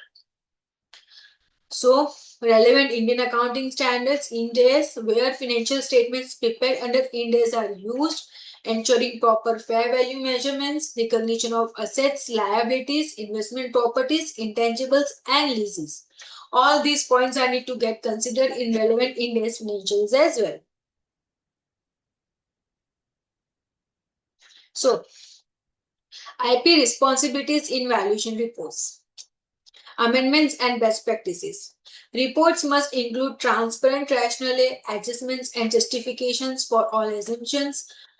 Per latest IBBI amendments, valuers should provide enterprise value level valuations, integrating multiple assets class and eliminating double counting. So these are major amendments and best practices that IP would also be get responsible. So he need to see that transparent rationale adjustments and justifications for all the assumptions are being provided as per latest IBBI amendments. So it's not like that a value has provided the draft report and the insolvency professional has just verified the value and the report is okay. No. It is now IP couldn't say that I really don't know the report formats and the standards because I'm not the subject matter. Now the stress is also an insolvency professional, also responsibilities of insolvency professional as well, to see whether what the valuer is providing the valuation report, whether all the requirements under IBS, whether all the requirements under IBBI are being provided in the report or not. So valuer should provide enterprise level valuations that we have already discussed, integrating multiple assets class and eliminating double counting. IP must ensure valuations are defensible, accurate, and auditable. Many times it could have happened that the two valuers had provided the report and it's been not verified or reviewed by the insolvency professional. So no, that is not being accepted. So it is a duty of insolvency professional as well to surely must ensure that the valuations are proper and accurate. Then financial data from Ind-AS compliance statement should be interpreted correctly, particularly for fair value, impairment, and lease obligations. So that part is also because insolvency professional is the subject matter or is a person who is having the knowledge of the company and the business and of the financial statements. So in case while reviewing the report, if he could understand or could see whether these adjustments are being pending or these adjustments are not being considered by the valuer, then he needs to get verified and rectified from the valuers as well. Review valuations regularly. Fresh valuations are recommended if significant asset change occurred during liquidations that we have already discussed. Okay, objective. Maintain accuracy, transparency, and regulatory compliance in valuation reports. Safeguard creditors and stakeholders' interest while aligning financial reporting with Ind-AS and IBBI amendments, ensuring creditability throughout the CIRP or liquidation process. Safeguard creditor and stakeholder interest while aligning financial reporting. So this is all what we discussed majorly to safeguard the interest of stakeholders and creditors, and it needs to be financial reporting as per Ind-AS and IBBI amendments. All needs to get considered in the valuation reports. Okay. So what are the practical issues that COC and management assess? So with COC, valuation figures are shared after receipt of resolution plan to support informed decision making, ensure transparency and confidentiality while guiding approvals or rejections of plan. So these are the practical issues. With X management, access can be provided only under 6 strict confidentiality agreements. So we need to sign a confidential agreement with the suspended management as well. Being insolvency professional, if X management is asking for the valuation report, then we need to sign a confidentiality agreement, and after that only we could share with the same. Prevents leakage of sensitivity information by allowing X management to provide clarifications or inputs. We could share with them to ask them whether the reports are being provided proper or not. So objective, maintain confidentiality, integrity and transparency of the valuation process. Support fair and informed decisions by COC while protecting sensitive corporate information. So these are the all major amendments and all the regarding valuations under IBC. So this is how that we value the same. So anyone have any questions?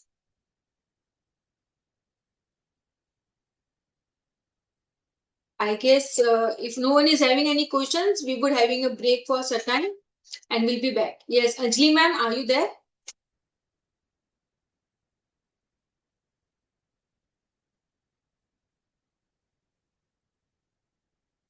So after this, when we will be rejoining, I would be sharing you the report formats wherein that is being shared by IBBI. So we will be discussing each and every class of assets valuation reports, and we'll discussing that what needs to get considered and what needs not to get considered. So we'll be having short break and we'll return within 15-20 minutes. Yeah. Thank you.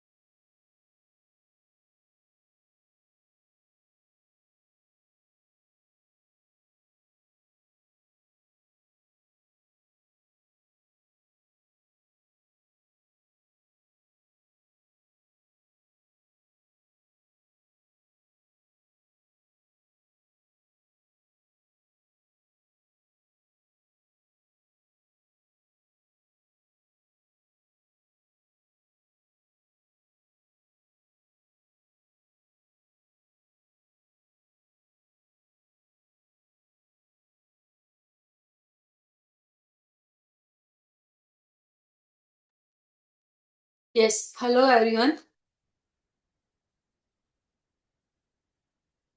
So I am back with the short break. Hope you all are also available. Yes, ma'am. Yes. So now I would be taking the reviews of all the formats that IBBI has issued. So I would just sharing the screen.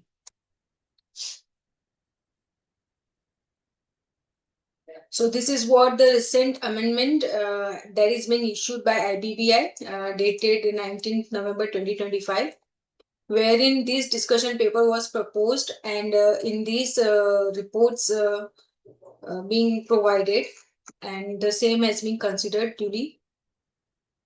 So this is the process wherein you could submit the certain points that if you have any comments or discrepancies, then you could submit the same.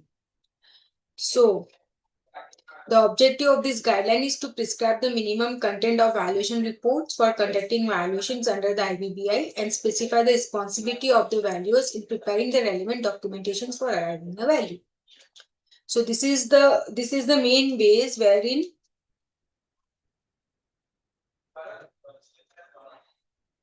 minimum content means this is the minimum content. So if the valuer requires to have an add-on disclosures, they could do, but this is the minimum. So these are the minimum contents that we are required to disclose with. So accordingly, part 1 of these guidelines provides the general content covering documentation requirements, minimum content of valuation reports, and key parameters. And part 2 specifies the asset-specific valuation reports. So this is the general content wherein documentation should consist of comprehensive written record of valuations, and it includes relevant communications. So what are the communications that are needs to get disclosed in documentation with the clients? So as I've already discussed in the webinar in my session, that each and every confirmation must be on mail. No verbal communications must be taken due considered by the valuer in order to safeguard its report and its value. This is a normal practice or the standard practice what the registered valuer do. So for every line on assets, line items of assets on the financial statements of whatever you are valuing, for each set of assets, you need to have a communication on mail whether this is being considered, not considered, what is the base, and what is being provided by the insolvency professional. So relevant communication with the clients, working papers, and supporting materials. So many times it would happen that IPPI asks justifications for the value, and at that time if the valuer is not able to provide the same, then the default is on due part of the valuer only, though the same has been duly communicated by the valuer with the insolvency professional, but it was not on mail. So it is a very important to have authenticated evidence to safeguard ourselves. So, the registered valuer should ensure that documentation shall be maintained in a manner that clearly describes the valuation process and is sufficient to substantiate the conclusion reached by him. So, this is what again and again I am telling, that evidence is really important, and for all IBC cases, every documentation is really important. Such documentation should be sufficient to understand the scope of valuations, the work performed, and the basis of conclusion drawn. If, say, suppose that we have considered the probability of recovering the amount of loans and debts of 50% based on what? Based on the communications by insolvency professional, that 50% would be the cost of incurring disputes, legal expenses, or recoveries, whatever would be. So that thing needs also to get on mail only, that we have received such mail from insolvency professional dated that these are the costs that are going to get incurred for the recoveries of this amount. So based on this, we have considered this percentage of recovery. So documentation shall include but not be limited to records of communication with the clients, alternative methods considered, additional data and inputs evaluate, risk and potential biases identified and addresses. In all cases, documentation shall clearly set out the valuation process undertaken and the manner in which valuation risks are identified, assessed and managed by registered valuer. So, valuation risk, what are the valuation risks? The first and the foremost valuation risk for every valuer is the data. Data is not being provided. So for that reason, you need to have a communication on mail that the same has not been provided and vice versa. And same needs to get disclosed in the report as well that we were not provided by the management or the RP. So the valuation is based on as is where basis is this, but if the details may have been provided, the valuations may be different, so we could disclose the same part as a disclaimer or a limitation. Minimum content of valuation report, purpose and scope, name and name of registered value and registration number. So this part we'll see in detail in down the side. So these are all the main points that we are considering.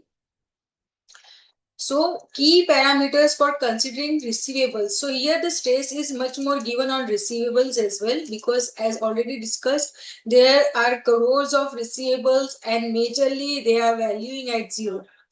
So what are the nature of receivables? Trade receivables, loans, advances, taxations related receivables, carried forward losses, etc. So applicable regulatory framework. So Companies Act, RBI, then banking norms we need to see, income recognition, asset classification norms, IRAC norms, all needs to be get considered. Credit risk folio. Now, let me give you an example that how to value related party transactions or any company. If the corporate debtor is having an investment in a private limited, say suppose the investment amount is worth ₹1 crore. So then we came to know that it is a related party. Then again we came to know that that company is again in insolvency. So we'll take a MCA search, we'll see that the last filing, if that company is active and the filing is going compulsory, means in a good, like latest financials has been provided at MCA, then and if the confirmation is being provided by the insolvency professional, then only we could consider that as a good, else it would be considered as a debt. So many of the corporate debtors are having many investments in financials, in shares, wherein private limited companies. So what we need to do is we need to take a MCA search for every company, whether we need to see the active status, because majorly all that companies are also in insolvency, are struck off or are not in a good position. So financial head we need to consider, and for companies it is really very easier for us to take a search rather than for individuals, HUFs or any other individual related parties transactions. So this is what we could do for investment in shares. Or in case of loans and advances also, if the company, if the party is company, then it is very easy for us to check the status. We could get the email ID also, we could get the address also. So by that reason, we could personally mail them for the confirmations also. But majorly, we are never getting any confirmations.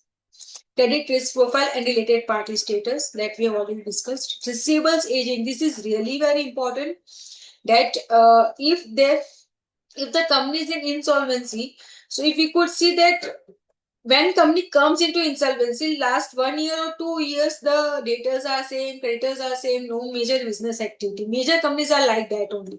If there is a major business activity or there is a major trend in only related party transactions that we could notice by the statements or by financials. So we need to categorize that less than 6 months, more than 6 months, 1 to 2 years, 2 to 3 years, and 3 years and above. So this is what the list we normally create. So all the legal enforceability documents, KYC documents, past recoveries, whatever data is available, we need to consider the same. Now here starts with the report format, asset specific format of valuations, executive summary. Client appointing agency. Name and registration number of insolvency professional acting as an interim resolution. So first and foremost would be the liquidator, RP or IRP. We need to addressing the same. Then details of corporate debtors. We need to take business profile, its CIN LLP number, address, date of incorporation, and everything. Straight away we could get from MCA. Then purpose of valuations. So of course, either it is in a CIRP, either it is in a liquidation. These two are the major purposes. Then asset class. So this is for land and building. So it would be there. Then subject assets. So whatever building that land and building data we are going to address, the same address for the same is required. Scope of work, summary scope, that how much and what. Then insolvency commencement date or liquidation commencement date. This is the date of valuation. So this is what valuation date is. Then inspection date, then report date, fair value, and liquidation value. So for every IBC reports, we need to have two values, that is fair value and liquidation value. And for land and building valuations, we could have a realizable value as well if insolvency professional demands to. So details of registered value, either it could be a registered valuer or it could be a registered valuer entity. Registration number. Then date of appointment, status of COP as on appointment date. So it must be active. And VRIN as generated from the website. As we already know, if anyone is knowing or if anyone is not knowing, so let me disclose to you. If you are a registered valuer from IBBI and if you are signing any IBC report, then insolvency report, then with effect from 2024, I don't exactly remember the date, VRIN is compulsorily to be generated for all IBC cases. So now the question comes from the valuer is, are we required to generate VRIN for all the valuations? So the answer is no. For only IBC valuations, the VRIN needs to get generated from IBBI website. Proper login is being provided for the same, wherein we need to provide the details and VRIN is being generated. So when we submit the report on valuation report date, at that time only, at the time of signing, we need to provide VRIN. Why this is being done? Because many times it happens is that there was no provisions for signing the. This is for just to compliance with VRIN is to be generated within 24 hours only. This is again one of the most important part. So if you forget to generate, your valuation date would be changed. So that would again not duly acceptable that we could generate within 2-3 days or within a week. No. So when you sign the report, generate it and provide it. Purpose and scope of the work. The purpose of this valuation is to estimate the fair value or liquidation value. So here they clearly mentioned the purpose as well, that we need to provide the fair value and the liquidation value of the subject class as under the IBC and rules and regulation. The scope of work is agreed upon in an engagement appointment letter for the intent of and the purpose of the assignment should be elaborated.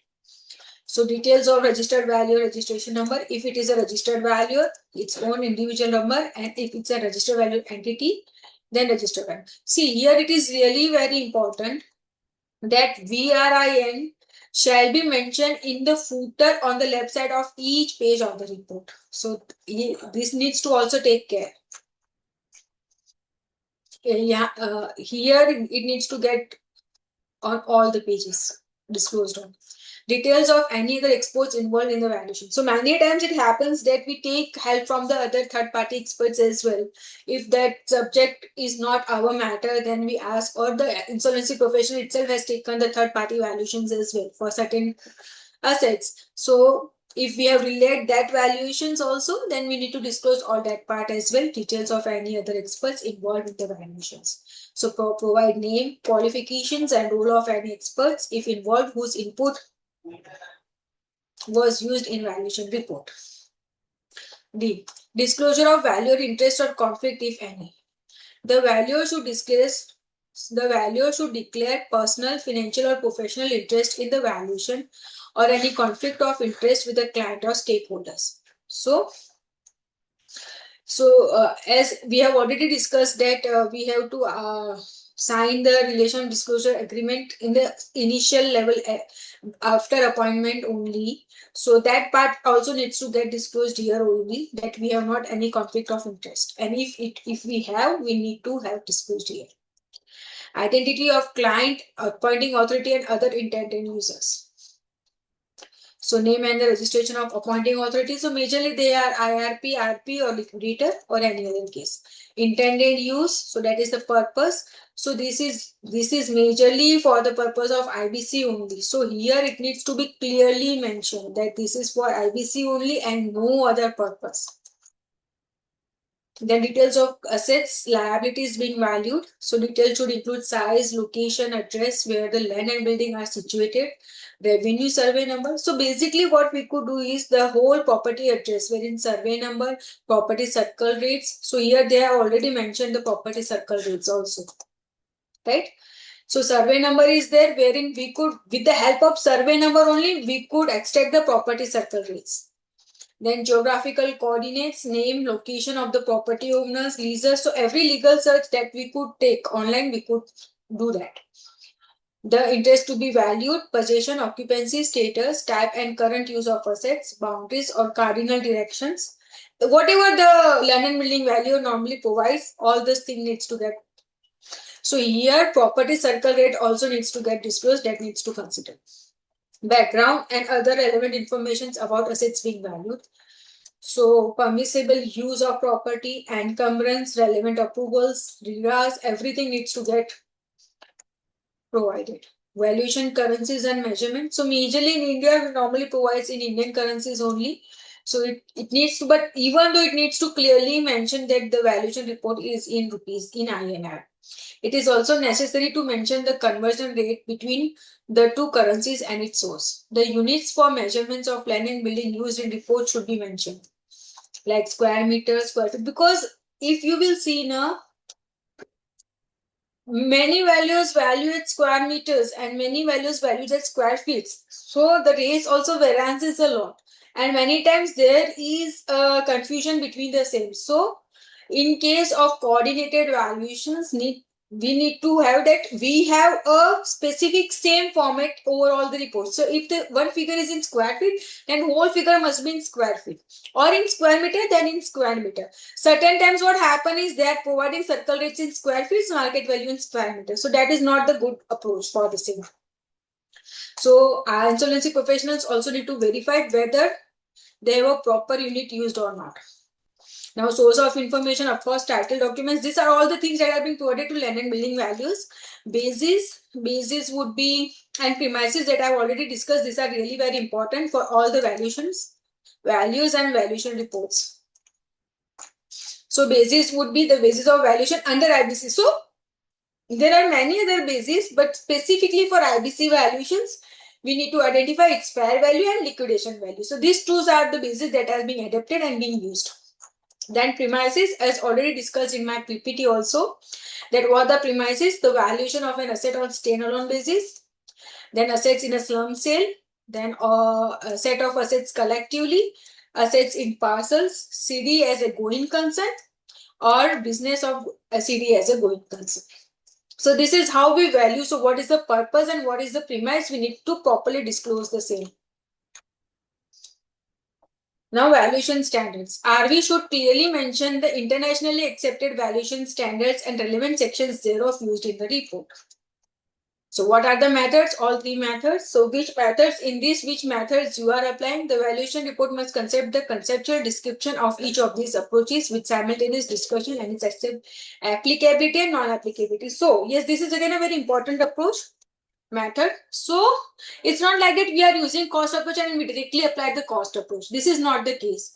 So in that case, what we need to do is that if we are not applying the market approach, we need to have a reason and justification that why we are not applying market approach. Looking to the purpose. The purpose is IBC and the company is not in and the company is in liquidation or in CIRP. And the proper comparables are not available, so market approach is being not considered. This is for SFA valuations, but for land and building valuations, market approach is being considered. For income approach, if the company is on lease, if the asset is leasehold properties, then income approach will take duly considered. Then cost approach, of course, the adjusted cost approach would be considered. So we need to write its applicability and non-applicability both. This is really again important for every assignment. Out of the various methods available to estimate the value of subject property within the approaches selected, the methods adapted by RVs with reasons thereof provided in the report. In addition to certain data such as physical and social aspects that are common to all types of real properties, some of the important text facts. So, RV shall also provide brief details about the meetings held with the members of the committees to explain methodology being adopted to arrive the valuation. So, here they are intending to have each and every justification that why you have adopted this method and why you are not adopted. What are the challenges you face and what were the discussions that you are having with the management and the insolvency professional. So, you need to discuss that part as well. So relevant discounts and premiums. So majorly we apply discounts only because premium would not be the case in IBC cases.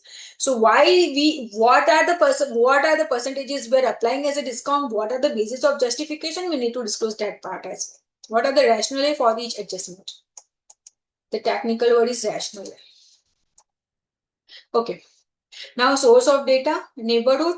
So, in land and building reports, normally what do is the neighborhood analysis, what are the markets going besides that property are normally considered as a market. So, registered sales data from sub-registered. If sale deed is not available, we could get extracted by paying amount to the sub-registered as well. The market codes, online properties. Online property portals, say I have already told you that 99acreshousing.com, these are widely used to get the market extracts, local trends, then approved FAR details. This is really again very important. Without FAR proper details, valuation is not possible. And any other source to be verified. So these are the descriptions of land and building valuers wherein they are providing all such. Site visit is really important. So there is again one more date for site visit as well. All the photographs, observations, interviews, whatever we have communications with local agents, nearby public peoples, we could have that part as well.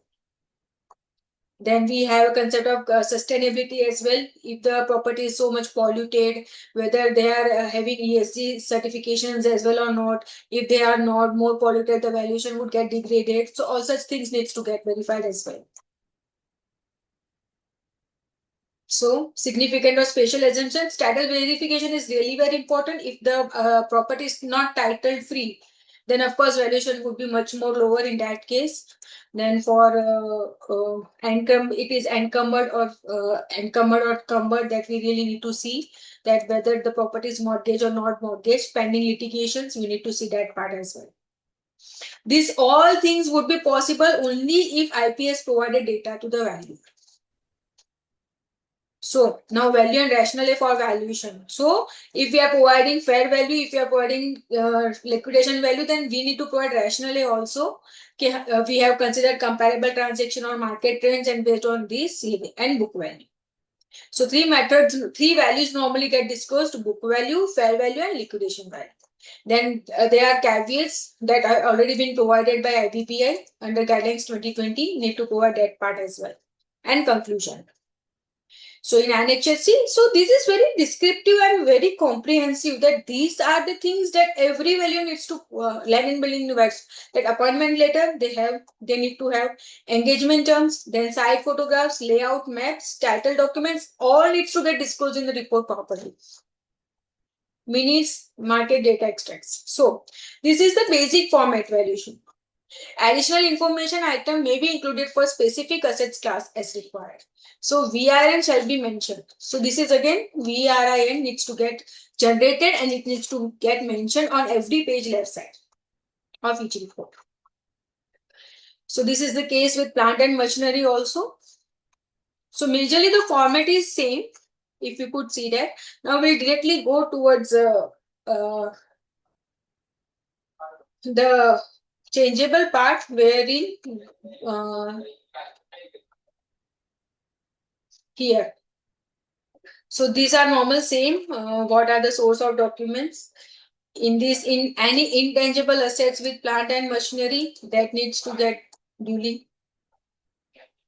Then process chart, machine layout, For plant and machinery values, that needs to get considered. Else everything is being same.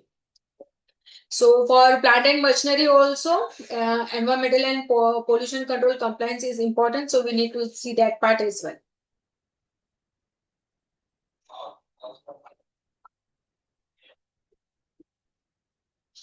Yeah. Now here comes with the SFA part. So I would be going again this in detail because this is a SFA valuation before.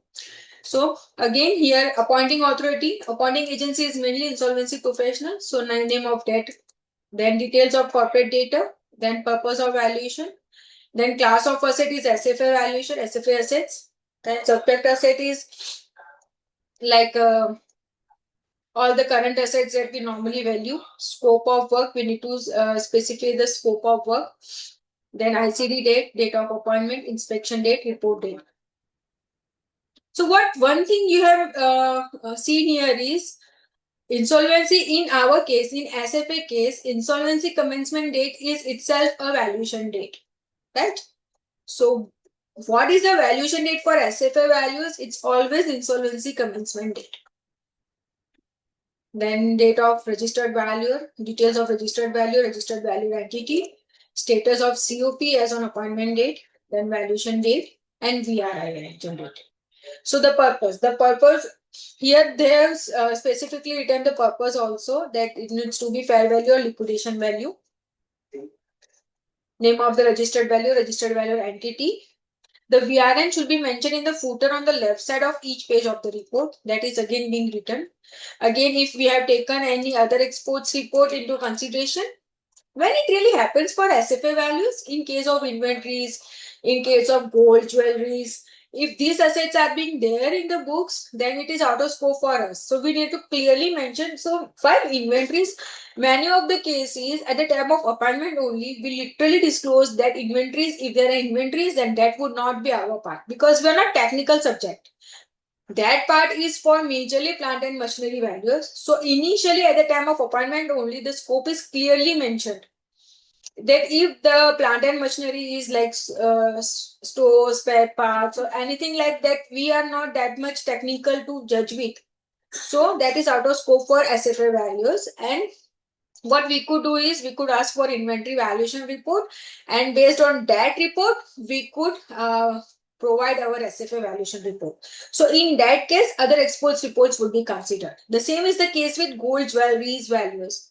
If the company is having very good amount of gold, jewelry, or silver, or any other artifacts, articles, antiques, so in that case, we are not the subject matter to value the same. So in that case, we would ask insolvency professional to get it done by the subject matter expert, and based on that report, we would certify our report. So disclosure of valued interest or conflicts, that we have already discussed, that we have not any interest or a conflict. Identify of lines, appointing authority and other intended use. So this is, if you will see that we have insolvency professional, liquidator, and creditors, and no other. So what we could do is that this is for this only, and we further write it that and for no other matter it can be used. So this couldn't be used for any other purpose. Intended use, IBC. So details of assets, liabilities being valued. So here now our practice starts wherein if we have intangible assets, then quantity. If we have inventories, then we need to verify the same. So all the things needs to get disclosed, financial metrics, ability compliance. So we normally provide in a tabular format. So it's really, really easy to understand and really, really easy to get. So if you are providing aging also, it needs to be in a tabular format. And for every tabulator, for every line items, we provide justifications for the same. So background, tab of the instrument. So either it could be descriptive, either it could be tabular format. But tabular format is much more, understandable. So we normally provide in tabular format. Then historical performance and marketability. Then loans and advances, KYC. As I have already discussed, past recovery trends we need to understand. and we need to have a confirmation from the insolvency professional, and based on that only we value the same. If we are having goodwill in the books, then intellectual properties in the books, then we need to verify the same. We need to value the same. So for that, we need to understand the scope of work, whether it would be included in SFA valuations itself or it would be another valuation assignment for intangibles. For inventories, we have already disclosed, I have already made you understand what we could do is, because this is really, nowadays, it is really very important to understand. Majorly, inventories are not available because everything is wiped off. But in case it is available, you clearly mention in appointment only or ask insolvency professional or have a clear scope of idea whether the inventories would be our scope or whether it would be out of scope. And receivables is again very important based on confirmations, KYCs and aging. Based on agings, it is being valued. So again, we are here required to provide the valuation currencies. So majorly, we provide in INR only. It could be in lakhs, it could be in thousand, it could be in crores, or it could be in absolute terms. That totally depends. So here they have properly given us the source of information as well, that what we could ask them. So financials, whatever available with explanatory notes, whole audited financials, then prospective financial information, that is future projections or provisional financial information if available, summary of cash and bank balances. For bank balances, we ask a statement. For cash balances, we ask a certificate. Then shareholding patterns, that is what latest available. If not available with IP, we could extract from MC data as well. Relevant income tax returns, TDS statements, we could ask them with income tax ID passwords. If they provide us direct returns, that is good part. If not, we could ask with ID passwords as well, if they shares. GST cash and credit ledgers, these are again very important. Informations on compensations of owners, yes, compensations, whatever the details are be there, because they are also a part of CIRP cost. So need to consider that part as well. Industry reports. Forecast, whether available, projected to be discussed with COC. Forecast that I have already discussed, these are really very important for discounted cash flow methods or intangible methods that are being valued. So these are really true. What we could do is we could have one meeting with COC only, and wherein we could discuss all the points for projections as well. Discussion with management along with RP. We could have a meeting wherein we could have a COC, we could have a management, we could have a RP. Other relevant information, that is related party transactions, any personal expenses recorded in business, etc. So personal expenses, that is overvalued, undervalued, PUF transactions that you could see. But actually PUF transactions are not valuers part, that are the forensic auditor parts. But in case, you could ask for justification every time. Based on premise, the RV has to select the most appropriate basis of value or premise of value.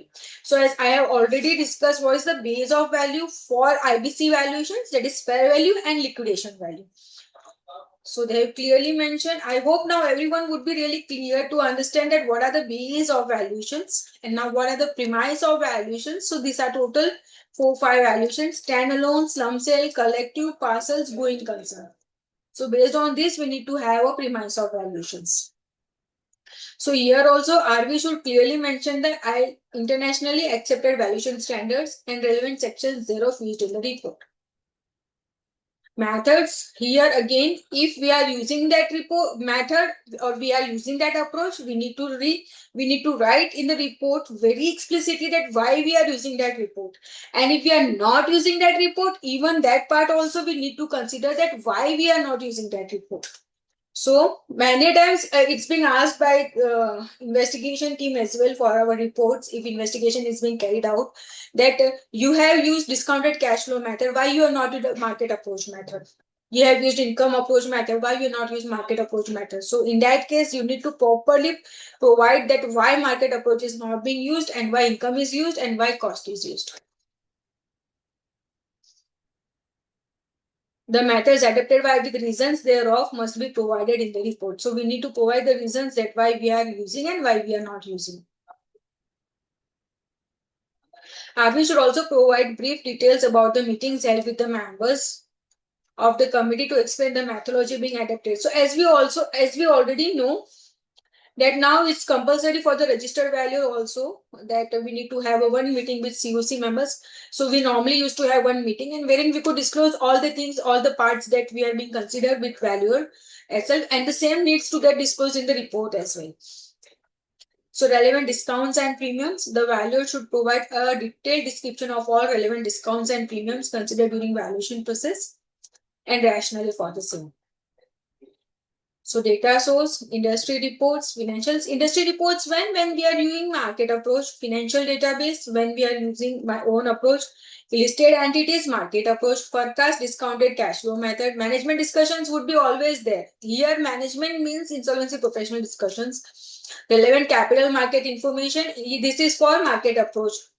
Then local trends, macro, this is for market approach. Key customers and suppliers, these are provided when discounted cash flow methods are used. What are the key customers, what are the key suppliers based on which we are forecasting the same, and any other source that is required.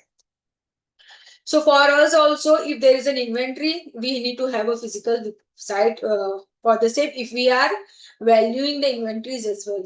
If it is in our scope, that management interviews and all these things needs to get disclosed. ESG part is again taking into consideration. Many valuations are affected by ESG factor as well. So we need also to consider the same. For intangibles, legal rights, licensing, NDAs, this all really affects the intangible valuation. So all such parts needs to get considered if we are appointed for intangible valuations as well. So if we are having some special assumptions that, as I already discussed, if the financial has not been provided, then we are providing the valuation based on the latest data available provided to us. This is a special assumption, so you could write here. Any pending litigations, so we could write here. So we have a conclusion wherein we need to write proper. So basically what our report format is, we provide in tabular format. So it's very niche, very clean and very understandable. So we provide like that part only. So caveats that is already being provided and summary. So these are the annexures that we really require to provide. And this is what the format has been provided by the discussion papers. So I hope I'm clear with all the parts regarding IBC valuations. If anyone has any doubt or any concerns, kindly let me know.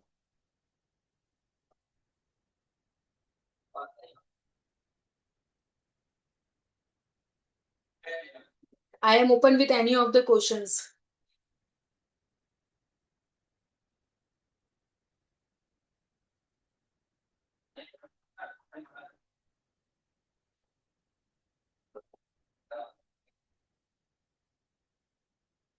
Anjali ma'am, are you there?